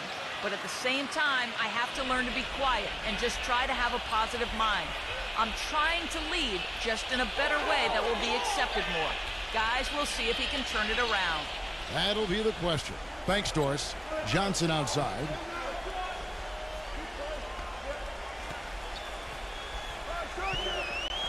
Indiana needs to get a shot off. No good from Lamb. Orlando's gone 6 of 12 from outside. A very nice 50% mark, shooting the three ball well. Now the pass to Bazemore. He feeds it to Tyler. Good ball movement here by the Magic. Pass to Vincent. Lets the three fly. No good. And Indiana will go the other way with it. Here's Lamb. Second quarter of action, about a minute and a half played. Johnson attacking. Feeds it to Green. Back to Johnson.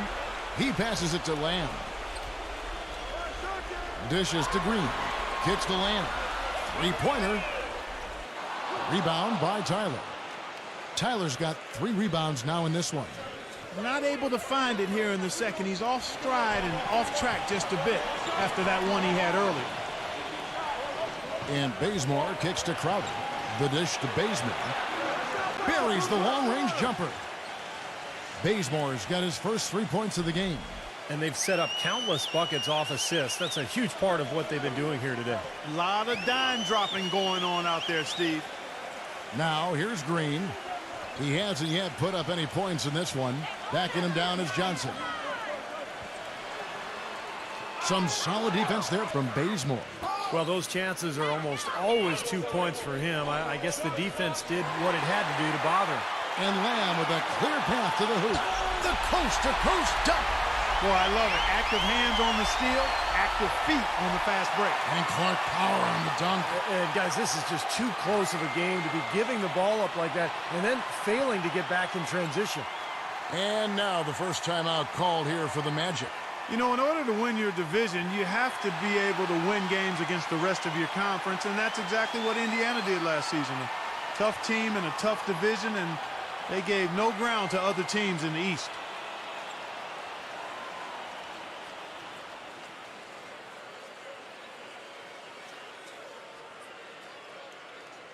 Second quarter of play with almost 3 minutes gone. And Batum kicks it to Bazemore. Pass to Hill. And there's the feed to Crowder. Once again off the mark, Orlando. And the Pacers, as you mentioned, Clark, very solid against the other teams in the East as they would cruise to a 31-20 record against the rest of the conference. And really, that's because this team is built to handle anything that's thrown at them. Given it's a big, strong, kind of old-school team. They'll pound you inside, they rebound, they protect the paint. There aren't a lot of matchups that seem to bother this team. The Magic making a switch here.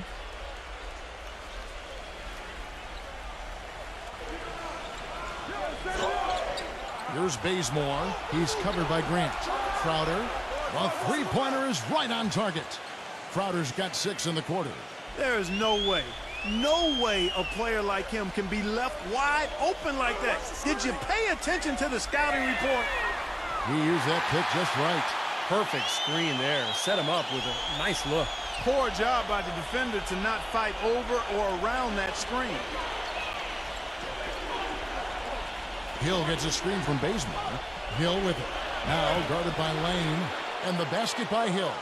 Give an assist there, not for the pass, but for the solid screen set on the inside that freed him up and made the layup possible. Here's the screen. For the 3.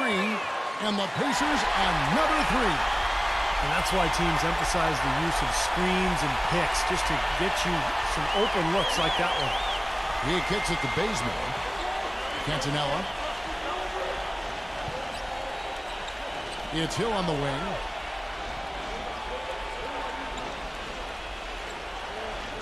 Clock at 6. The Magic need to get a shot off here.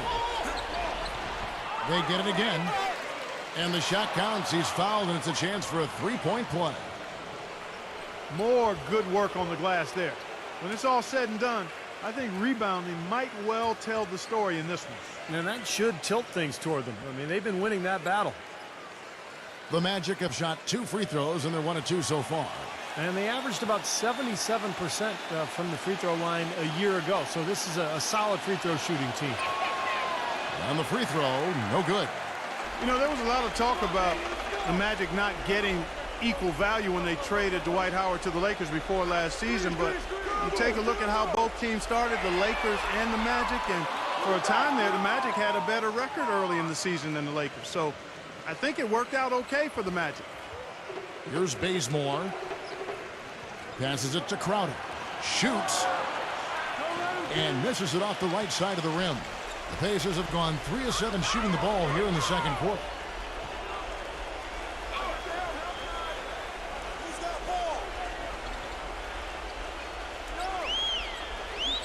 He dishes it to Cantor.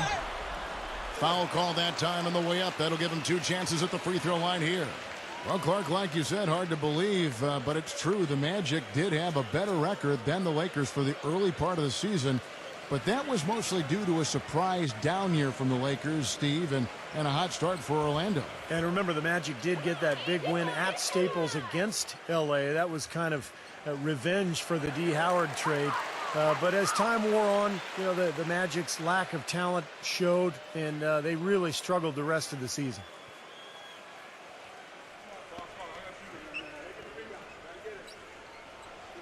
So 1 for 2 that time at the stripe. Clearly, Orlando was a team in transition last year. They had a group of younger, inexperienced players, and many times when that's the case, you'll get off to slow starts in games, and that certainly proved to be true for the Magic. Here's Bazemore, Crowder, and he's good on the 3-ball.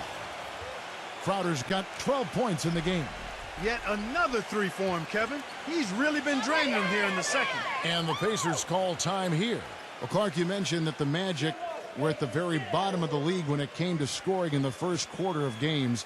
Steve, you got to get better as the game went on, obviously, but you can't start every game in a hole down like they did and expect to do well. Well, we just go back to the roster, and that explains everything. I mean, you look at who they had, the lack of a go-to scorer out of the gates, and that explains the slow starts. So this is really all about continuing to build the roster and try to put together some talent.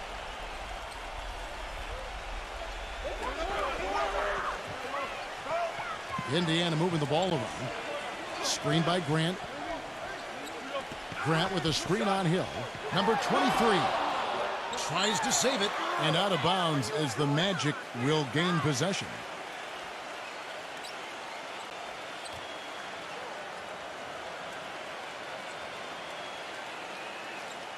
Orlando with the ball.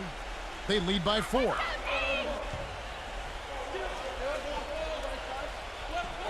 There's the pick. He feeds it to Bazemore. On the wing, Hill. Snell fires for 3. Here's Bazemore. And that's good. A nice job in the glass as they pick up 2 on the second effort. Bazemore's got 5 points so far. Indiana's gone 2 of 4 from 3-point range so far in the second quarter. Number 23. Blanketed by the D. He fights to the rim for the layup. And that kind of power move has become a trademark for him. Cantonella defended by Cantor. And he was fouled in the act of shooting. Chance here now for a 3-point play. And you know where you'll see him put in the majority of his work is in the rebound battle. Puts a persistent physical effort on the glass. He is tough to box out. And you know what? He's a guy who will put some wood on you now. He'll throw his weight around. Bodying him up play after play can really wear you down. Markieff Morris is checked in for Orlando. Pacers trail by 7. And the pass to Lane. Beyond the arc. Can't get it to go. Another rebound gobbled up. They are pounding the boards. And a big part of the lead, guys, is because of the work they've done on the glass. I mean, they have the lead because they've rebounded well. Outside Hill. Cantonella down to 5 on the shot clock. Some solid defensive work there from Lane. Grant, right side, uncovered. It's rebounded by Bazemore. Bazemore's got 4 rebounds now tonight. Snell. Pass to Morris. Cantonella defended by Cantor. Soft touch off the glass. He's got 14. Pretty much all of their buckets coming from inside the paint now. Yeah, that's 5 of their last 6 baskets inside the lane. They have really established themselves inside. And so it's Indiana with it. 9-point game. And once again off the mark by Indiana. Even against solid defense, he's still going to try to continue to make that shot. Yeah, no doubt. I mean, I wouldn't bet against him in that situation next time. Here's Bazemore. Fires the 3. The Pacers pull it in. Grant's got his 3rd rebound tonight.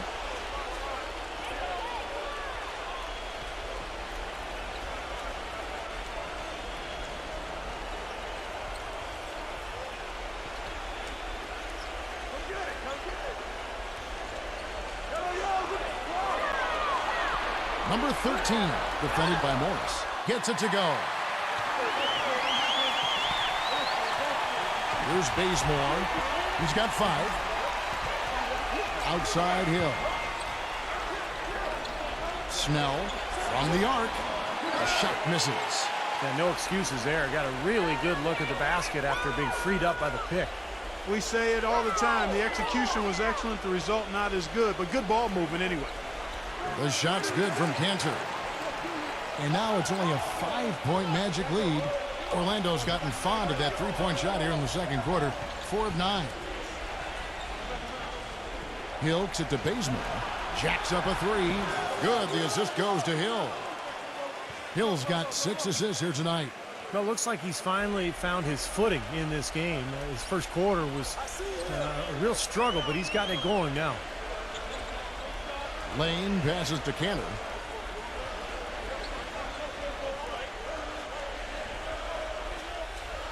Six to shoot. Steps back and fires. That's good. He's got 6. Now Hill.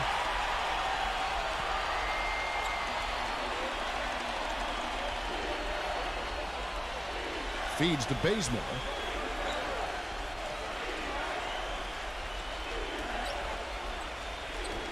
Outside Hill. 6 on the shot clock. And it's going to be out of bounds. The Pacers will take it. DeMarcus Cousins. He's checked in for Orlando.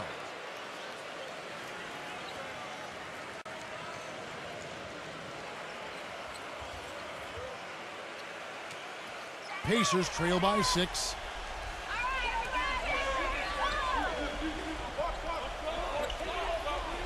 Back to Johnson. Indiana moving it around. And a foul called on the shot. Got him on the way up that time, so he'll shoot 2 right here. You know, they did a good job in the first quarter getting themselves to the line, but here in the second, they've gone away from it.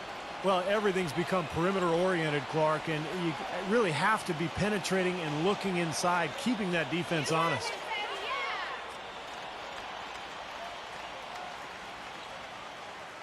No good on that one.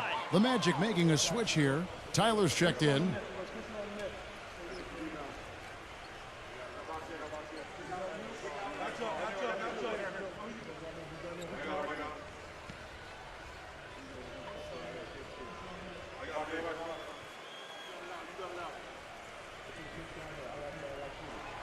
And he can't hit the second. Another strong rebound, just like we've gotten used to seeing from them today. Yeah, 1 or 2 more of those, and this lead will be double digits. He passes to Bazemore. Screen by Cousins. Bazemore gets the bucket. Bazemore's got 10 points in the game. The soft finger roll is just one of the many finishing moves he has in his bag of shot making. Lane defended by Tyler. Up high to stop the alley-oop. Maybe that'll ignite him. I mean, impossible not to get pumped up after that. At least I think that would be the case. Well, you can see the immediate reaction of the guys on the bench. They are. Look at them. They are pumped up. Yeah, they're geek. That's what those alley-oops do, though. Here's Bazemore following the score by Indiana. Hill to Bazemore. It's back to Hill. Bazemore. Off target from three-point range. Passes it to Lane. Johnson outside. They set the screen. Excellent use of the screen that time. Now just a 4-point Magic lead. It looks like he's finding his touch now because the shots are starting to fall. Dishes to Cousins. Kicks it to Bazemore. Outside Hill. Drains it from beyond the arc. Hill's got 5 points now this quarter. Clark, they're really struggling guarding that three-point line. And they're not making up for it with their own shots from deep either, Steve. Here's Grant.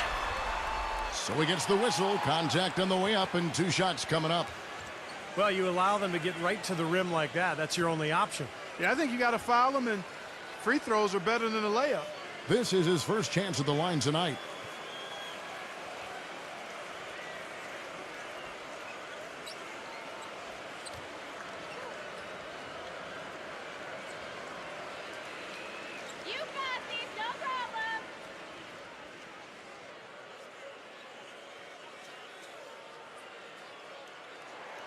And the first one drops. Kyle Korver, he's checked in for Orlando.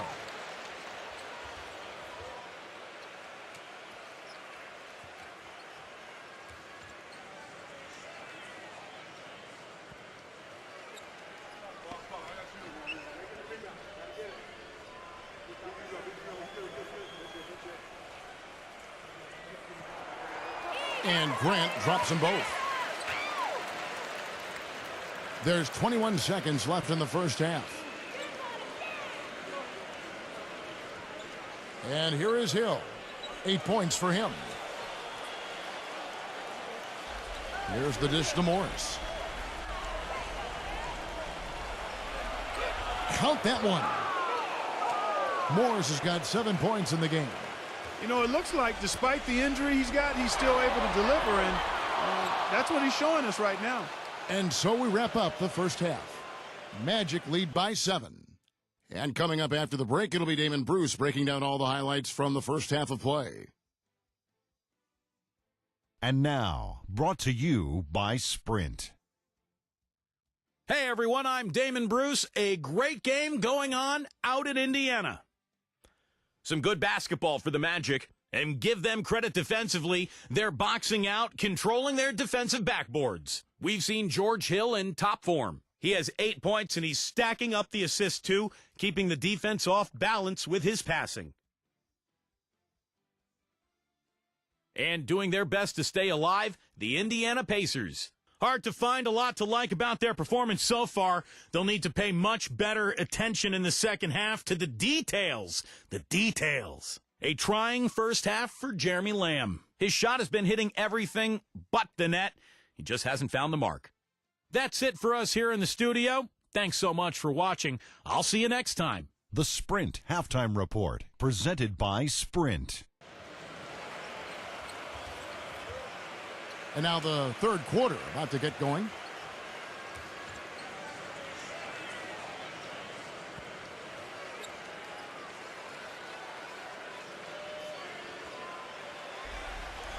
Pacers trail by 7. Hey, who's watching them? The feed to Cantor. The turnaround jumper off the left rim and out. The Magic shooting a respectable 47% from the field in this one. He kicks it to Bazemore. Shoots from the corner. And the rebound goes to the Pacers. Cantor with it.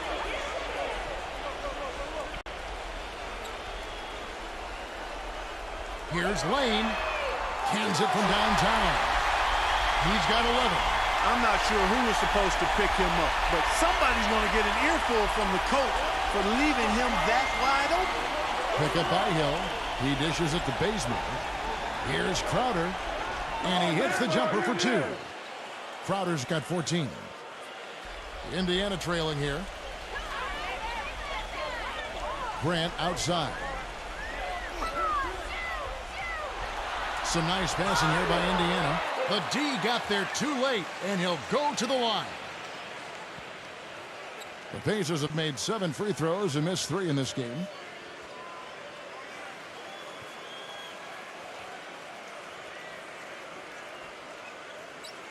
You got these, no problem.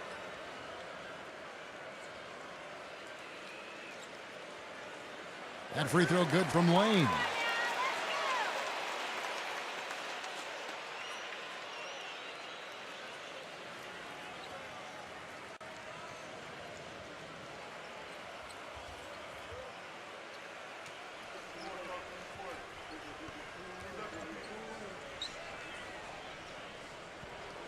Both free throws good from Lane.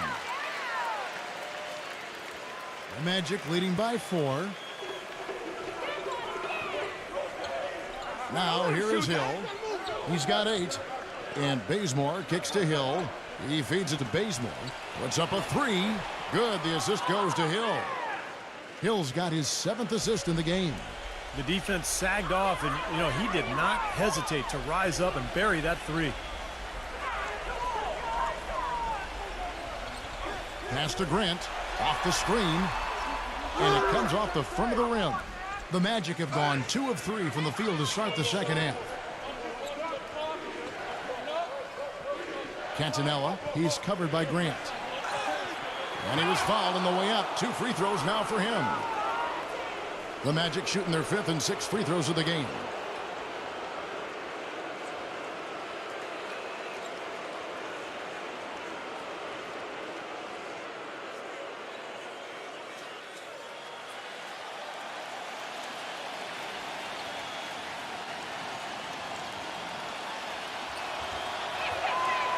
He misses the free throw.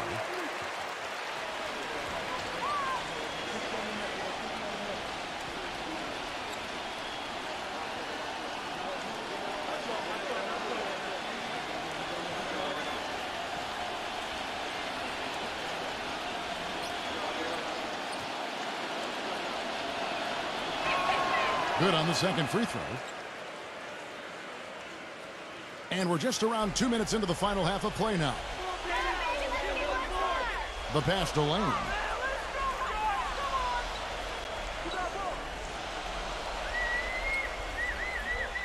Number 13, defended by Crowder. Number 13, rejected by Crowder. Here's Hill. 8 points for him. Snell. It's back to Hill. Fires the 3. It's rebounded by Indiana. Panther's got his 5th rebound right now in the game. Pass to Grant. Puts the lead pass in front of him. And Cantor throws it down. Well, I tell you what, it was the good pick that was set that turned him loose. And once he got around it, Steve, it was smooth sailing right to the hole. Well, because of the pick, he had plenty of room. That's why he was able to power down that slam. Now a timeout called by Orlando. Well, he sees something that he doesn't like. I'm not sure what it is, but I think he's going to make some changes here. I think you've got to make your adjustments pretty quickly like he's doing here. Otherwise, you know, things can get out of hand. So this is a good timeout.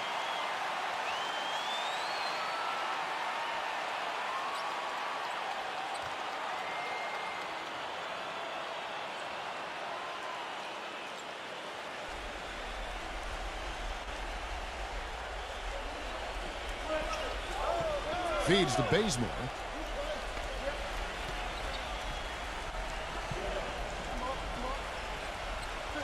Cantonella, defended by Cantor. And it's going to be 2 free throws. Drew contact on the shot. The Magic have shot 50% from the line today. 3 for 6.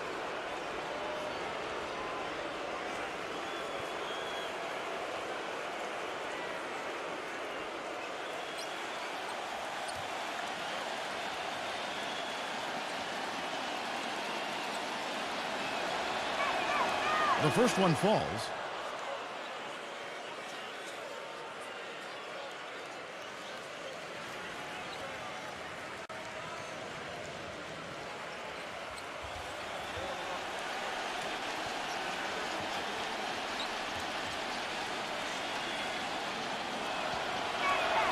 And that one goes in. 2 from the line that time.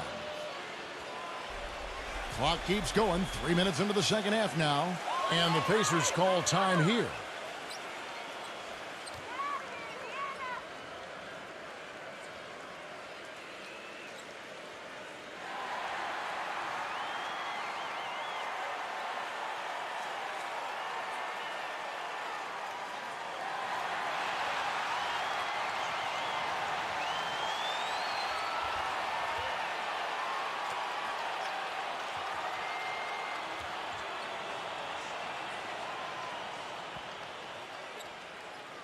And now we're 3 minutes into the third quarter of play. Number 13, defended by Crowder.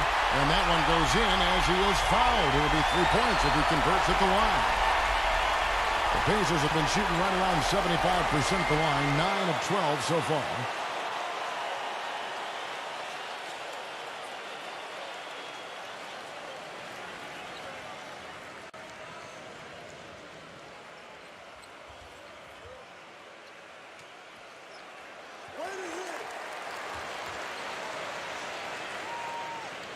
Magic leading by 5. Pass to Bazemore. Pick up by Hill. Dishes it to Crowder. Sinks the triple. Crowder's got 5 points in the quarter. Well, as long as the threes keep dropping for him, he'll continue firing away. And they are dropping for him. What a game he's having from deep. Now, here's Grant. He's got 13, the 11-footer, and the Pacers tack on 2 more. Well, he certainly isn't the one to blame for them being in the hole. He's been on the money with his game.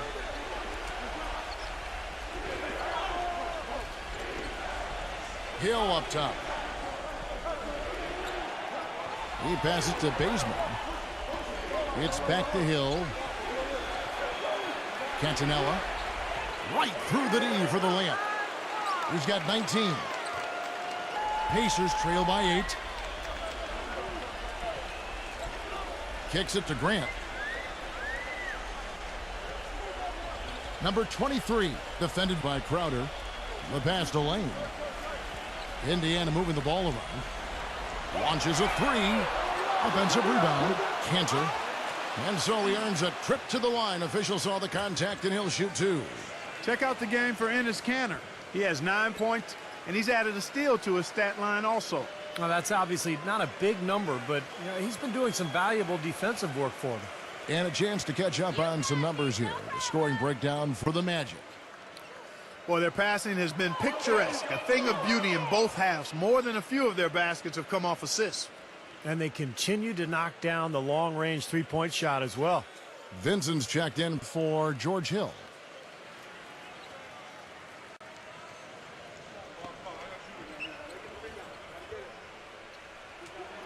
He hits the second from the line. The story in the first half was their low free throw percentage. They've corrected that here in the second half, and hopefully they can build on it as this game continues to progress. So it's Orlando now. Snell. Again, the Magic score. Pacers trail by 9.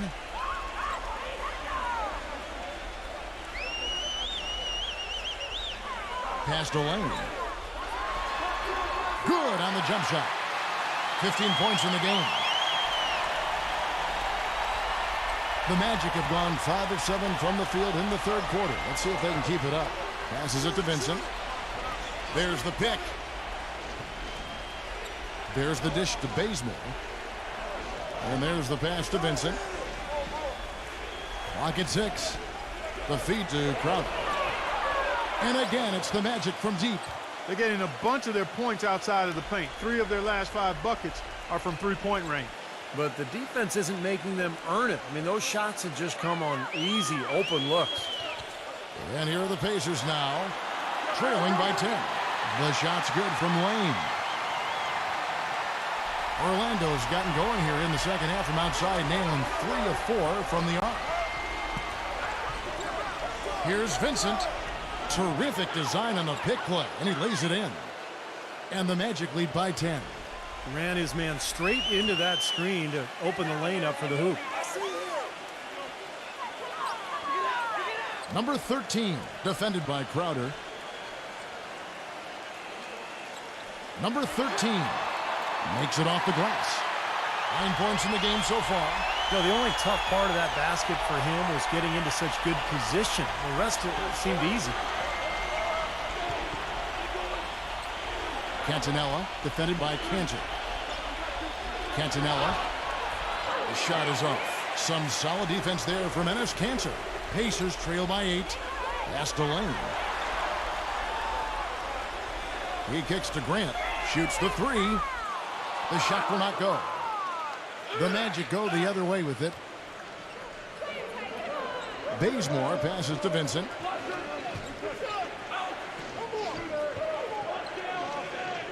He dishes it to Bazemore. He feeds it to Crowder.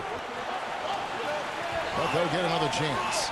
Misses the 3. You know, even though he missed that three-point shot, I think the defense has to do a better job of challenging the shot. Yeah, because you know if you continue to give up open looks like that, you're in big trouble. Passes it to Lane. Grant outside. Shot clock at 5. There's the pass to Lane. Releases.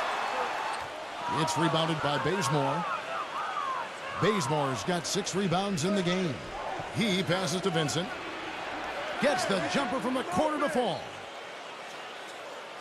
Indiana's gone 1 of 3 from downtown since halftime. Clark, they've been struggling here on offense. Yeah, a little bit of cottonmouth here. Dry spell for sure.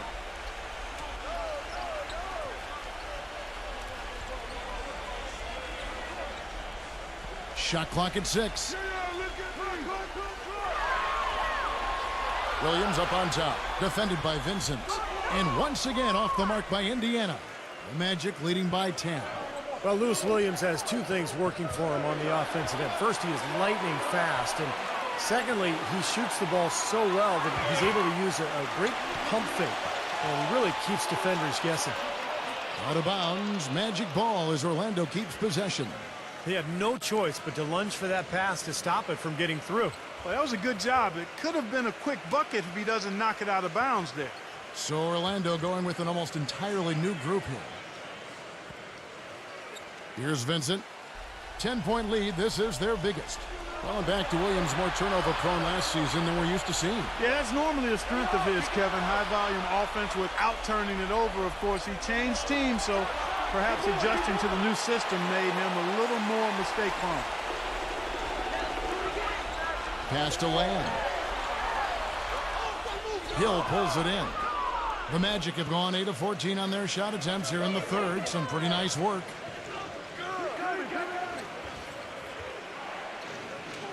Pass to Vincent. Takes a 3. Pacers with the rebound. Monkayo's got his 4th rebound with that last one here tonight. Williams against Hill. Feeds it to Green. Passes it to Monkayo. 6 to shoot. Green against Batum. And Green gets it to go.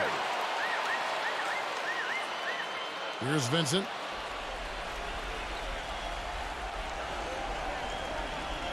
Batum or screen on Williams. Vincent the pass to Batum. Hill left side. The pass to Vincent. Lets it go with a 3. Shot is off. And Indiana will go the other way with it.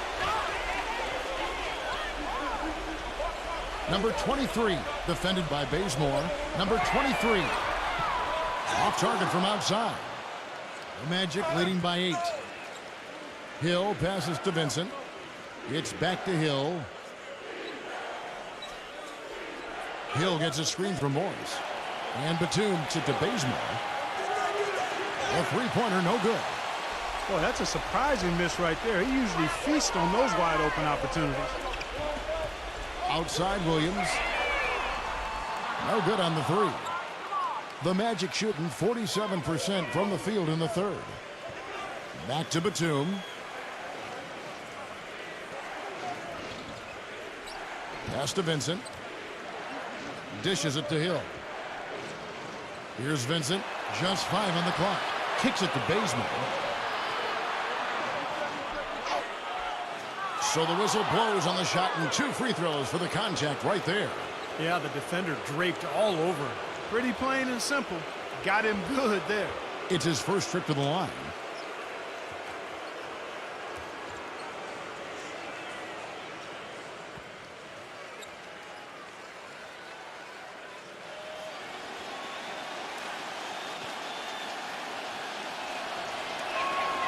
That free throw, no good. The Pacers making a change here.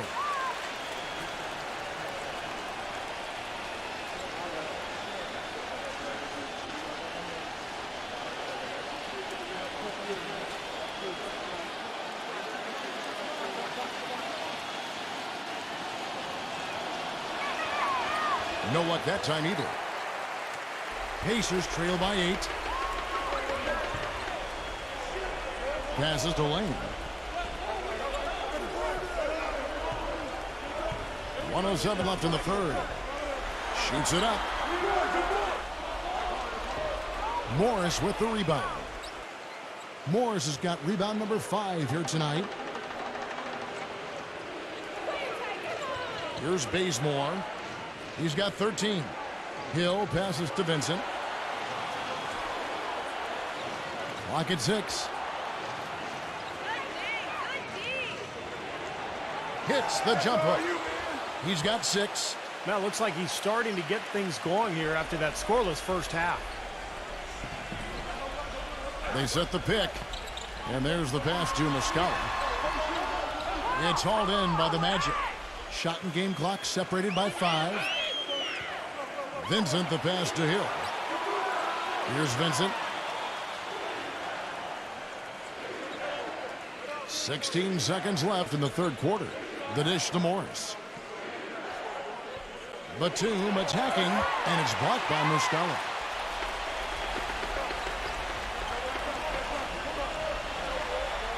Lets it fly from 18. And as we end the third quarter, a double-digit deficit will make it tough to come back. Magic out in front, up 10. And we're coming right back after this break to get the fourth quarter underway.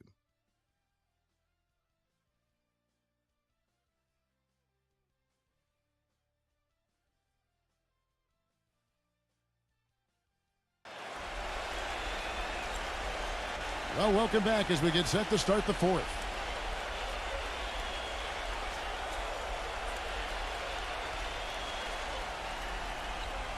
And it's going to be out of bounds. The Pacers will take it. Well, that's inexcusable to throw a pass that far off the mark.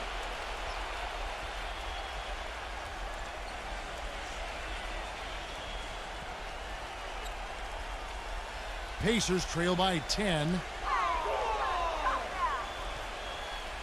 Number 13, defended by Morris. Number 13. And you can count it. He'll go to the line with a chance to make it 3. Exceptional play to take the bump and still get it up and down. Yeah, way to stay with it and look to finish the play right there.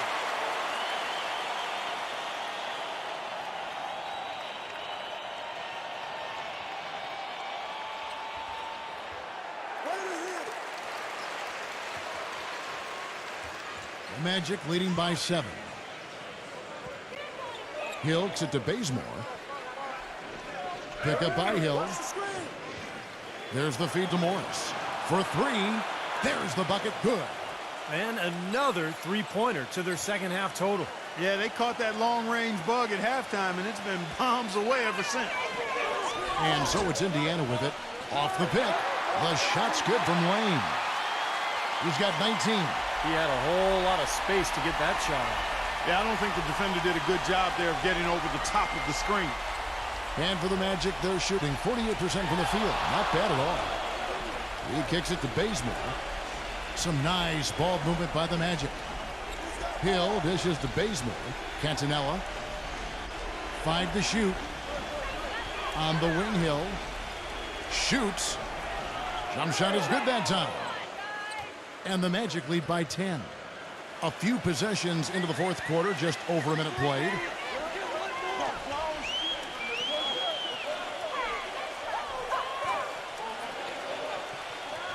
Grant outside. 6 on the shot clock. Off target with his 3. You've got to give them a lot of credit for the job they've done on the backboard. Well, they've done a lot of things right, but I agree with you, Clark. Their rebounding is right there at the top of the list. And Bazemore kicks to Morris. Smooth as silk on the finger roll. And now it's a 12-point Magic lead. Pacers have gone 2 of 3 from the field to get the fourth quarter started. Number 23, he's guarded by Hill. And there are the Pacers with another bucket.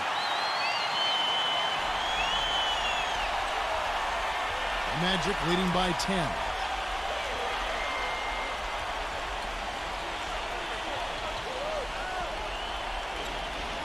Just under 2.5 minutes gone here in the final quarter. Cantanella, the shot is off. And it's the Pacers taking it the other way.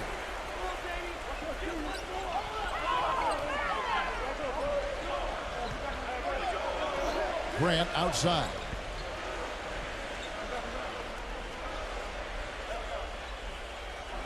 Just 5 to shoot. Here's Lane. No good from outside. Kevin, I didn't like that defensive effort at all, but they're lucky he missed it. Yeah, they were very lucky defensively because there was some miscommunication there. They left him wide open. Here's Bazemore. Cantonella. Snell, defended by Lane. Shoots a fader, and it's blocked. Number 13. He gets it to fall. That makes it just a single-digit lead. We've seen a noticeable improvement out of him since halftime. He didn't have a whole lot working in the first half. Well, he tried to step in and cut him off, but just not quick enough. And we have the benefit of replay, but I think they got that one right, which is the case most times, even though fans don't think so. And the Magic making a change here. Well, look at the clock. A little under 3.5 minutes gone here in the fourth. Time called here. The Magic decide to talk it over. You know, he wants to tinker a little bit, and he's taking the time to do so right here. Yeah, I think you're right. He just didn't like some of the things he saw out there, a bit uncomfortable, and wanted to talk it over. Let's find out what Doris Burke has for us. Well, over that break, I listened in on what head coach for the Magic was getting across in the huddle. He told the players, let's put our foot on them and keep them down. We've got them exactly where we want them. I want to see you guys slow the pace, use the clock, and stay away from any silly fouls. Knocks it loose. Korver kicks to Crowder. He dishes it to Tyler. Cantonella, defended by Cantor. 5 on the clock. Snell, rejected by Grant. Pacers trail by 8.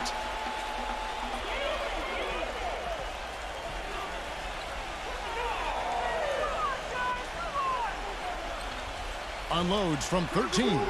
It's rebounded by Korver. He can't get anything to drop, and the way he's scoring, I'm not sure it's something he should try to shoot his way out of. Well, that might only serve to make things worse, Steve. Sometimes the harder you try, the worse it gets. Easy call there. No question about that one. You could hear the impact from where I am.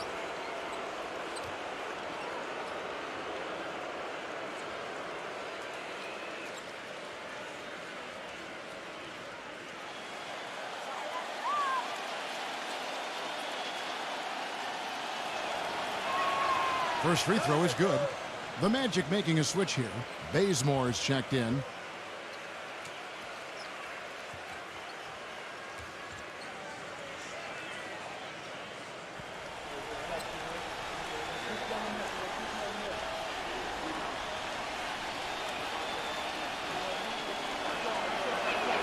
And he makes both free throws. Boy, that was solid. I'll tell you, he's one of the best there is up there at the foul line. Pacers trail by 10. He feeds it to Williams. Grant outside. He passes to Cantor. Back to Grant. Pass to Williams. Shot is blocked. And here's the fast break. Here's Tyler. And goaltending is going to be the call. So they get the basket there anyway. He got there late, but you do have to like the aggressiveness to go after the block. But that one's going to count. That whistle got a big response from this crowd, and it is not a favorable one, let's say. I'll tell you what, the fans can't believe that they made that call. The Magic making a switch here. Hill's checked in.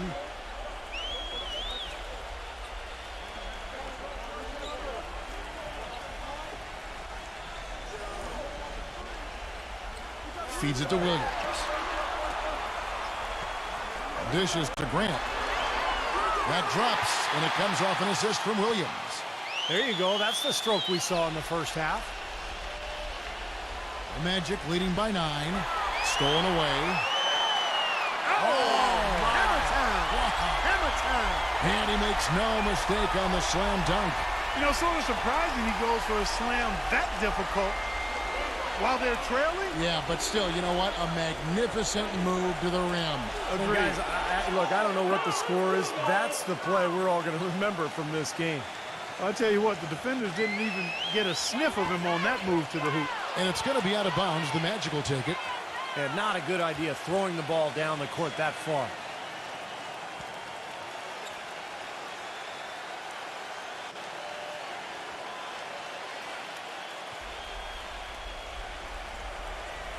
The Magic have gone 5 of 8 shooting as we've come down the home stretch in this final quarter. Snell off the mark there with the three-point shot. Nothing seems to be going down for him today. Hill against Williams. His three-pointers off the mark. The Magic leading by 9. Bazemore passes to Hill. They set the pick.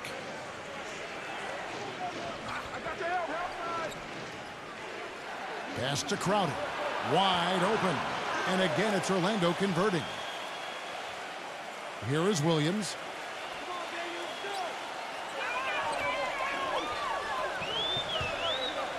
Passes it to Lane.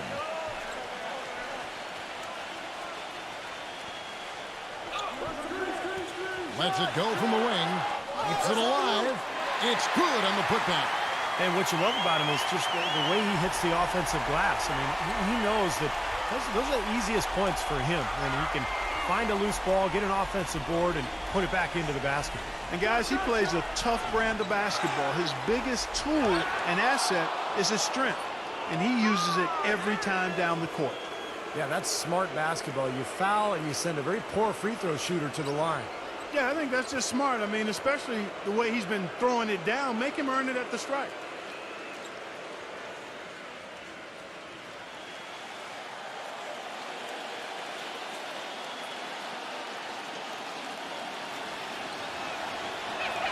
The first free throw is good.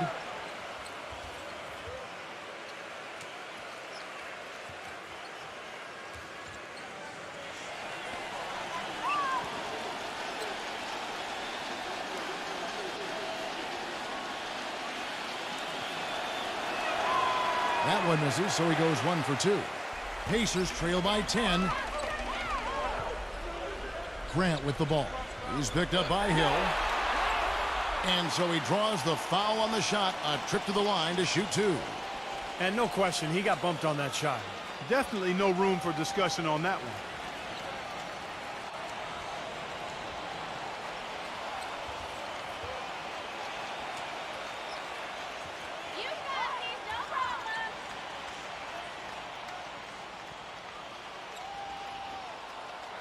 That one is off.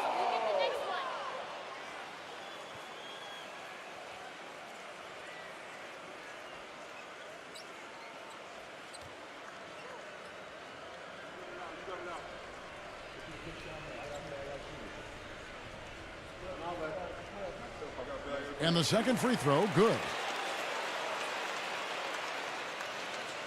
Here's Bazemore.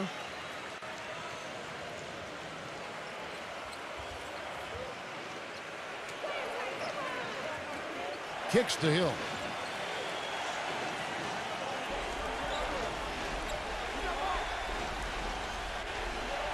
Clock at 6. From deep.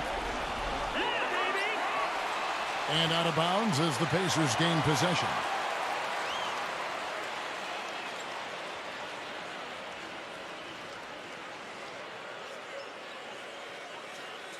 Pacers trail by 9.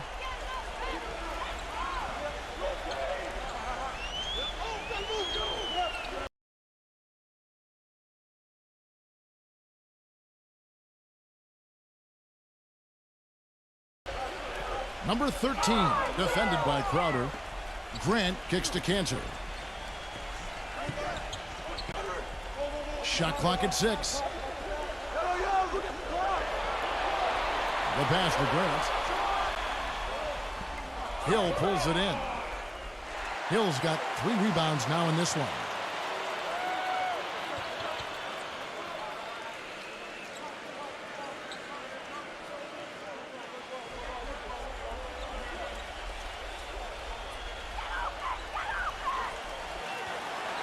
Number 13, defended by Crowder. The Magic leading by 9. Here's Bazemore. The feather touch on the finger roll. Beautiful. He had a whole lot of space to get that shot off. Yeah, I don't think the defender did a good job there of getting over the top of the screen. Here's Lane.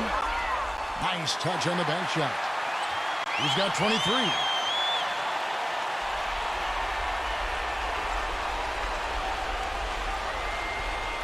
Here's Bazemore.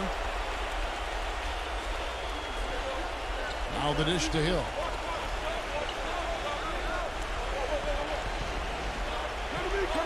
Cantonella. He's against Cantor from 6 feet. Tries again. And so he earns a trip to the line. Officials saw the contact and he'll shoot 2.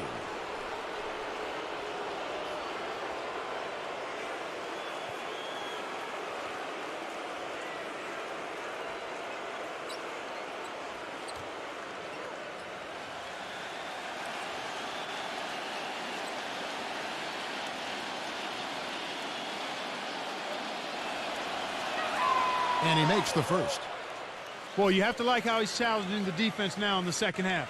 Getting to the line for a lot of free throw opportunities. The Pacers making a switch here.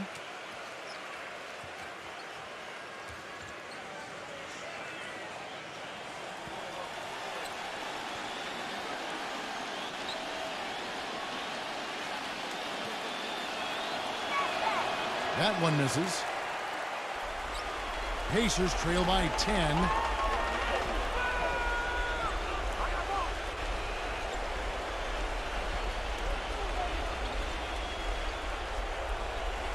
Defended by Bazemore. Number 23 drops in the tray. They didn't get a chance to knock one down in the first, but the defense left him a look, and he nailed it. He'll make them pay when he's open. Hill dishes to Bazemore. There's the screen. Gets the 14-footer to fall. You know, that part of the floor, guys, is more or less his real sweet spot, right in his wheelhouse. Pass to Lane.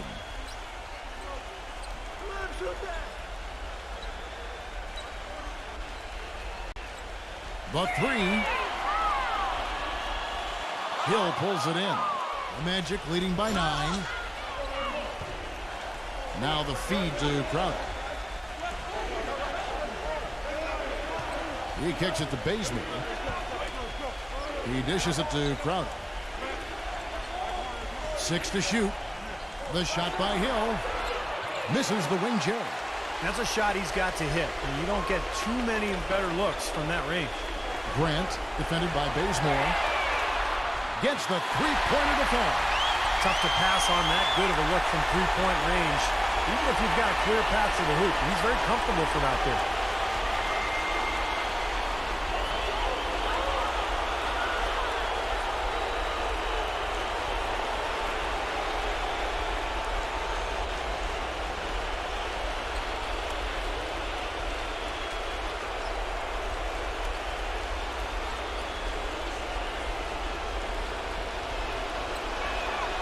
Good on the first, and that makes it a 7-point lead.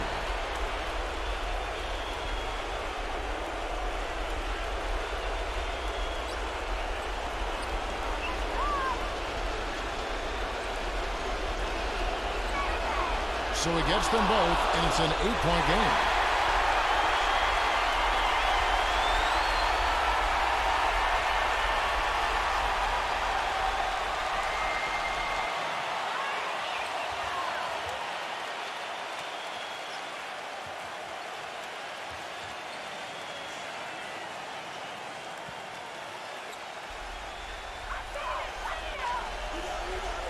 Number 23, he's guarded by Hill. Here's Lane. And again, it's Indiana. Not enough defense there to throw him off his shot. Sometimes it takes more than one defender on him down low. 1:37 left in the fourth quarter, and it's going to be out of bounds. The Pacers will take it. A temporary lapse of focus from him on that turnover. It's embarrassing, but on occasion it does happen.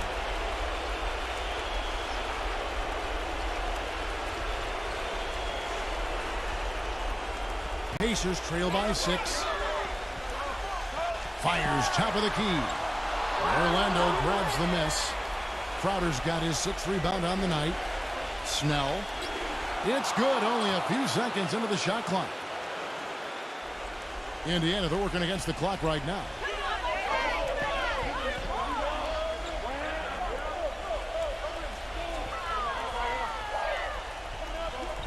He feeds it to Grant from downtown. Cannot hit. The Magic go the other way with it.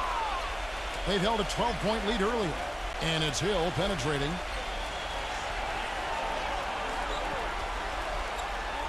Stripped it away. Now the Pacers moving it up. Number 23 lays it in off the breakaway.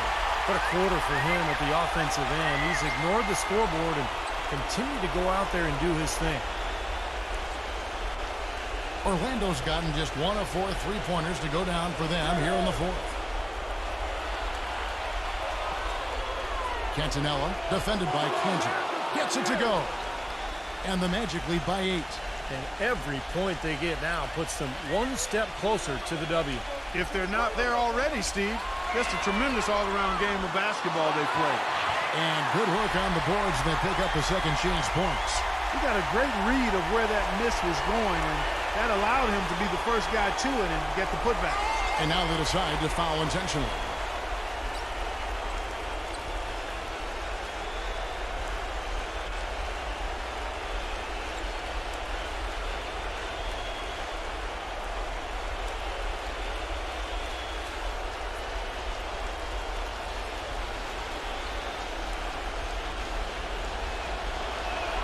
First free throw is good, and that makes it a 7-point lead.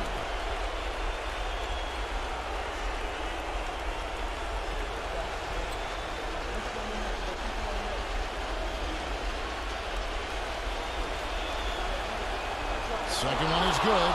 Getting both at the line, and it's an 8-point game.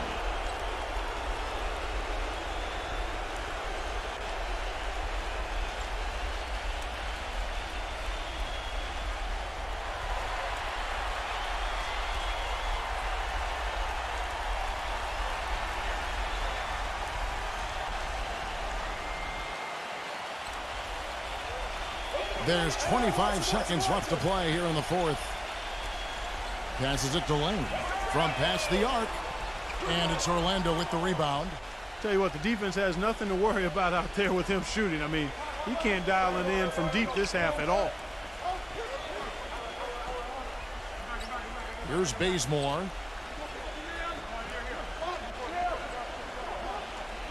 And so it's Orlando winning this one. It was a solid win, Clark. Yeah, it was, and I think it came down to will more than skill. They went out and got this one. And that'll do it for Clark Kellogg, Steve Kerr, and Doris Burke. This is Kevin Harlan saying so long and thanks for joining us as we leave you with the Jordan Player of the Game.